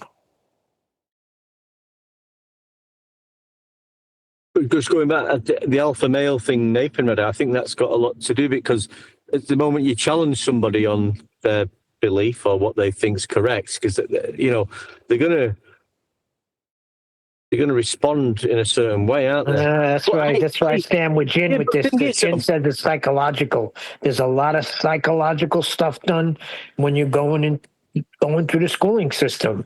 So I kind of agree with Jin on that. There's a psychological aspect. I mean, everybody's different. My brother mentioned it to me when I was talking. I've told you this story. When I was looking into the Anunnaki. That's where I was. The Anunnaki came to Earth on planet Nibiru, and they altered our DNA from monkeys in caves and digging gold up from here. And I was just talking about this to my brother. He went, and it was driving me insane a little bit. See, I would have laughed at that. No, but I was thinking, right, this has happened. This has happened. Why do I not know about it? And I'm telling people this is the missing link of the human thing, the evolution, the missing link. And aliens have come down. They've used us as this and that. And I was just talking about this, and it started freaking me out a bit, thinking, wow, this is what's happened, and we don't know anything about this. This can... And my brother said, if you think that's bad, mate, there's people who believe the Earth's flat. And I paused for a minute. I went, what? People think the Earth's flat? He went, yeah, there's people who claim to live on a flat Earth. Anyway, we finished our conversation on the phone, but I came off the phone and I thought to myself, I think the Earth's flat. It just clicked in straight away. How did you put that together? Because you're talking about aliens coming, right? From outer space. Yeah. It's conspiracy, Neil. So it's conspiratard. Do you know it came together, Neil, because of the type of person I am, and that I'd not realised it a bit. Well, I've always realised it. I've always just observed. You can contradict what I'm going to say now because it's got nothing to do with the measurement of Earth. But I've always been interested in watching the sun, the moon, and just move across the Earth below us. Yeah, they're moving, the stars, the constellations. I've always been in awe. I've always observed that. And then when he said it, I thought, you know what, this is stationary, and everything's moving above us. It is flat. That was it. It clicked straight away. I didn't start going mad at anybody about, you talk about this Earth not being a globe. I just instantly thought, yeah, this is flat. See, and now I need to just... You had the other thought. My thought was that's how the conversation came up. I remember now. We're driving in a truck, and I said to him, isn't God amazing? Because right now we're spinning, and I don't feel it. And that's when he said to me, what, you still think we live on a globe? I was like, yeah, why? What do you think we live on? But that's what my mind was thinking, that because we're spinning, and I was giving all the glory to God, because only God could do something like this, be on a spinning water ball and not even feel it. Well, you'd missed Genesis creation story at that point, then, hadn't you? Oh totally missed it. Yep, Totally. you missed it. You all, And I went down considered a myself a biblical scholar. You all went down a begging the question rabbit hole and come to a non sequitur conclusion. Just so you know. What happens when you go into Feast of Nonsense? No, I'm just telling you reality what happened. That in my mind, we were spinning because that's what I was taught. And the same people that taught me 2 + 2 is 4 and taught me reading comprehension taught me I lived on a globe. So why should I not believe them? It's funny though. I seen the guy again. The guy I told you I met, who's he's got an Instagram channel. I bumped into him the other week. I think I told you. I was talking about flat Earth. He went, "Yeah, I know the Earth's flat, but once you know, I was trying to get him on the show, I think, or something like that. Come and talk to us because he talks about the firmament and the dome. He posts things about this. So I said, you've got to be careful. I was saying you've got to be careful what you say. It's an enclosed system, gas pressure, and all that. He said, well, I know the Earth's flat now. I'm not into arguing with people about this and that. That's done. You've got to move on. I said, so what are you into now? And he started getting his phone out and zooming in on, I think it was the Grand Canyon and other places, showing me these stones that are actually dragons that are the size of continents, and you can see the mouth and the tail, and we're living on these dragons. That is the Earth. So that's what he's got. So he got to flat Earth first. Now he's gone into this. Anyway, I bumped into him again the other week. And just, hey, how you doing, mate? You all right? He went off. He was showing me another one of these dragon pictures of, I can't remember the continent, and you can see he's biting a fish. He said, this dragon is the size of the Grand Canyon or New York and all that. And then I said, well, and then we got onto the firmament again. I said, well, he started talking about that. He got into the Anunnaki.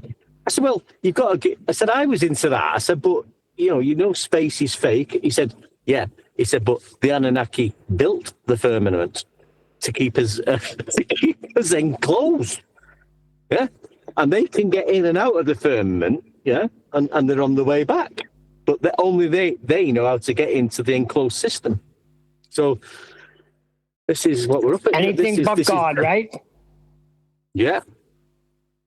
Well, this is the thing, Neil, because he does post about Creator. He did mention what do you call the false gods? Demiurges, is it, or something like that? And the Anunnaki. So, but he's into all. He's found flat Earth. He knows it's flat Earth. He don't want to argue about flat Earth anymore because he knows it's flat. What's the point of having this conversation with Ed Bear and all that? He's saying, I want to discover other things now. And so he's gone in the opposite direction of what you were saying, like all conspiracies lead to flat Earth. He found flat Earth and he's gone into conspiracies now. Wow. So wait, but where is he thinking these Anunnaki are coming from if space is fake the way we've been taught? Well, space is outside the firmament, Neil. They created the firmament. Right. Because he had an authority. He had an authority. It was taken away. Now he is searching for his new authority.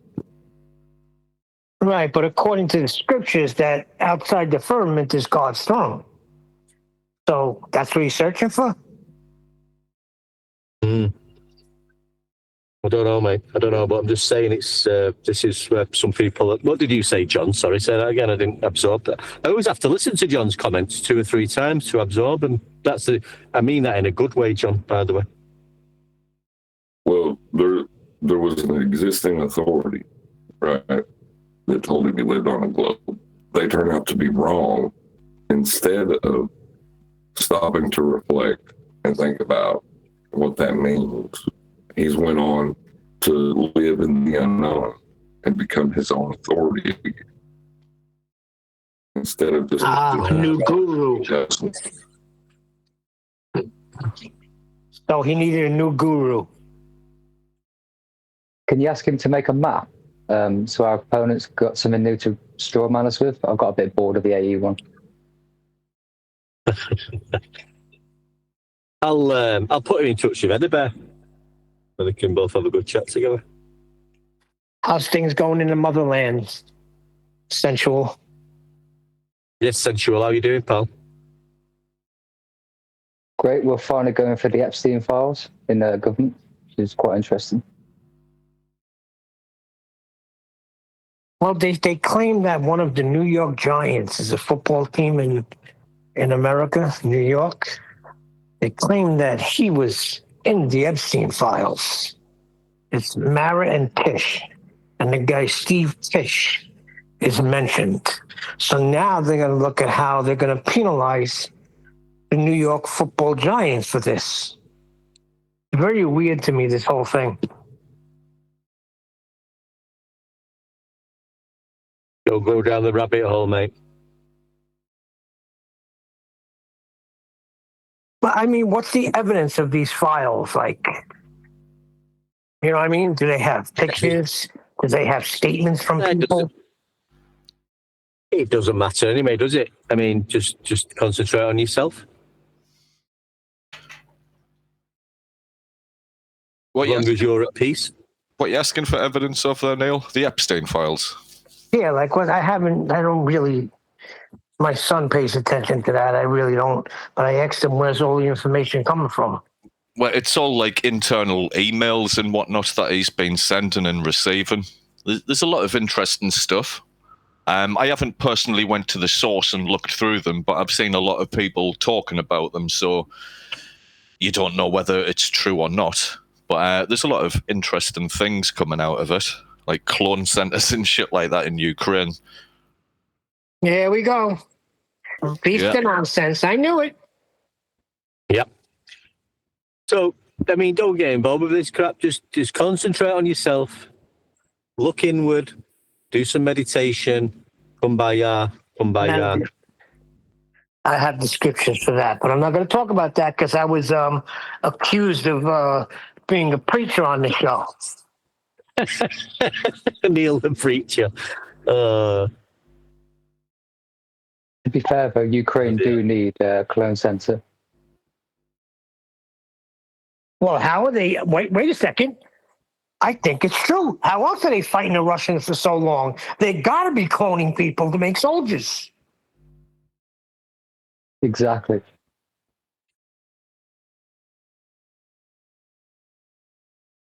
I mean, to be battling the Red Army, well, I don't know if they're the Red Army anymore. For how long now? So we've got been going on for at least a couple of years, right? How long has the Ukraine war been going on? Like 3 years or something? They got to be cloning people. But one thing that has been validated from the Epstein files is regarding Bill Gates. He was emailing Epstein trying to get some antibiotics because he caught a STI from someone that they'd been playing with. And he wanted to slip these antibiotics to his wife, Melinda Gates. But that's been verified through an interview that I've seen from Melinda Gates. Okay, so he got a sexually transmitted disease. So how is that a conspiracy? Well, it's not really a conspiracy. My life's never going to be the same now I know this information. I'm not going to... This drives one deck crazy. When we start talking about other things, you hear one deck, we're getting away from the measurements. We're getting away from the measurements. I can't read it. I've been a bit into it, you know. Look, you're talking to Mr. Anunnaki here, mate. You know what I mean? So you can't. It drives you mad. We've all got to get out of this. I got a better question. Where's Jin been? I haven't seen him in any of the other servers. I've been looking for him. I've sent him a few messages. Jin's gone. His contract's up. Where's he gone? I don't know. I thought I had a few days off through the week, then I had a few things going on, but I've not seen. Yeah, I didn't know if there'd been a fallout or something like that. Maybe he's in a food coma from the Feast of Nonsense. Yeah, but he's come back in after that. He's came back in after everything. He's came back in after he told me I'm not even with this shit on the soles of his shoes. I know, but he did, as much as I like Jin and how Nathan sort of uses him like that a bit, I do like him. And I like everybody in here, but what I'm saying is he does bloody annoy me sometimes when he's like, I'm thinking, is this the fucking... I'll text Neil sometimes on the show, is this the fucking Jin show or something? I doubt. It's like, fucking shut up. It's Nathan's trying to run a show and you think it's about you. Have you listened to the shows? Listen to the shows when Nathan puts them up the Uncut and After show. No matter what's said, you'll hear Jin come in and say, well, I don't do that. What I do is softly, gently, you know, to the not the people in the Discord, but the new people coming in. I don't do that. I don't do that. No matter what anybody says. Wait, if it's good, he says, yeah, that's the way I do it. If it's bad, I don't do it that way. Thank you very much. Thank you very much, ladies and gentlemen. America is a cesspool and UK is right behind them.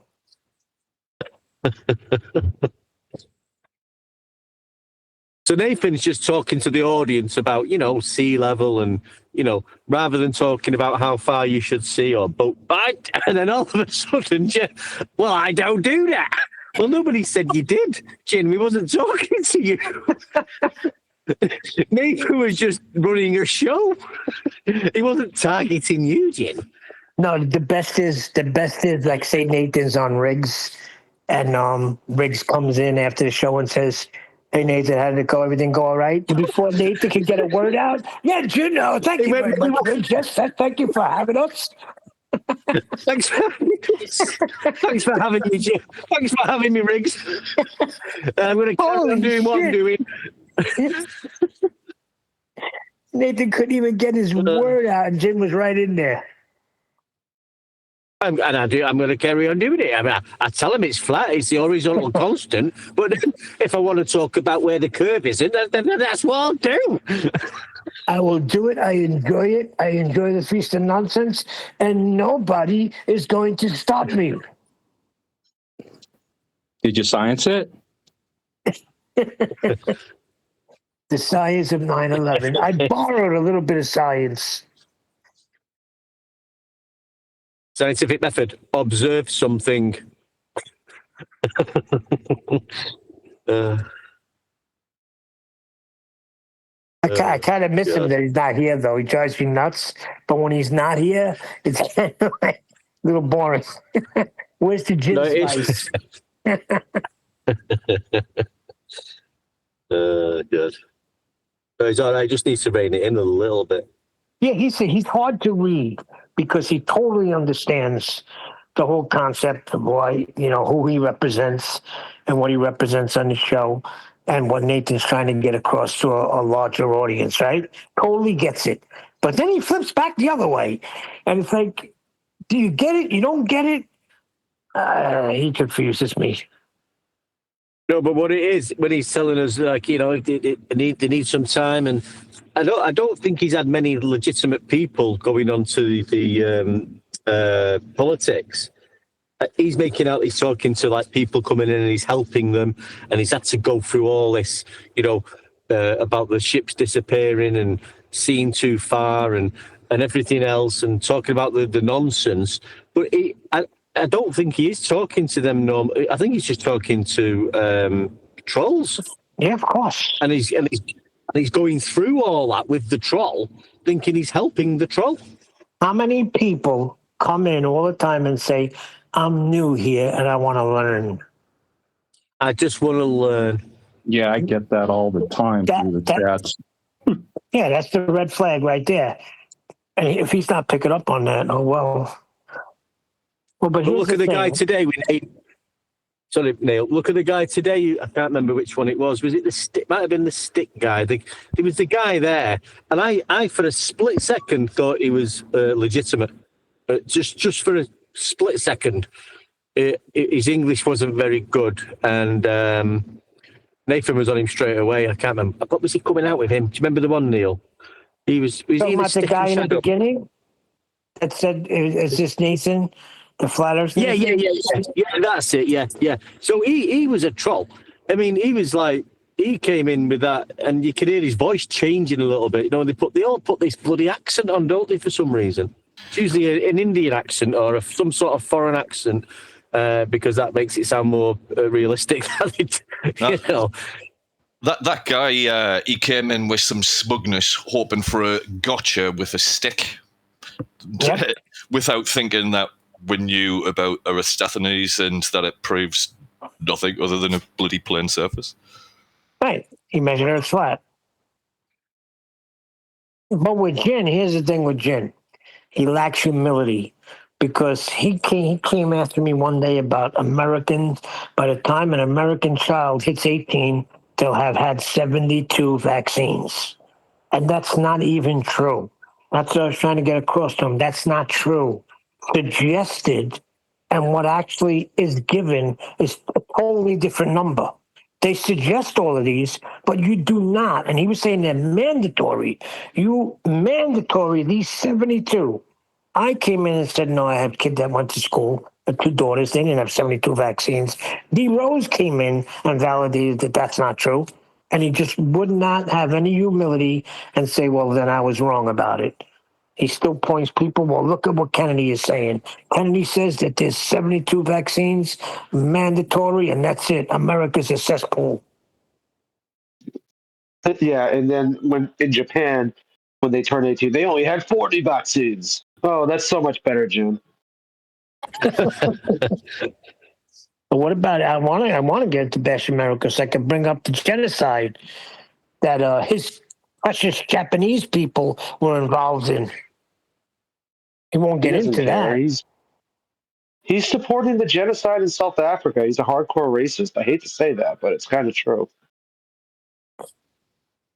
Well, I kind of knew it was true when he came here and he asked, do I come off as a racist? When somebody asks that question, you better believe that they are. Like somebody that's not a racist, they don't even ask that question. You know whether somebody's a racist or not. They don't got to go get affirmation. So, yeah, he is. Like, up until literally like 2 months ago, I've known Jen for 4 years. Not know him, like, I've never met him, obviously. But I've had interactions with him for going on 4 straight years. I never really had an issue with him. I always found him to be semi-entertaining. He'll tell interesting stories about climbing Mount Fuji, whatever. You know, he's interesting to listen to. But the bottom line, dude's a complete bullshit artist. He claims to be Muslim, and then the other side of his mouth talks about how he worships the trees on his nature walks. It's like if you go to an Islamic country, say that you're Muslim, and then start worshiping a tree, they'll set you on fire and throw you off the roof of a building. Not only that, he's an engineer. He's a teacher. He's a plumber. He's everything. The people in chat, they're like, here we go, Jin again. What else is he? Is he an architect now too? I think what went to his head once, I remember it might have been a year ago, I was in there and, what's he called, Miggy. Jin had been in there, but Miggy was giving Jin a lot of compliments, saying, you're doing really well. Yeah, you're doing really well in here, Jin. You should need to put some videos together and carry on as you are because, and I think they got him doing a bit of modding. And I think that sort of went to his head a little bit. But they do talk about the piece of nonsense a lot, don't they? So, and then Miggy's telling him this and that. So that's where he is now.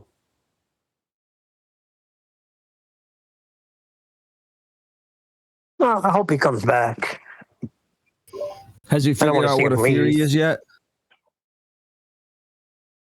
Hey? Has Jin figured out what a theory is yet? Because I've had that conversation with him. No, he's going to stand firm on what his position is, and his position is what it always was. Yeah, his position and version of the scientific method won't change from the real scientific method. I'll never change, ladies and gentlemen. I'll never change. I'll stand firm. Handle it. Deal with it. Shut up. I'm incapable of learning, you see. I'll never change what I think science is. He won't let me finish, Neil. That's all he does. You won't let me get to what a hypothesis is? No, because you made an ass out of yourself the day before. What did you say a hypothesis was? A guess? It was, I can't remember the word. It was an explanation. Explanation, that was it. Yeah.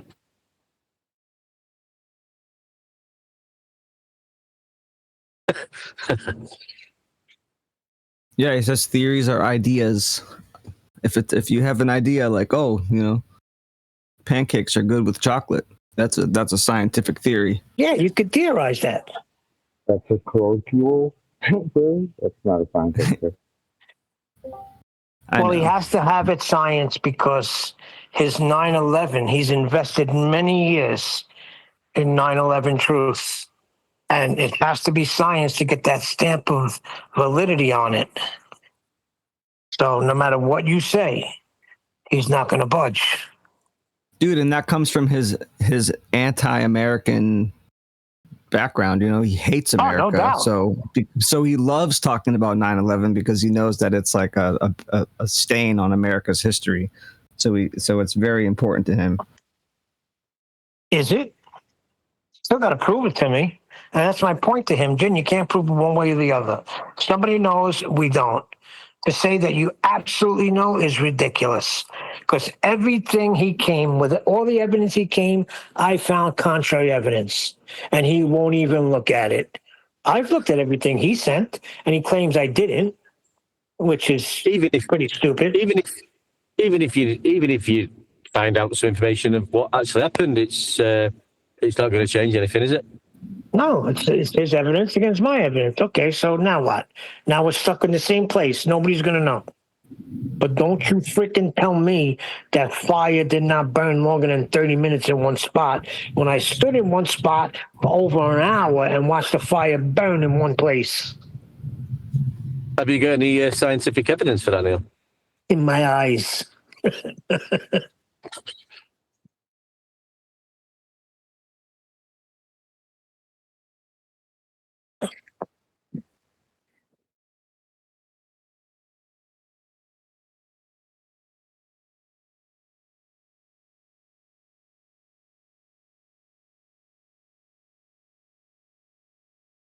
Yeah, you must have observed natural phenomenon. You're done. It's not science.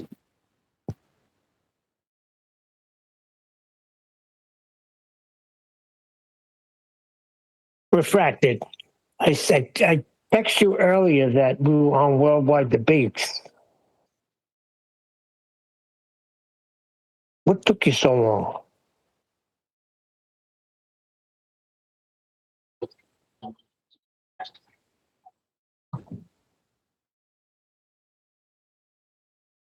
All right, now that we got out of the way, I'm sorry to hear that. I think he's got a new job, John, hasn't he? He said he might have been his job. Well, he's working. I know he's working more local now, so that was a good thing for him. Travel. I said I sent you a text earlier that we were in worldwide debates. What took you so long? It's my day off, man. Oh, okay. Yeah, your day off means you're supposed to be here. No days off. 24-hour party people. Chocolate. Face Listen, can't smile the whites out.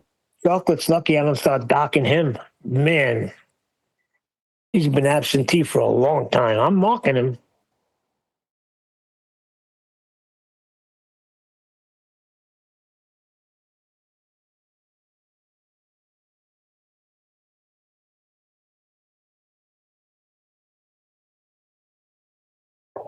I heard that, Neil. I got you down. Don't worry about it. I got you marked down. It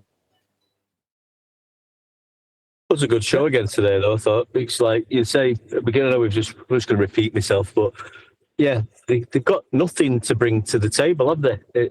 It's just either ad hom attacks or talking absolute nonsense, presenting us with flat Earth elevation angle measurements or sticks, vertical sticks and horizontal shadows, or using a theodolite to measure angles and pretending that they're measuring curvature. The most telling thing was Etta Bear not wanting to go to surface level. That's very telling. Yeah, but John did tell him. Yeah, yep. John did tell him it's not an elevation angle until you've got the horizontal baseline. Yeah, that's right, mate. That's got nothing to do with curvature, Etta Bear. It's all horizontal. Nathan's quick on the trigger, boy. As soon as he said that, I was starting to. Yeah, what about John bringing you to surface level? I was like, well, you remember that, huh? Yeah, 5 times. I remember that many times as well. And then you get these morons that come in with lips. It's like, you retard. Nathan said nothing about angle saying anything. Yep. Or gravity. Mass attracting mass. But Etta Bear was saying what, like, circle of elevation said. It doesn't say that. So Nathan using it, well, it has no lips, makes sense. This moron coming in. And I said, wait, when he said that, I was like, did Nathan say that? That they have lips? That they were talking? It's like when freaking Dopey over there tries to do the countdown. And Nathan has to correct him on what his count is. Just going off though, I think the tactics now, especially these anti-flat earthers, right, is to come in and come in intentionally and present us with flat earth evidence, thinking that they've got a gotcha. I'm sure they must be doing it on purpose. Oh, we've just used the theodolite. Have you not seen the show we did? We've used the theodolite to measure earth curvature. In degrees. Degrees over distance. We've just measured an elevation angle using a vertical stick and a horizontal shadow. What's your fucking problem? What we're saying to them is that all your evidence is actually flat earth elevation angle measurements. Instead of fighting back with that, they're sponging it up and using it because they think it might wind us up or something. I don't know. No, but if you think about it, it was always from the beginning. We just went right past it for some reason in the early days. Now we're planting our flag right there, so they can't get around it. No, but I know what you mean. But I think in the early days, they're giving it us because it was glow proof. I think now they realise it's not, but they're still giving it us with that, in their mind that we're going to give you elevation angles. We just need an imaginary horizontal for measuring things. As long as it's horizontal, it's an imaginary line. It's curved, and it's just like nonsense. It's just nonsense. Why would you try to prove a dog by bringing a mouse? I don't know, mate, but I think that's what they do in a lot of them. But let's go and talk about elevation angles and levelness and theodolites. We're measuring curvature with theodolites, and we've got our theodolite app now, which uses WGS84. After the elevation angle's been measured and converted into a sphere, we're going to use that. A phonolite. We've got phonolites on tripods. Okay, it's madness. Hey, what was quoting on? I'm sorry. What was he quoting me on? He was quoting you on. Go ahead, one there. Just what he did the other week, John. You remember what John said. The elevation, the sextant doesn't measure the elevation angle until you've done the dip correction. You need the horizontal line. And then Nathan said, we went over it 5 times with you. John explained to you if you're in a dinghy and your eye level's at sea level, you don't need to carry out dip correction. He just brought it up again. What he said, with him. He said, we're not talking about that. Yep. And then he said, nobody's measuring from a life raft. Nobody's in a dinghy doing that. They need to make it about people. You talk about a measurement and what a measurement is, they'll make it about whether or not you as an individual are the one in the dinghy actually measuring it or not. And if you're not, then it's disregarded. It's like, yeah, you're not going to make these measurements about groups, about people, about semantics. They're just measurements and methods. They are what they are. You need them to be about what I say they are, or how I define them, or how I haven't measured them. That's what they need them to be. Because then they can argue, can't they? Yes. Yeah, true, mate. That's exactly what I was going to say. I actually did a video about that, what you just said 2 weeks ago. Yeah, but even still with that, you mean to tell me in the history of the world, nobody was on a life raft and nobody has ever done celestial navigation from a life raft? Yeah, but that's where it came from. That's where the real rubber ducky dinghy came from. Yeah, it's come from the book, right? Yeah, it's come from. If you're in a life raft, obviously there's going to be no dip. You just, if you do, it's horizontal from that point with no. What they do, here's what they're guilty of. And somebody said this a long time ago. It used to be here. They read half the book. In his case, he just reads the first couple of pages, and he thinks he's got it. To just deny a measurement from eye level on the ocean, that's just ridiculous. But he read half the book. Look, 3 years old, that conversation about, you're not being an elevation angle is from a horizontal baseline. Obviously, when you take the angle up in the ship at the first instance, the angle, it's an angle. Then you do calculations to bring it down to sea level, and it's now an elevation angle with a horizontal baseline between the observer's eye at sea level and the GP of the sun. Here's the deal. There's only one, I've only heard one housekeeping question that made sense to me. Nathan, can you rattle off that housekeeping question again? What, is there any evidence that Earth is measured anything other than flat? Beautiful. 100.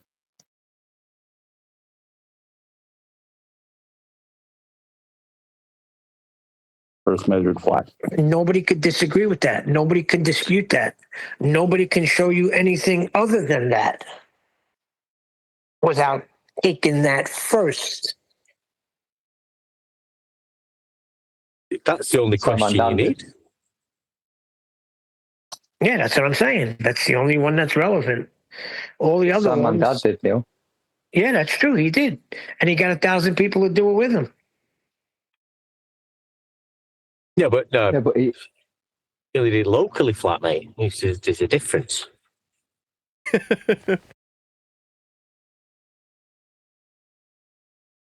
Locally flat's sort of curved.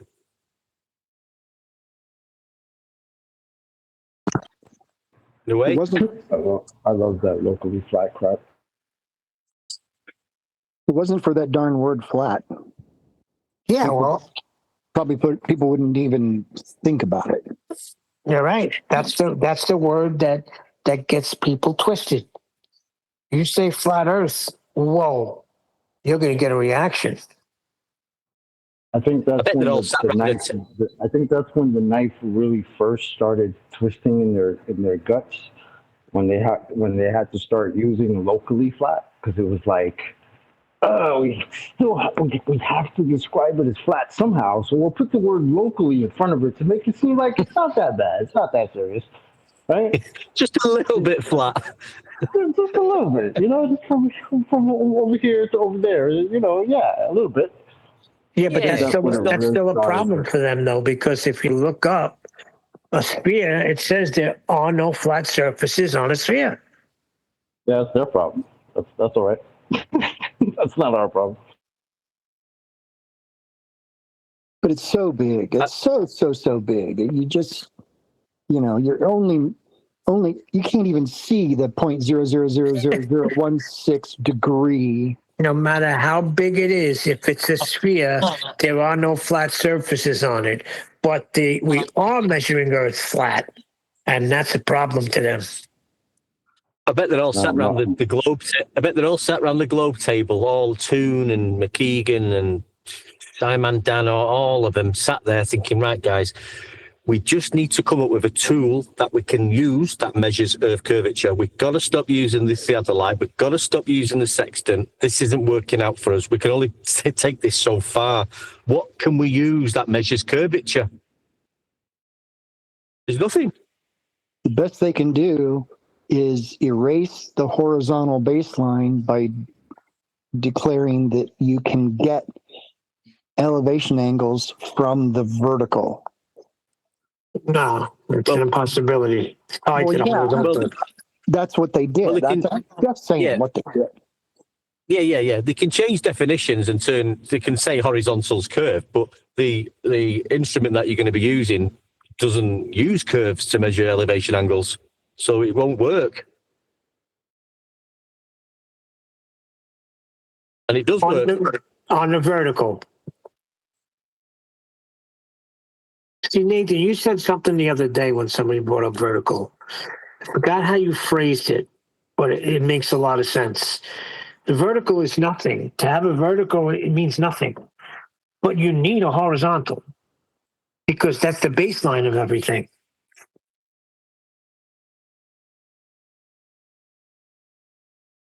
Well, you can't have the vertical without the horizontal. That's the zero.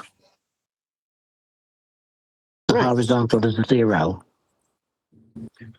Yeah, but vertical in itself is a nothing. So, I mean, just using the word vertical, you're already establishing that there's a horizontal to assume the vertical from the first place. Well, that guy who stuck his stick into the mud, it was he had to, the stick was vertical to the horizontal.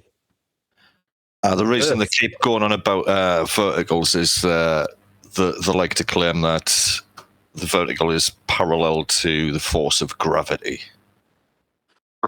The downward vector, right? Of gravity. You think you're playing a reference for? What? Yeah, that vertical downward vector to a horizontal plane. Exactly, that one, that gravity, not the bending of space-time one.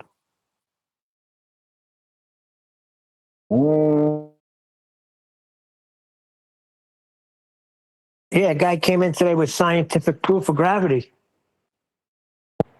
No way. Yeah, Nathan farted in his face, and that was over. Did he present the scientific evidence, or did he just say there's scientific evidence? Oh, he thought he had science for it. Yeah. Nathan didn't even let him get to it. He was trying to explain to him a cloud and what the behavior of a fart is. That it doesn't pool on the ground. It spreads everywhere.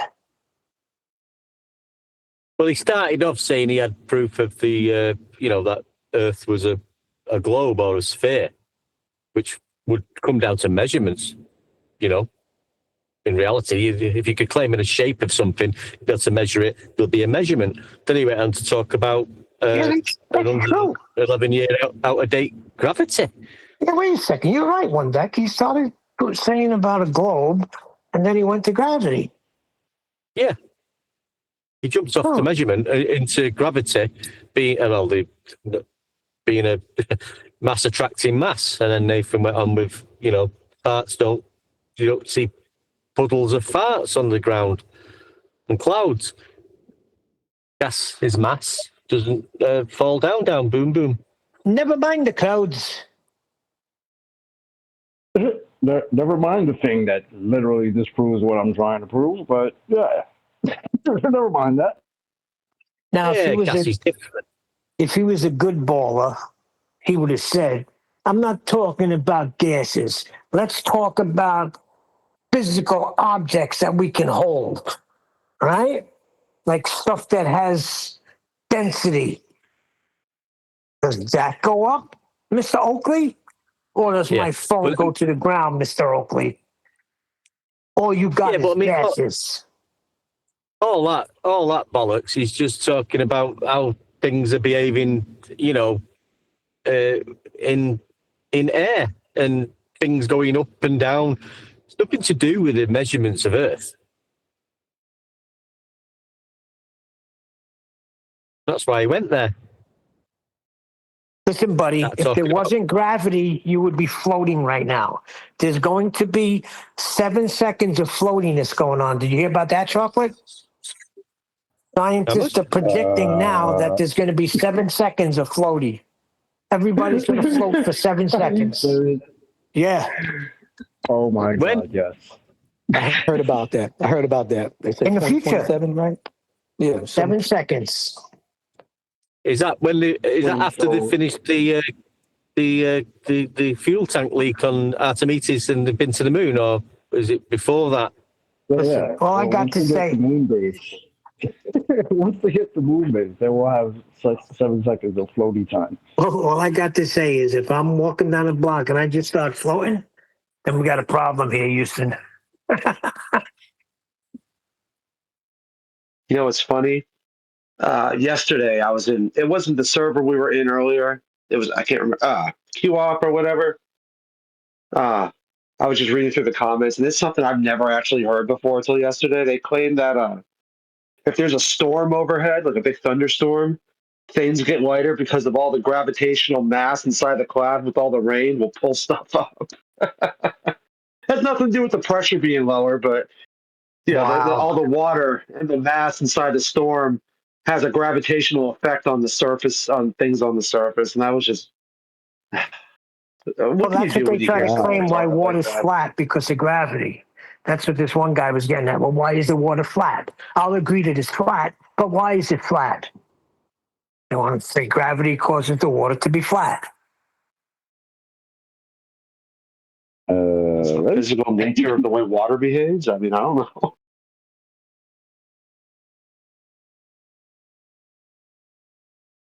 If there was no gravity keeping the waters on the globe, the waters would just floaty.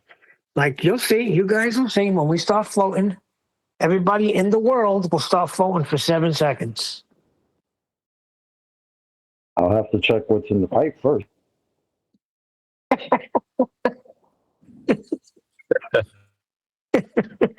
You sure this is weed?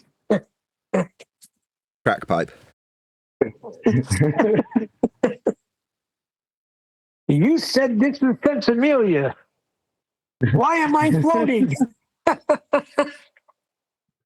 Wait, maybe during that 7 seconds we'll finally find out where magical floaty land is. So I'm dying to know where that is. So. But then I guess that will make everywhere a magical floaty land, right? I guess that doesn't really work.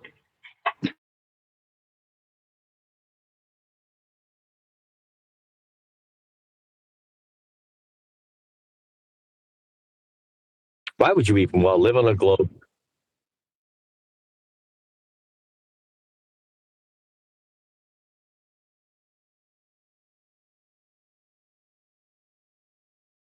That's a good question.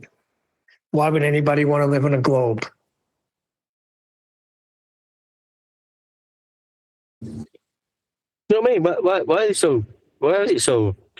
Why do they think it's great to live on a fucking globe, like flying through space? And they love this idea of this. Why? Why? To be fair, Luke Skywalker did look like he was having a good time when he was piloting. But that's what it's for. It's for the imagination. But in the future, we're going to go to all of these places. We're going to colonize them. And yeah, because we're destroying the earth, global warming. Look at the chemtrails. That's literally what it is. It's simply for the imagination, because in the reality of it, how do they describe it? As the harshest environment known to man, that you can't really live there.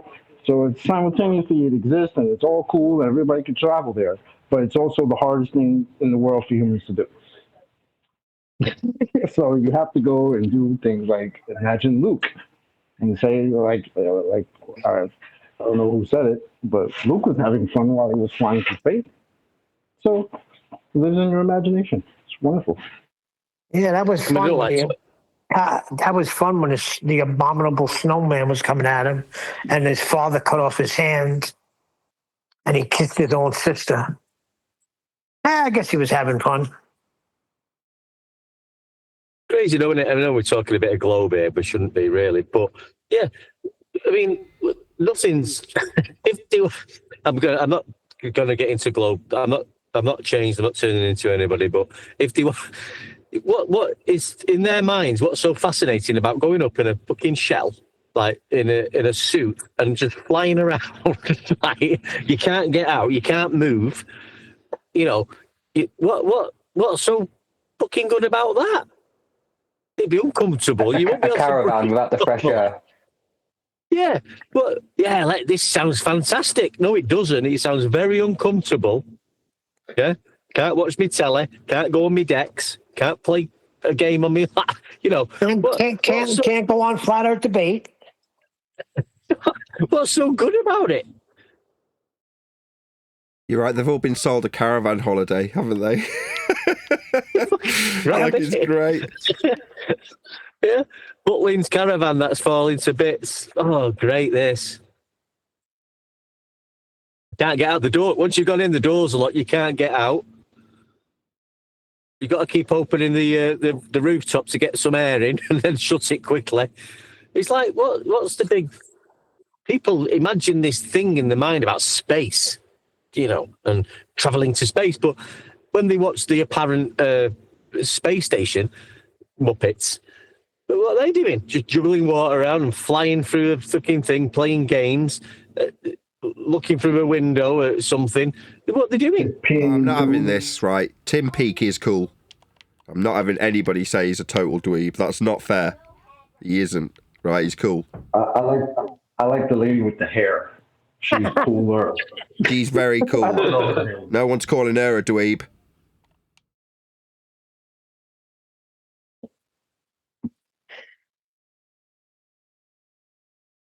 Hey Neil, that movie Greenland 2, total atheist movie. There's so much that they did a word game. They did a word play. Now maybe it's just my little inner self that heard it, but there's a certain part where what they're saying is that this big creator, see what I just said? Sound like I said creator, but I'm saying crater. This big crater that destroys the earth and everything else outside of it is going to, pretty much die off in a matter of weeks, years, months, whatever.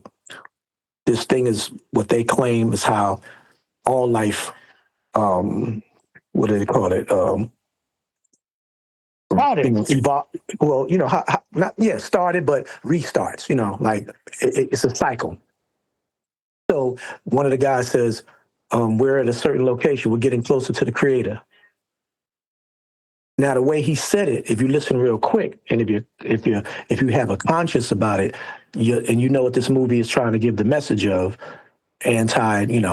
creation, then you hear the word creator, creator, and the way he said it with his Scottish accent, the leading actor, creator. We're getting close to the creator. And that's what it sounds like. That's how much of an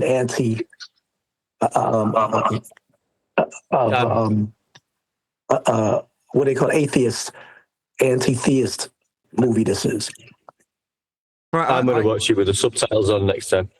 I totally have that mistake occasionally with Rastas. No, he does. No, subtitle says crater, but the way he says it, if you don't have it on there, it sounds like we're getting closer to the, like we're almost there. We're getting closer to the creator.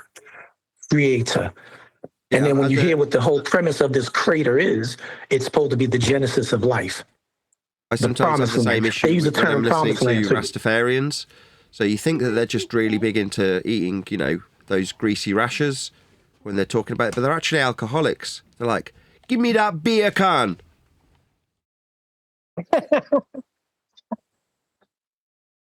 They're actually looking for the beer can. They're like drinkers. No. Well, say it again. Say it again. What is it? Beer can or beer can?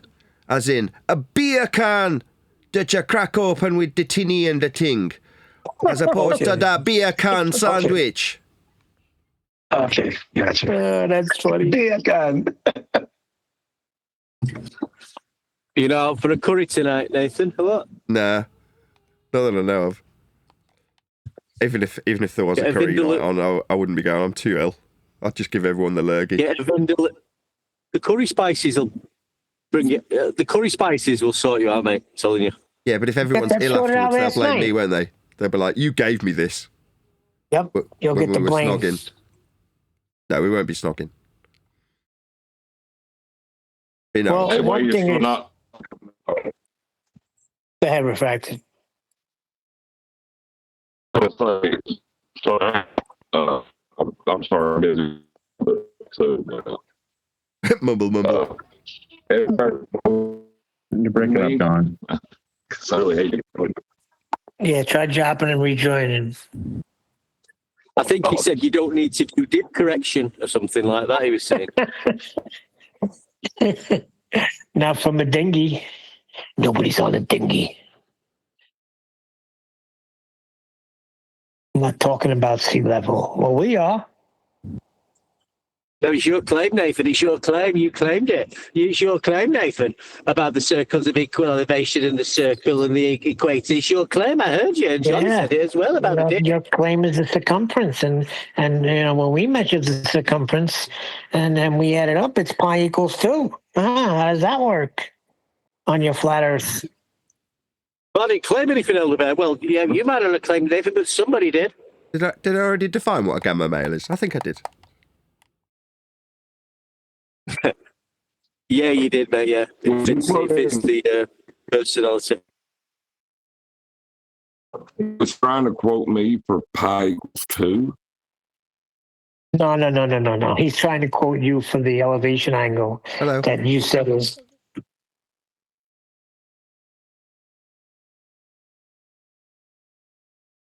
Yeah, that you said can't be measured. No, I'll give you an example. You do measure it from horizontal without a correction. Yeah, he didn't want to talk about that. John said the sextant measures elevation angles, and it doesn't. Not until you've done dip. So John's wrong.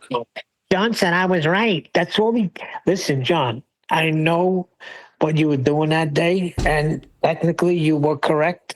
But by just saying Ed Bear's right on this point, you have created a monster. Because that's all he talks about, how Refracted said I was right.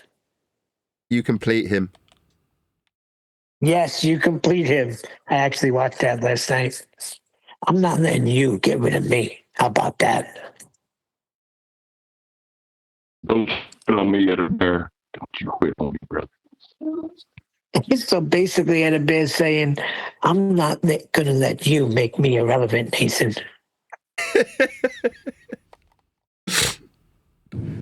It was John, it was 10th man, and it was Nathan's claim, and 10th man made the same claim, and everybody's made the claim on FED, and I'm here in my journey, and I know everything. When I got a modus ponens, columns, something modus. Did you hear it? Yeah, it's just an ask argument. the next guy. Modus Polens. Polens, yeah. Yeah, him too. And I got an argument. Have you heard my argument?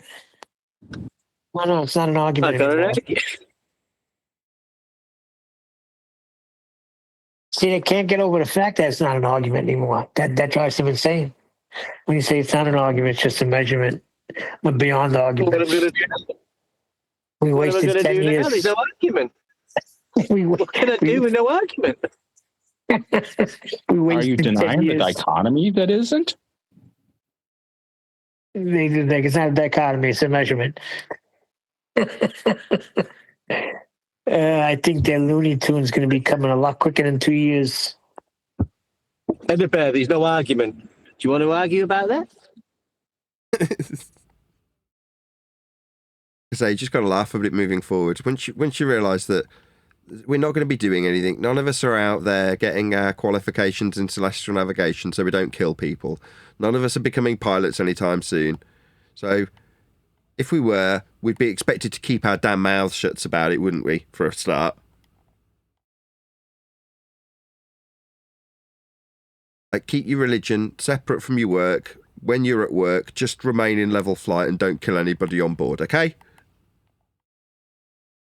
But that's not us, right? So we're, in this regard, kind of, the more we aggrandize ourselves as having some importance on the subject, the more I can call us all fart sniffers. It's like, no, we've deluded ourselves into thinking that we're important in this discussion. Us knowing about how Earth is dealt with is somehow consequential to how Earth's dealt with. And it really never was and never will be.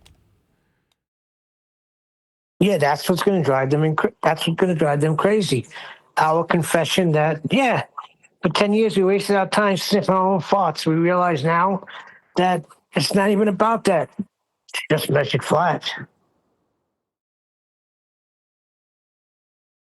Well, I wouldn't say it's been a waste of time because everybody's come to realizations now, right? We realize it's not a debate, not an argument, it's just factual measurements. And they've realized that now they have to go back to the drawing board and actually debate and argue. Yeah, I mean, it was a waste of time to argue about gravity and all of that stuff. That was a waste of time. That was because it was measured flat before we were born, before our parents were born, before Webster wrote the 1828 dictionary. It was going to be measured flat. Man, I don't agree that it was a waste of time. Some of it might have been, so depending on the people that we were talking to, like people like Brenda and shit like that. You know, yes. So some of that might have been a bit of a waste, but I think in all the arguments, all the debating, all that waste of time. No, I feel sorry for Nathan the most. He's the one that went through the mill. He was treated like shit. Nathan got it bad. He got it the worst. So speak for yourself. I mean, it don't bother me, but I'm looking at it the way Nathan was just, you know, what he went through, what he told us what he went through. And then what he had to become. He became this, do you smell them? How do they taste? Monster. Yeah, some of us been here the whole time. Trust me, I know. Like me. Nathan, do you think that was time worthy, that 10 years? I mean, there were some good things, but most of it, the arguments and everything, that was a waste. Depends how you look at it. We wouldn't be where we are if we hadn't gone through that process. So from that perspective, no, I don't think it was a waste of time. It's one of those with, what's the word, reflection. You could go, well, if I knew then what I know now, I wouldn't have needed to spend the 10 years doing it. But you're like, but you couldn't have known what you know now. And in some ways, you already knew what you knew then. It's not changed in terms of Earth measurement. We're still doing the exact same things we always were. So what are you trying to change exactly? How it was dealt with before you got involved or after? Because neither is going to change either. It's still going to be measured flat regardless. So you appreciating it might have seemed like it had some significance and importance. But it really didn't. Hindsight.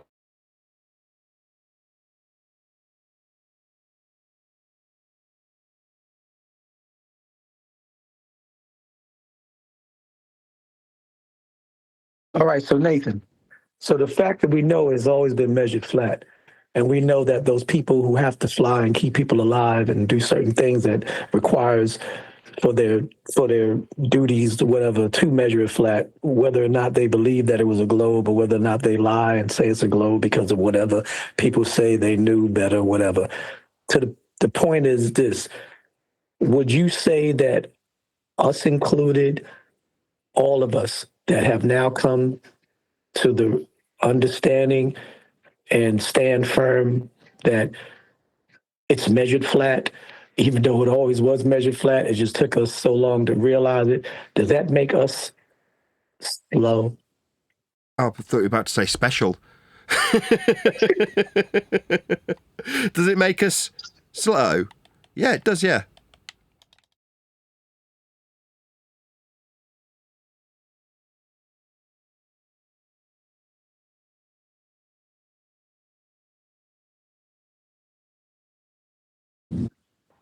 So you need to know slow because you have to wade through all the magical, the mathematics and the Neil deGrasse's and the Brian Coxes and all the illusion that you've been fed since you were a kid. So slow? Nah, I don't think that makes it slow. That's my Let me personal rephrase. Once you come to an understanding of the measurement, to entertain any of them other arguments is a waste of time. Yeah, because they weren't arguments, and when you recognise that they aren't arguments, you recognise that you don't really have a bearing on it either way. So your comprehension of the facts is also inconsequential. So it starts off with, wow, this seems like really important information that I've come across. Aren't I special? And then you realise that you actually know very little about the subject. So then you learn a lot about the subject. Then you realise that your understanding a lot about the subject made no difference to how Earth got measured the whole time you were studying it. So then you can only look back and laugh and go, well, enlightenment, it wasn't necessarily going to bring you to consensus. So all of us saying, well, were we all slow? Well, again, our speed to recognition didn't alter how Earth was measured either. So, all of it becomes inconsequential, but you're trying to have some reflection upon us as the individuals, which is kind of the antithesis of what I've been describing our opponents doing. They're projecting this measurement subject onto us as individuals. So by reflection, when we look at it as, well, how much of a consequence does it have that we were slow on the uptake? Well, none. It would have been consequential if we were studying to be a pilot, but we weren't.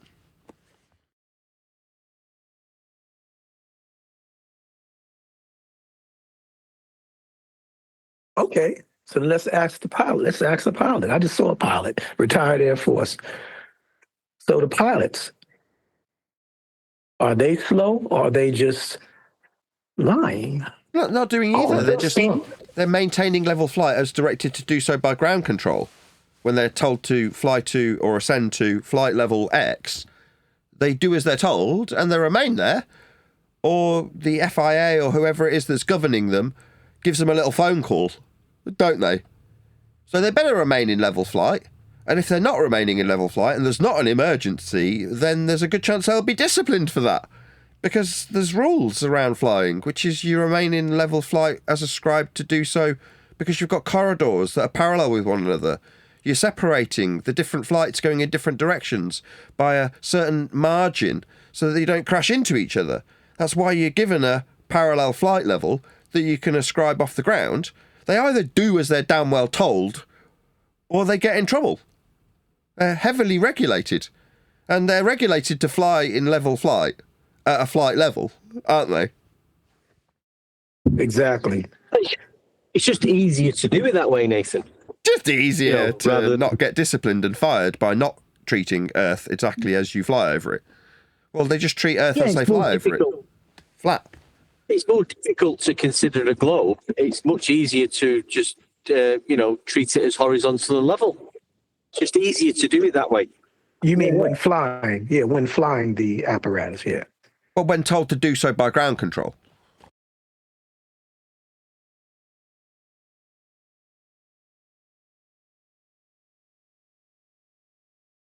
And that's why it's back to what Nathan said. It's not necessary whether to ask a pilot or to go in the cockpit. I have a question for you. What do you see out there? Is it all flat? It's not necessary because they know. They're bound. They're bound to what Nathan just said. There's no need to ask them. Their answer is irrelevant. Their answers are relevant. Yeah, but some of them don't care.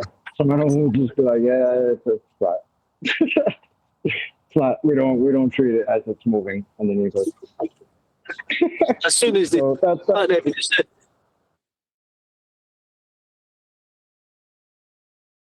Sorry, brother.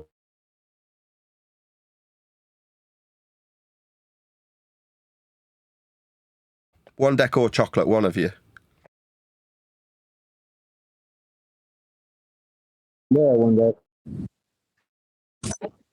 My phone was playing up chocolate. Sorry, mate. It was my fault. I was just saying, yes, like Dave, as soon as you mention altitude, flying at an altitude, well, that's above sea level. There's your flat earth proof right there. Sorry, chocolate, you go for it, mate. Hell, I thought that was Eli.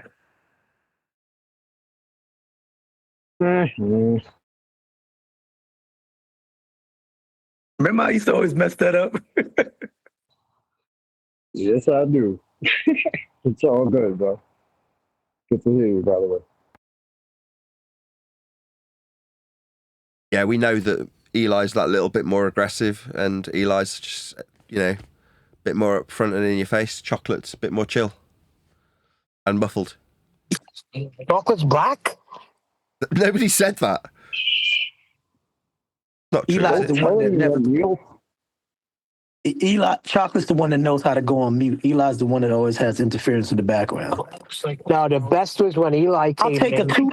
I'll take a two piece in a No, hold on. The best was when Eli came in. The best was when Eli came in and he thought he was chocolate.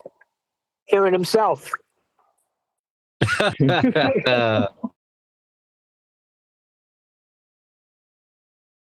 LeVay gave him a stereotypical black man's order as well. He was ordering a 2-piece, right? It was probably in a KFC.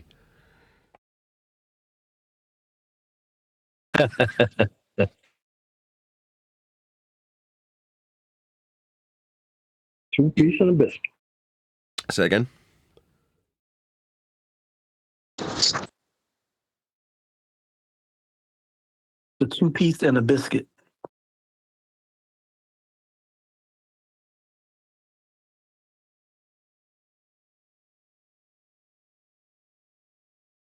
Just going back there, I mean, it's like me. I'm a refrigeration engineer, and throughout the years, I've been doing this from like going to college and getting my city and guilds. It was at the time and all that. It's all very interesting, and like you wanted to absorb everything, and you wanted to learn new things. And now I'm at a stage where I sort of know my trade. I know what I'm doing. It's a bit boring now. You know what I mean? I'm not bored. I do my job still, but I'm not as enthusiastic. And I think that's like it is now. We know the Earth's measured flat. We don't have to scream about it and shout about it and try and work our way up some ladder to a team leader or supervisor or manager. We've gone through the learning process and we know what we're talking about now. Well, some of us do. Yeah, I agree. And it's not like I've lost enthusiasm for the subject. Quite the contrary. In fact, I'm just as enthused as ever. But the subject becomes less intimidating. Like the learning curve is steep at first, but eventually it reaches a plateau. That's where we're at. It's okay, unless we need to specifically apply some of this knowledge to a life or death circumstance, in which case, yeah, we might want to brush up on a given area that we discuss in general. But as a general subject matter expert, all of us can call ourselves that when it comes to the subject of flat earth and flat earthing. And when you realise or become a subject matter expert in flat earth, you realise, I don't want to be any of those things. Keep me away from all of it. Because it's not. You're like, okay, so as the more I've learned about being a flat earther, the more I realise that what flat earth actually is geography. And what's called flat earth is conspiratardia and idiot behaviour by people. But even that learning curve is measured from a flat baseline. You could only describe that curve on a two-dimensional flat plane. You're right. Circles are not flat. Circles of equal elevation definitely aren't flat. What, overqualifying it with an extra definition of how flat it is, with the altitude being described as equal, that means it's more likely not to be flat. That's kind of the kind of crap we have to deal with from idiots. What I do ponder, as much as it's not about the people and blah, blah, blah, I do wonder, do they realise how insane they sound? Because I get it. That's what I wonder. When you're saying things like pi equals 2 and circles aren't flat, it's like, do you hear yourself? Do you realise how nuts you sound? That's what I used to say. Do they listen back at all? Yeah, but that's what I was saying before. I think some of them are intentionally commit. Sorry, mate. Don't say a two-dimensional concept is not flat. Yeah, we had that on today's live show. Edinburgh. But like I think some of them are doing it because there's nowhere to run and nowhere to hide. They're realising theodolites measure angles and sextants do. Sea level is level. So they've either got to change definitions, which we've been through with them. So now they just blatantly come on like they've done today. Well, we've been measuring the Earth curvature with a theodolite or something. Did you not watch it? They know. And then, we've got a stick. We can put a vertical stick in the ground and measure a horizontal shadow. And I'm not claiming anything about the shape of the Earth. I'm just telling you I'm measuring a horizontal shadow on a vertical stick. It's nonsense. Fucking nonsense. Well, they're coming in with measurement first. I can remember, but there's some people who like. I can remember when I can remember my first time coming on FED. Right when I was after I realised the Earth was flat, or I believed it was flat, and getting into arguments about absolute feast of nonsense on I don't know, social media platforms. And I came across FED or Discord. I was on YouTube and listening to Nathan, and I found Discord, and I thought, I can get on this show. And I come on, I thought, who's this guy fucking absolutely tearing these? Because that's what I wanted to do, tear these globers apart and call them absolute retards. And no, I did. And I remember being on the first show thinking, this is what I've been looking for. This is it. I'm here. And I could hear Nathan. And now I didn't know anything about the show, anything about the panel. And I'm like, I started shouting in. I thought, who's this guy like Nathan? I started shouting in, yeah, dickhead. And then I remember Nathan turning around and going, can somebody shut this one deck up, please, and fucking remove him? Because I was getting so excited, I wanted to be a part of it. I wanted to slag this guy off with Nathan, and I didn't know about the etiquette of the show and all that. And I was just, yeah, you dickhead. Yeah, the Earth's a fucking... You know what my first words were one day? When I first got on the show, I was like, is this the legend? Hey, you want to hear something even funny at one deck? Check this out. When I first came on, I think I had my hand up. Like when you put your hand like up. Like an idiot. I was like this for like 10 minutes waiting for a moderator to let me in because I was used to that old style, from that other server. And then that's when everybody told me, you got to do like double dutch. I think that's how Chocolate does. I think Chocolate said you got to do like double dutch. You got to fit in. Yeah, the black guy said double dutch, of course. Yeah. They said it's like double dutch. You got to kind of you got to get it in when you can get in and get in there to say what you got to say. But Deck's the same story as mine. Bows, man. Be clear. Get in there. Yep, Deck is the same way I was. I was listening. I was like, yo, this is. Then I did research. Double Dutch skipping. Is that skipping? Skipping ropes? Is that what double Dutch is? Double Dutch is jump rope. Yeah, skipping. Yeah. Yeah. But imagine how I felt, guys. I'd found flat Earth. I believed it. I'd found this. I'd gone on my journey, Nathan, and I found the heaven. This is where these people are fucking killing the globers. I'm a part of this, and I'm going to have my say. And Nathan. Removed you. Get rid of one Jack. That was my first day. But I'm still here, mate. No, but here's the thing. What Nathan represented, see, I don't care what anybody says. Jenner was getting his ass handed to him from freaking that pilot guy, Red's Rhetoric. There was nobody taking the upper hand. I'm sorry, but that's the way it was. Not even in Glowbusters. And when I stumbled across this through Dave Weiss, believe it or not, that's when I got what I was looking for. The flat earthers were the ones that were in the authority. They were the ones telling them, even back then. So that was the attraction to the show. Nathan was doing what we all wanted to be part of, right? Yeah. But we couldn't get it out. He had the gift of gab. Nathan will freaking rattle shit off for 20 minutes without stopping and remember shit from 2 weeks ago. But he won't remember what yesterday's show was. Yeah. So you're right there, mate. That's what you'd been trying to do on your keyboard warrior and thinking, how can I but when they send you the Eratosthenes example, and you're thinking, shit, how am I going to get round this fucking curve proof? How do I deal with this shit? I don't know what to do.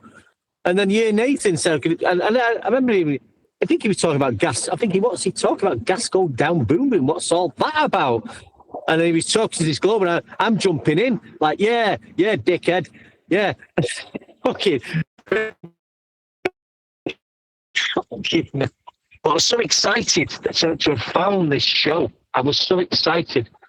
It was, and it's still. So, but what I'm saying is, some people still who are coming in maybe like that. You see, whereas at the moment, although there was a bit of that today, we've toned it down a little bit. It's measured flat. You're giving us the flat. There's a different style now. We're not necessarily like shouting and screaming. We can do, and we do, but we don't have to because we've just got the measurements now, and it's simple and relaxed and chilled. Yeah, because we're all at the level of welcome to Flat Earth, snacks in the back. Bathrooms to the left. We're just chilling now. Now they're the ones under pressure. That's why they have to run simultaneous shows now to try to relieve the pressure. Right. Now they got people coming in they're looking for their Nathan Oakley, but they don't have one because Earth is flat.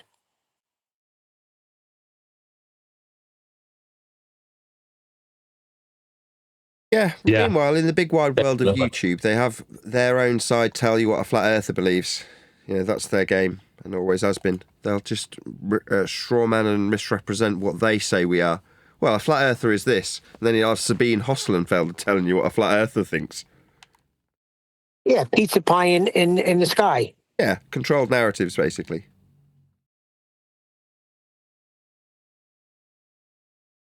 Yeah, one day you tell me how the sun works on your flat Earth map. That's what I got.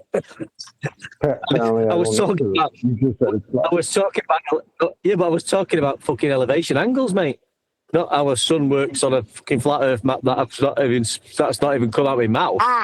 I'm from here, guy. I tell you how the sun works. It goes two different ways. Yeah. If you're looking east, it goes west, and if you're looking west, it goes east, and if you're looking south, then it goes everywhere. That's why I'm coming. I gotta clear it up. Does the sun go east to west? Yeah, but it goes in different directions. What was he saying today? What was his wording? Like you're in a. What was his like? Goes left to right and right to left. Oh no! What was his like wordology for being? When Nathan was in a problem situation, he was like, "You're in a." What did he say? Come on, Neil. You know what I'm on about. He was saying. Yeah, I forgot. What was his word he used? Yeah, can't think of the word. I know how your cope is. What was it? The cope. Cope. Yeah, I know how your cope is. Claims that we got cope. He's saying repeat your mantra. That's what you're trying to remember. Mantra. Yeah. You got some mantra. Yeah, that was it. He's funny, that guy. You sound like more like him than he sounds like him, Neil. He's getting that from McToon. McToon constantly goes on about Nathan's mantra. What do you mean? McToon's got the mantra. He's the one measuring it on your flat Earth. On your flat Earth measurement. Listen, he's going to lose it soon. He's right on the verge, just like freaking, what's his name was on? Cats. Cats, yeah. He's on the same trajectory. Of course, he's picked up his channel. How appropriate. It's constantly... I don't know when that timer was running from, but it says 1,400 and whatever days. So I don't know what happened at that point. But he's had that timer running constantly, so he's aware and thinking about you every bloody day for 1,400 and odd days. Oh, that's since the dinosaurs. Is he counting from Antarctica? Yeah. No, it can't be. So what you could call it is how many days Nathan's lived rent-free in Toon's head counter instead. Yeah. Yep. Yeah. Maybe we should have started our own counter the day he got here and didn't want to present any quote unquote arguments or debates or anything. Just wanted to present an award or some sort of. Oh shit yeah, like the that. award show. Him and like the tight shirt. But listen, he's measuring. He's measuring time, and how's time measured? It's measured from a horizontal plane, measuring the elevation angle to the sun. That's what he's doing by, measuring the time now. Apparently, Nathan's not responded or gone into the space. He's measuring time, which is a flat Earth proof. Time is flat Earth. You can't have time without a flat Earth. It wouldn't exist. Am I going too far?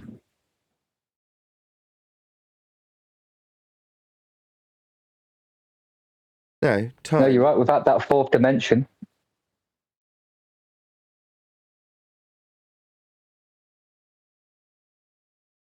Sorry, did I interrupt someone? No, it's right. You're saying, but that's what they don't like. If anything they mention, I've got a timer on. How's time measured too? How did time come into existence? Was it the sun above the horizontal horizon at different elevation angles? So you're measuring flat Earth, are you, mate? Yeah. Okay, well done. Again.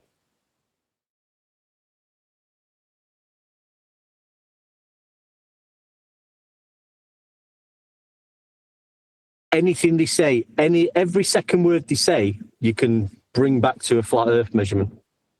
Try it. I've been trying it in shops with people. Not, just thinking about. They've just mentioned something.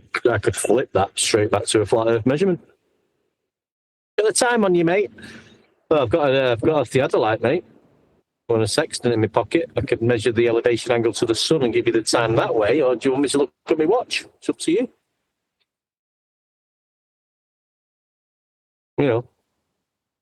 Excuse me, mate. Have you got a direction of where Tesco Express is? Well, it's in a easterly direction, which is horizontal. I could give you my compass, but So that's the problem. They think north is up and south is down. That's pretty sad. So in everyday life, even if you're not in the argument what argument? There's no argument one day. Somebody shut this one deck up. Mute him. Kick him out. That's what he said. Kick that one deck out. That was my first experience in Nathan getting kicked out, but it was only because I was so excited, Nathan. You just wanted to join in the reindeer games, and he was kicking your ass out, right?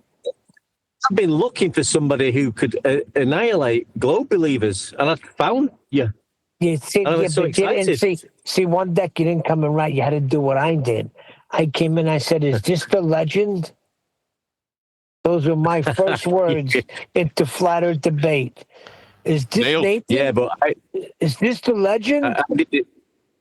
Neil, how would you handled that if Nathan welcomed you like he did that guy asking if Nathan was Nathan?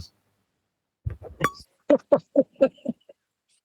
would have been like, slow down, Tiger, slow down. I'm a flat earther. I just want to learn. Neil comes in. Is that you, Nathan Oakley? A flat earther? Can you read my fucking name, Neil? Right there above my icon, you freaking dumb guinea. I would have said, listen, you limey bastard. I'm on your side. I remember once, so when I first, that was my first time in, and then as I was listening, sometimes I'm thinking, God, this fucking Nathan guy's a bit fucking harsh. Like, and actually, I think I commented on one of the shows once, enjoying the shows, guys. Just not been here long, but I don't think there's any need to get so like over dramatic. I was fucking saying, take it a bit easy. So I went from one thing to the other, like because I thought, God, Nathan's like absolutely. I understand. This is what happened. They came in and they freaking created monsters because of the way they were coming at people like Nathan. So they quickly created monsters, and monsters are hard to, subdue. Once you create that monster, once Frankenstein was created, you couldn't control him. You had to burn that sucker up. But I was like, that fucking hell, he's going to town on this guy. Like, fucking hell, take it easy, mate. You know, you don't have to be so, you know. But then I didn't know Nathan's. I didn't know your journey then, Nathan. You know, but the shit Nathan's took over the years of these idiots and with his family and everything else and on his own. It didn't stop there. Look, just 1 minute into that server that I found yesterday, and they were accusing Nathan of beating his children. So it doesn't stop. It's like, where the freak do you come off saying that? I think I posted something that's wrong. You don't even know him. His children adore him. But you're going to go by what you heard somebody say? The saving grace for that server, Neil, I saw that comment after you'd been kicked out, but there was about 12 people. It's like agreed with your comment and put some like thumbs up or whatever when you said that. So they're not all fucking dickheads in there. Oh, okay. So they thumbs up that his children adore him. Yeah, Good. yeah. About freaking time. Just to be a shithouse, Nathan, your second book should be titled "How to Be a Good Parent" by Nathan Oakley. I'm no super parent. I don't know what gives you that impression either. You don't have to be a super parent, though. You know. Listen, when somebody, you notice, I've noticed many a times being around other, and you see the way their kids are around their parents. You'll see a little French here and there. I'm like, oh shit, they beat this kid. You don't see that. You would see it. You would see that somewhere along the line, these kids are being abused. Your kids are all over you.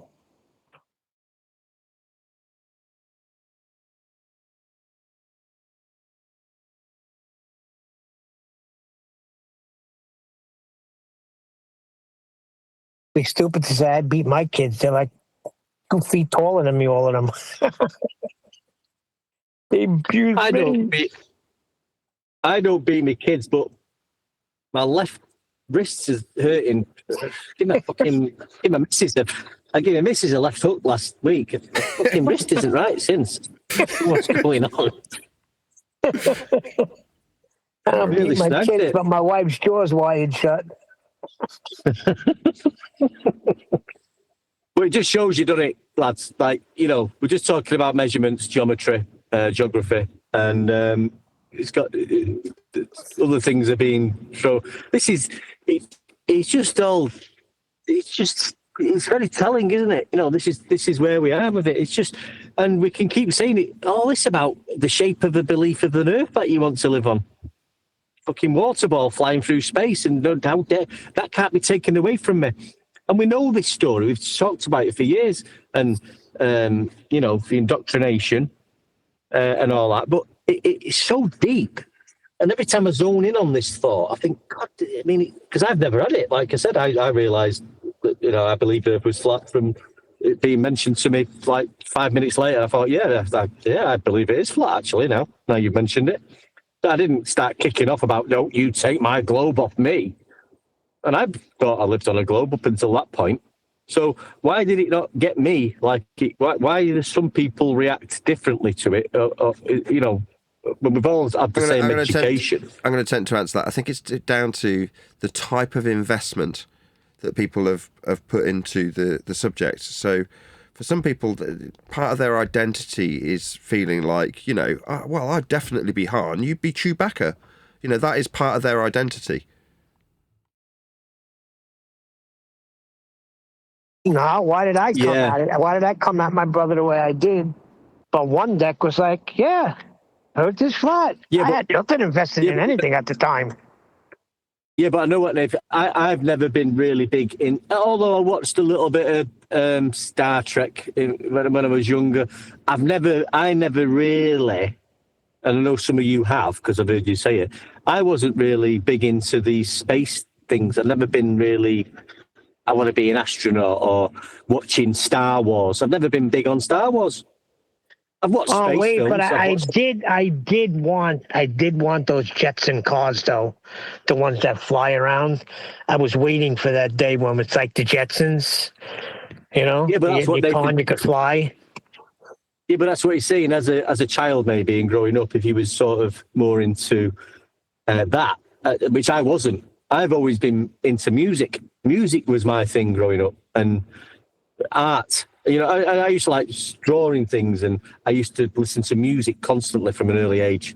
I used to have my tape deck with my pause button, recording songs off radio. I wasn't really into watching space programs. So what Nathan's saying is, I didn't invest a lot of time into space. So that heliocentric model world, even though I was taught it, wasn't as dramatic to me as it was to embedded so much in my brain as it was to somebody who like you, Neil. Yeah, I get it. I was watching cartoons, but I also discovered Ozzy Osbourne at 8 years old, going through my father's records. Black Sabbath. See, I'm a true flat earther. You know, that's where me and you differ.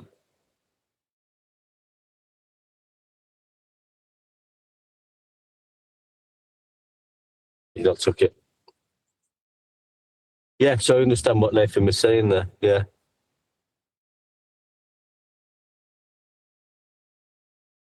Actually, my father was pretty well-rounded. He had Frank Sinatra, Black Sabbath. He had freaking Miles Davis. He had a Blood, Sweat, and Tears. He was all over the place, my old man. Yeah. I'm purely music, really. Always loved music. And he swears to me that he saw the Beatles in Germany, because that's when he was in the military. Oh, McCartney's still alive, I heard. No. He died a few years after my mother, which I knew was the case. Once she went, I was like, he's got maybe 2 years tops, almost to the date. He was drinking himself into a coma. I remember going to work one day and telling this Irish guy, my father, he just drank a freaking quart of vodka the other day. And the Irish guy was like, oh, good for him. I'm like, no, not good for him. He's not eating. He's just drinking to freaking leave this earth. But the Irish guy thought that was impressive.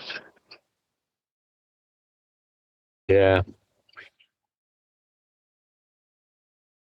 Yeah, well, that's how it was back then, wasn't it? You know. Weird though, like the Irish people, like that threw me off, because like if I would have said that to, like, say my Italian friend, you know, my father just drank a freaking quart of vodka, he would have been like, yo, shit, what are you gonna do? You're gonna bring him to the doctor? Telling the Irish guy was like, oh, good for him. Like my dad's like, he's getting on now, like, and he's not very well, but he was a drinker. But you know, in the Manchester, you've got the Holtz's pubs. It's like a Manchester ale, and he played darts. He was always in the vault playing darts, and he was, you know, drinking every night. Really, he used to take me out when I was a youngster and tell me mum he was taking me to the park. But what he'd do when you come out of where we used to live, to walk down the road, and there was a cemetery graveyard. And he'd walk me through there. And when you got to the other entrance on the other side, there was a pub called The Pleasant. So he'd stop there and have a pint. I had to sit on the step outside, and he'd get me a little bottle of Coke and a packet of crisps. And then he'd have a pint in there, and we'd walk down to the Flying Horse, do the same there. I sit outside on the step.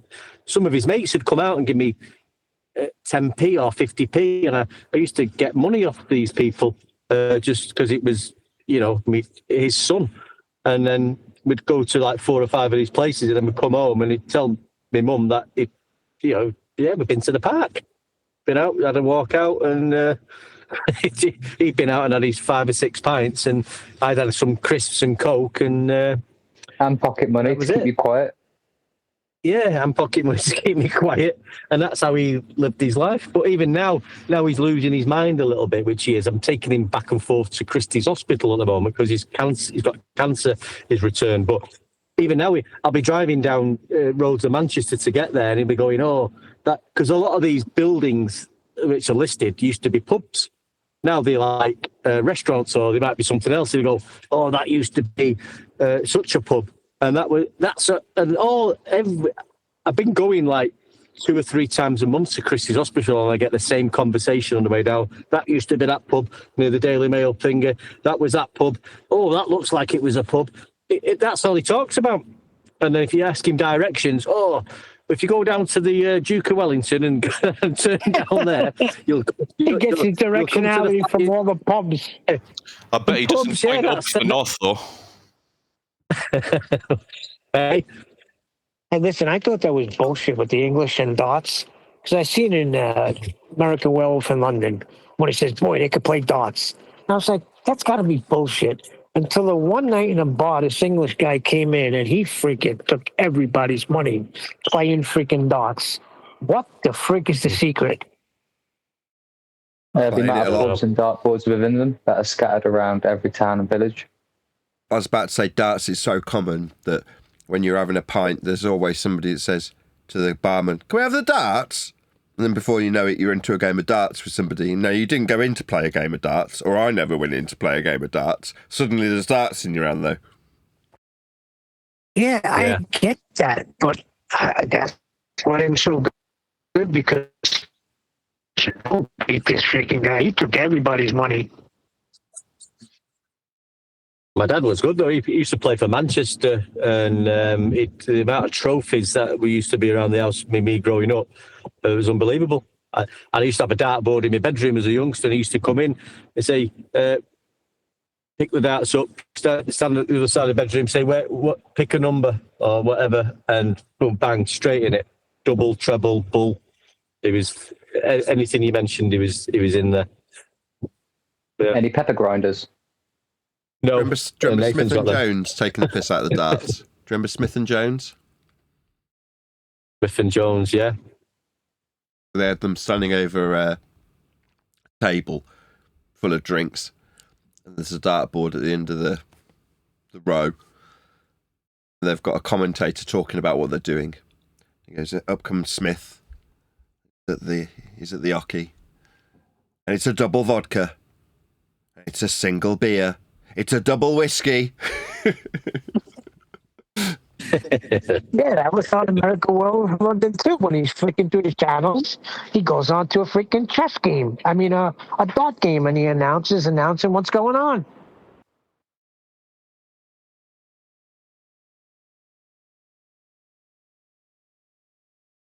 You made me miss. I never missed that board before. The dart, though, as soon as it leaves your hand, is in straight and level flight. Actually, it takes a parabolic arc. Unless someone says, "Excuse me, but what's that star on the wall for?" Never seen me play darts then, have you?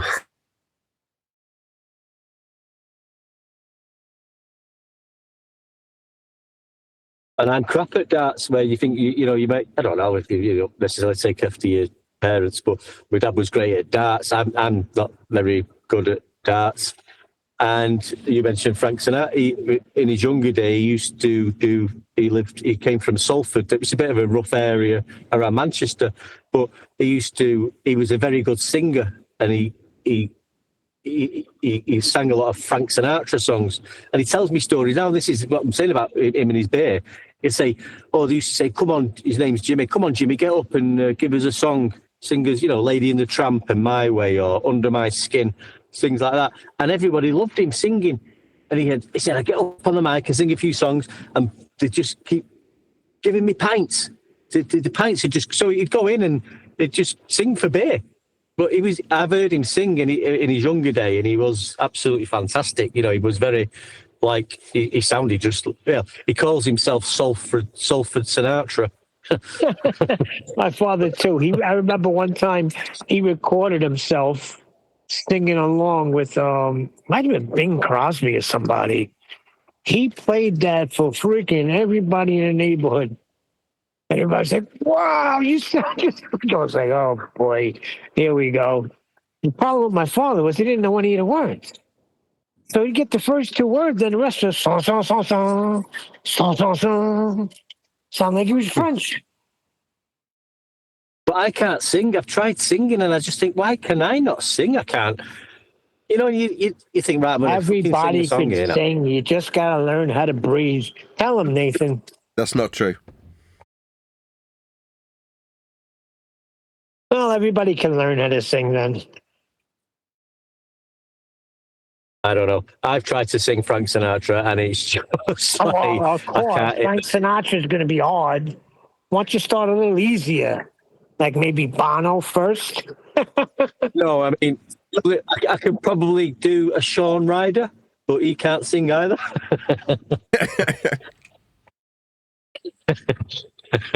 Maybe a little bit of Sting, Bono. Get into those guys first. Years ago, there was a point when, like, we were like me, Eli, and a few of us were making music, and we were hoping like the Glovers would come back and actually have like retorts to it. And it just never happened. Like, you know, like a response track or a diss track to Flat Earth and shit. Like, it's kind of unfortunate. we were hoping for that. I know what you mean there. Sorry, One Deck. Are you still making music? No, it's all right.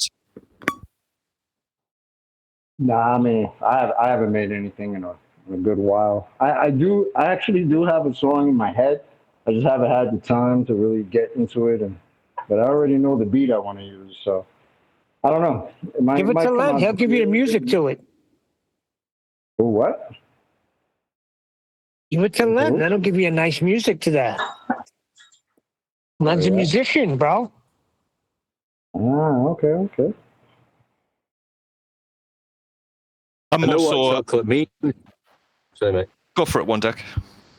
No, go on. You're all right, mate. Sorry. Oh, I'm more like heavy metal punk musician myself, but I do piss around a lot with AI, so I could come up with whatever you'd want. Yeah, but so were the Beastie Boys. They were really into heavy metal and punk, and look what they were able to accomplish. I'm a little mad. I never actually made a song. We're supposed to have a song where it's literally me and Eli, because we obviously have Why Would They Lie, which is a bunch of us, but we wanted to make a song, us two. We never actually got down to it, so it kind of sucked. But maybe one day, you'll never know. I used to do it like you're saying, Chuck. I came up with this thing years ago, and I used to when remember the iPods. I used to call it the iPod Challenge, and I'd find myself in my younger days. I was like, I used to send people. I made this thing up where it's an iPod Challenge. So I'm going to send you a song. Yeah, I'm going to send my mate a song, and he's got to respond to that song and beat it. Yeah, so I'm going to send him say. I'm just making like Talking Heads, Once in a Lifetime. I'll send you that tune. Now you beat that. So he's got to respond to that song and say, I'm going to overpower that song with this song. So I came up with this, and I used to call it the iPod Challenge, but I got a bit carried away with it because a mate of mine at the time who used to go out for a few drinks with, but sometimes at weekends I'd like have a drink at weekends and get a little bit drunk. And I'd be thinking, right, I'm going to send that Ant this fucking song now.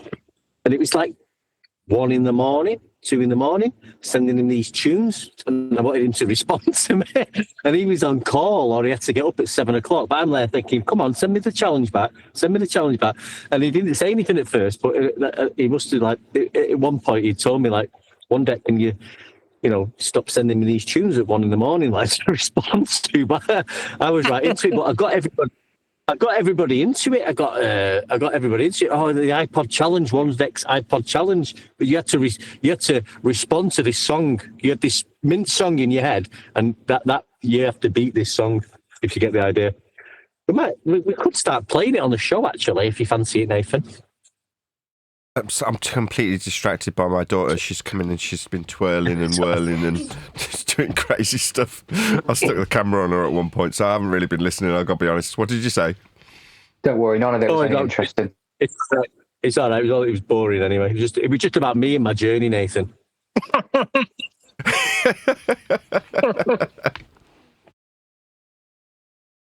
That's funny. It's not universally applicable, right? Just because I'm not interested in what Edibear's got to say doesn't mean I'm not interested in what you've got to say. I made a whole show called Flat Earth UK based on the question of how did you find out Earth is flat?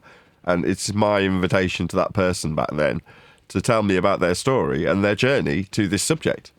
But there's certain individuals that think pi equals 2 or that circles aren't flat that I don't care about their opinion and their journey because, you know, being some nutcase doesn't really appeal to me in terms of finding out how your nutcase journey has progressed.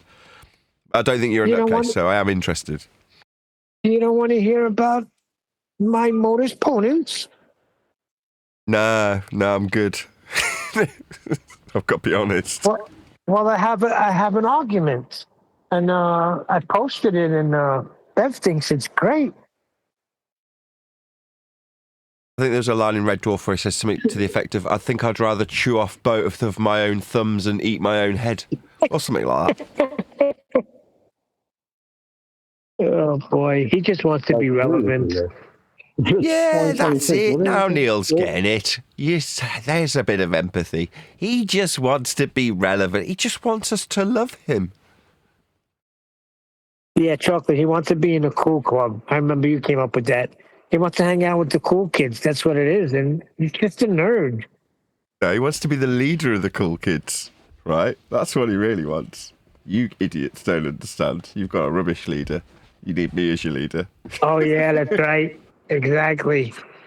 So make the leader look bad. Like Nathan's our leader. You just need a new leader. Let me tell you about my little argument on my journey. Because Yeah, mine was better than Nathan's. I'm cool, honest.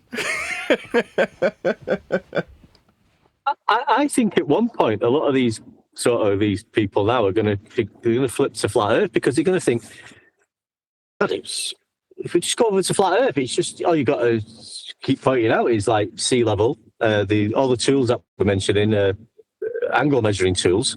We can have so much fun over there. It's just we can just stamp all over the globers really, really easy. Let's all go to flat Earth and kill all the globers.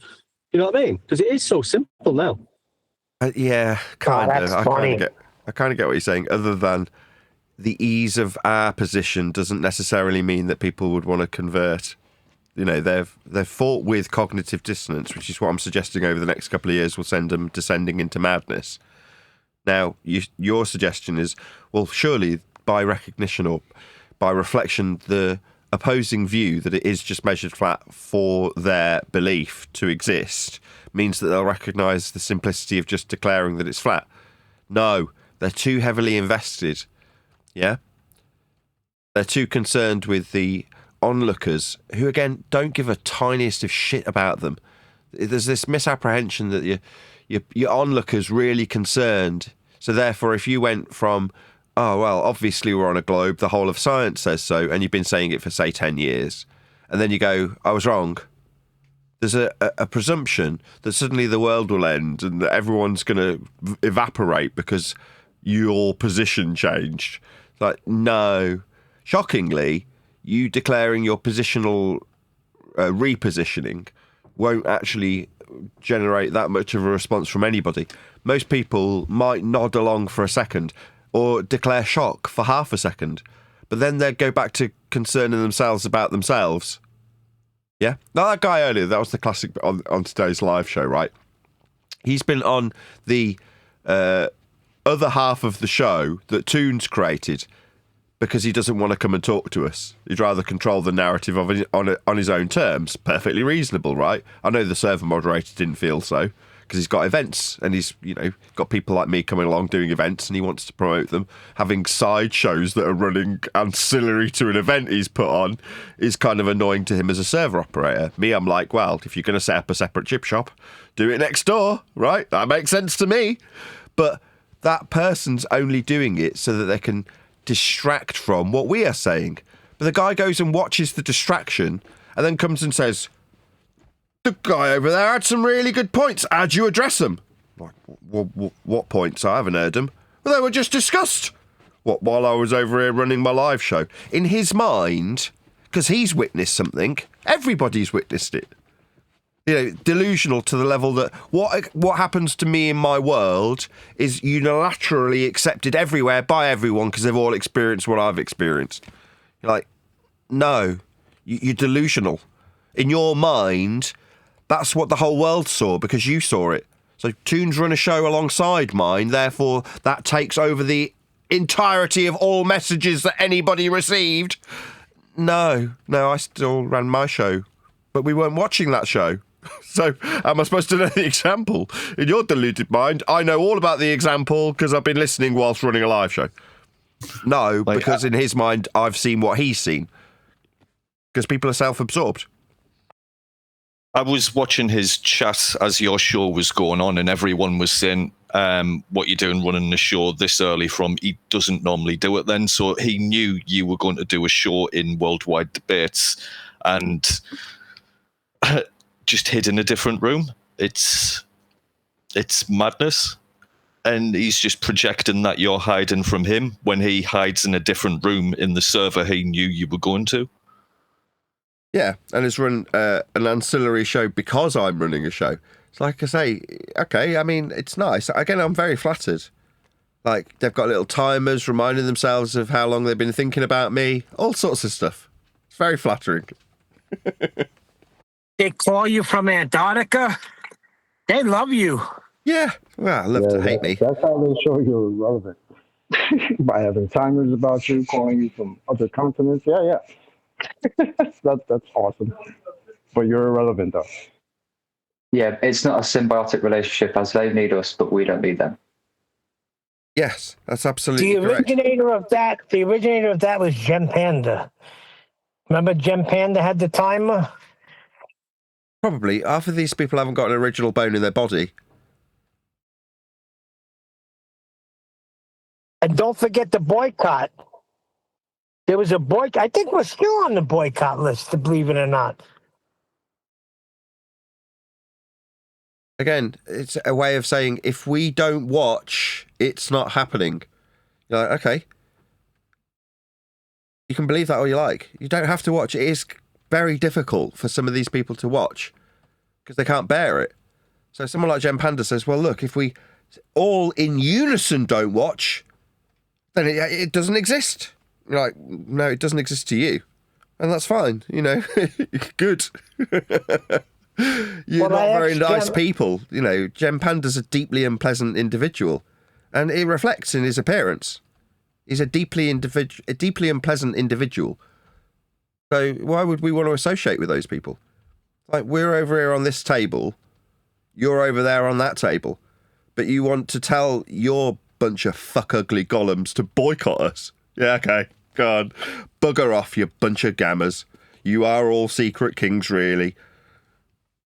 And then when you bring up the measurements, he says he could give me measurements of curve.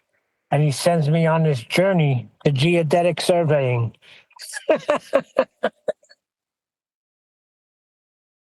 Just surveying. Yeah, it's just surveying. They're still measuring Earth flat. They don't want to see what it is they don't want to get it. They get it, but they just don't want to get it. It's not even that they don't want to accept it because it's not even something you can accept. They just refuse to get it. Yeah, as I say, as time progresses, the easier and more apathetic towards these people we will become. That is to say, oh, I don't care, you can have your religion, keep it, good for you. But the more that they want to say, boycott these people, you're like, well, okay. Again, your concern is with us and how people perceive us. Now, if you're telling people not to pay attention to something, there's a good chance that they'll do the complete opposite.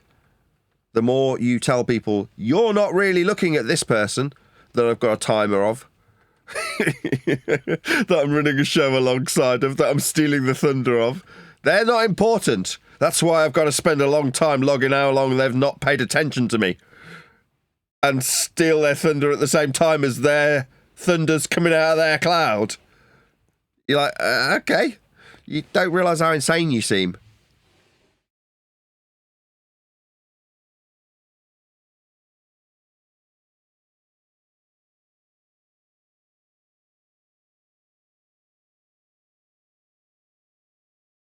But yeah, there's going to be a long road to madness from our opposing side moving forward.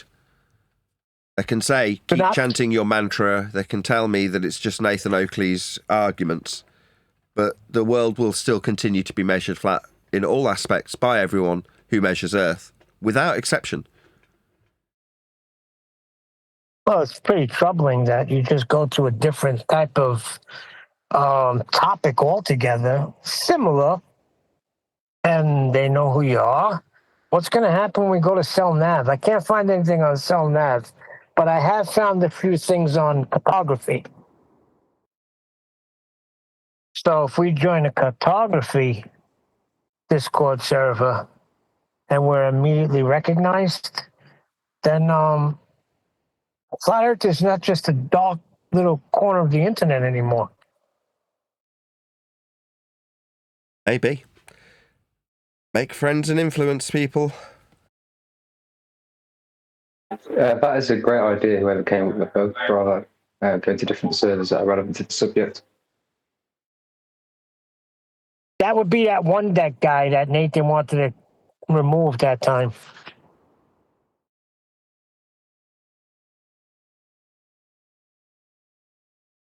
Bravo one deck.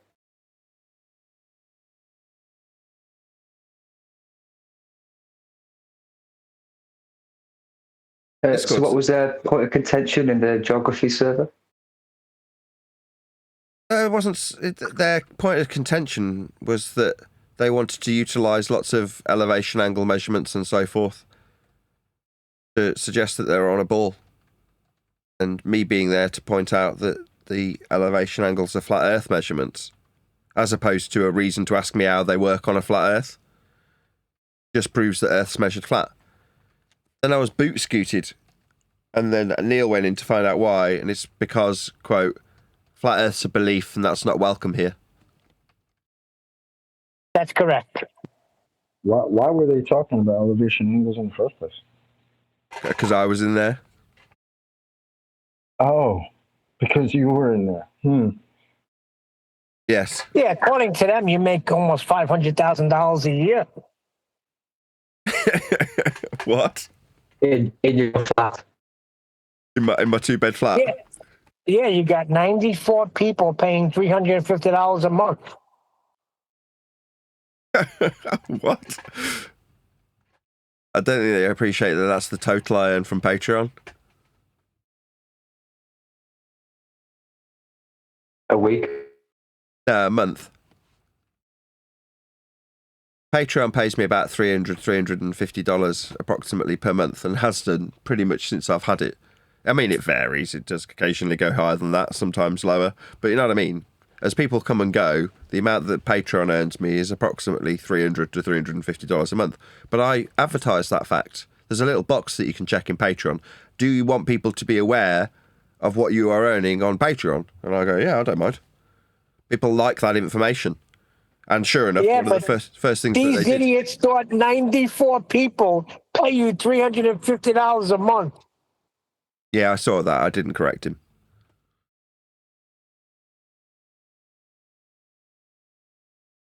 Like I say, when it comes to these things, I've started to recognise the patterns. Quickly, let's make this about this one dude. He's talking about how Earth gets measured flat. So let's make it about him. You beat your children. You earn this much money on Patreon.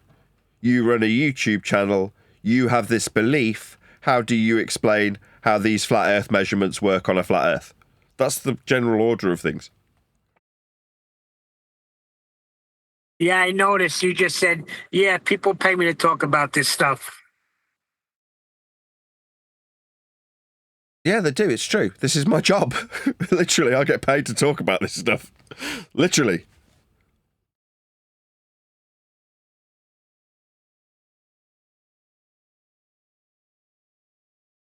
But yeah, that's because he's gone and looked at me. He's tried to dig out as much dirt on me as an individual as possible. Yeah? So before we're done in the geography server talking about the geography of Earth measurements, after being presented with a whole bunch of flat Earth measurements that I've pointed out are flat Earth measurements, I'm booted for having a belief. In reality, some overzealous moderators taken the hump with me being there and then kicked me out. And then attempted to justify it. You're a child beating half a millionaire. Yeah. With a belief. With a belief in the measurements they kept presenting to me that were all flat. Wait, you're a millionaire too now. That's great. Oh. Yeah, there's $350 a month I get from Patreon. Therefore, I'm a millionaire. Chocolate, obviously. Yeah. Because 350 times 12 months, that's definitely $1 million. No. 94 people giving $350 a month times 12. Huh?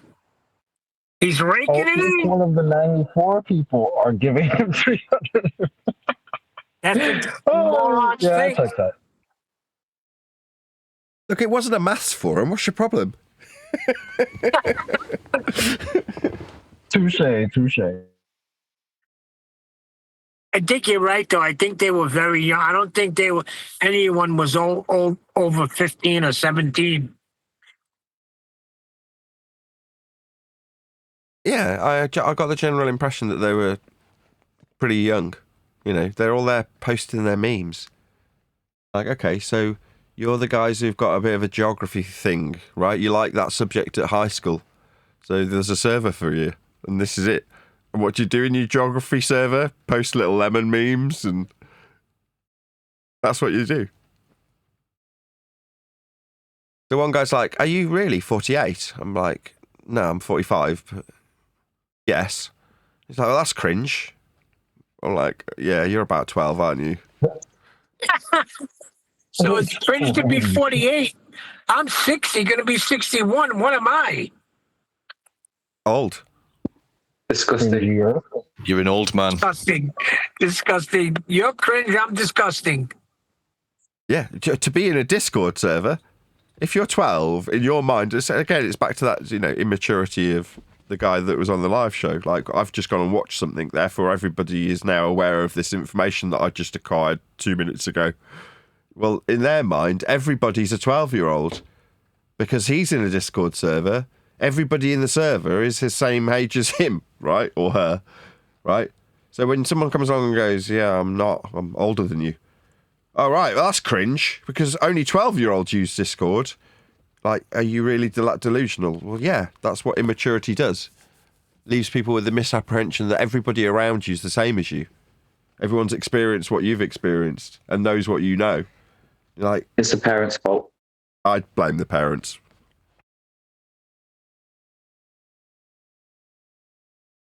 I'm going to round out shortly before my wife and youngest come home and make a load of noise. At the moment, it's just this one walking around like she's an old woman. It's like literally she's acting like a little drama queen, what we're talking about. So she's walking around with a little walking stick and a crooked back, pretending to be ancient. Now she's laughing her head off. Hey. I said I was disgusting, not ancient. I said that Eleanor was looking ancient. She's walking around with a walking stick, pretending to be about 90. Like with a humpback. Yeah, I know. I was talking to her. You'll soon be revolting, Neil. Yeah, I'm revolting, not ancient, Eleanor. Although I could use a walking stick soon. And then you could use that stick to measure a shadow, then go to an app, and then you'll know Earth is globe. Or you could beat people. Now we're back on track.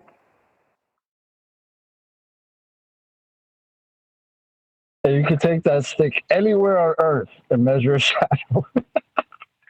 If you're a flat Earth, the South is all different ways for you. That cracked me up because I think I can't remember who it was that triggered me to have that thought, but I think it might have been you, Chocolate, when you're like, so you got a stick under shadow. Wow, it's like really complex stuff. And it's like, yeah, hang on a second. We've got an entire mapping system with coordinates that are all derived from flat Earth prerequisites and elevation angle measurements. This is a fairly commonly understood fact that almost anybody you talk to about navigation of any description will understand. And you've got a stick in a shadow. That's why I wanted him to go on, because I was like, please go on. Tell us more about this stick that you got, that you could take anywhere on Earth, measure a shadow, then go to an app that already assumes Earth is flat, and then figure out that it's a globe? Okay, I'd love to hear it.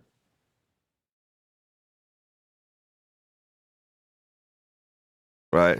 Anybody got any last points before we round out? I can't believe how empty the Discord server. This is like Reg, Alpha, Murphy, and me in there. And that's it. Everyone else has disappeared from the Discord server, even though we're chatting away. There's more of us in Meet than there is in the Discord server currently. Well, it is Friday night, Nathan, and it's February quite early on. People have been paid. People have a lot of money on January, so the books are probably full. Probably why.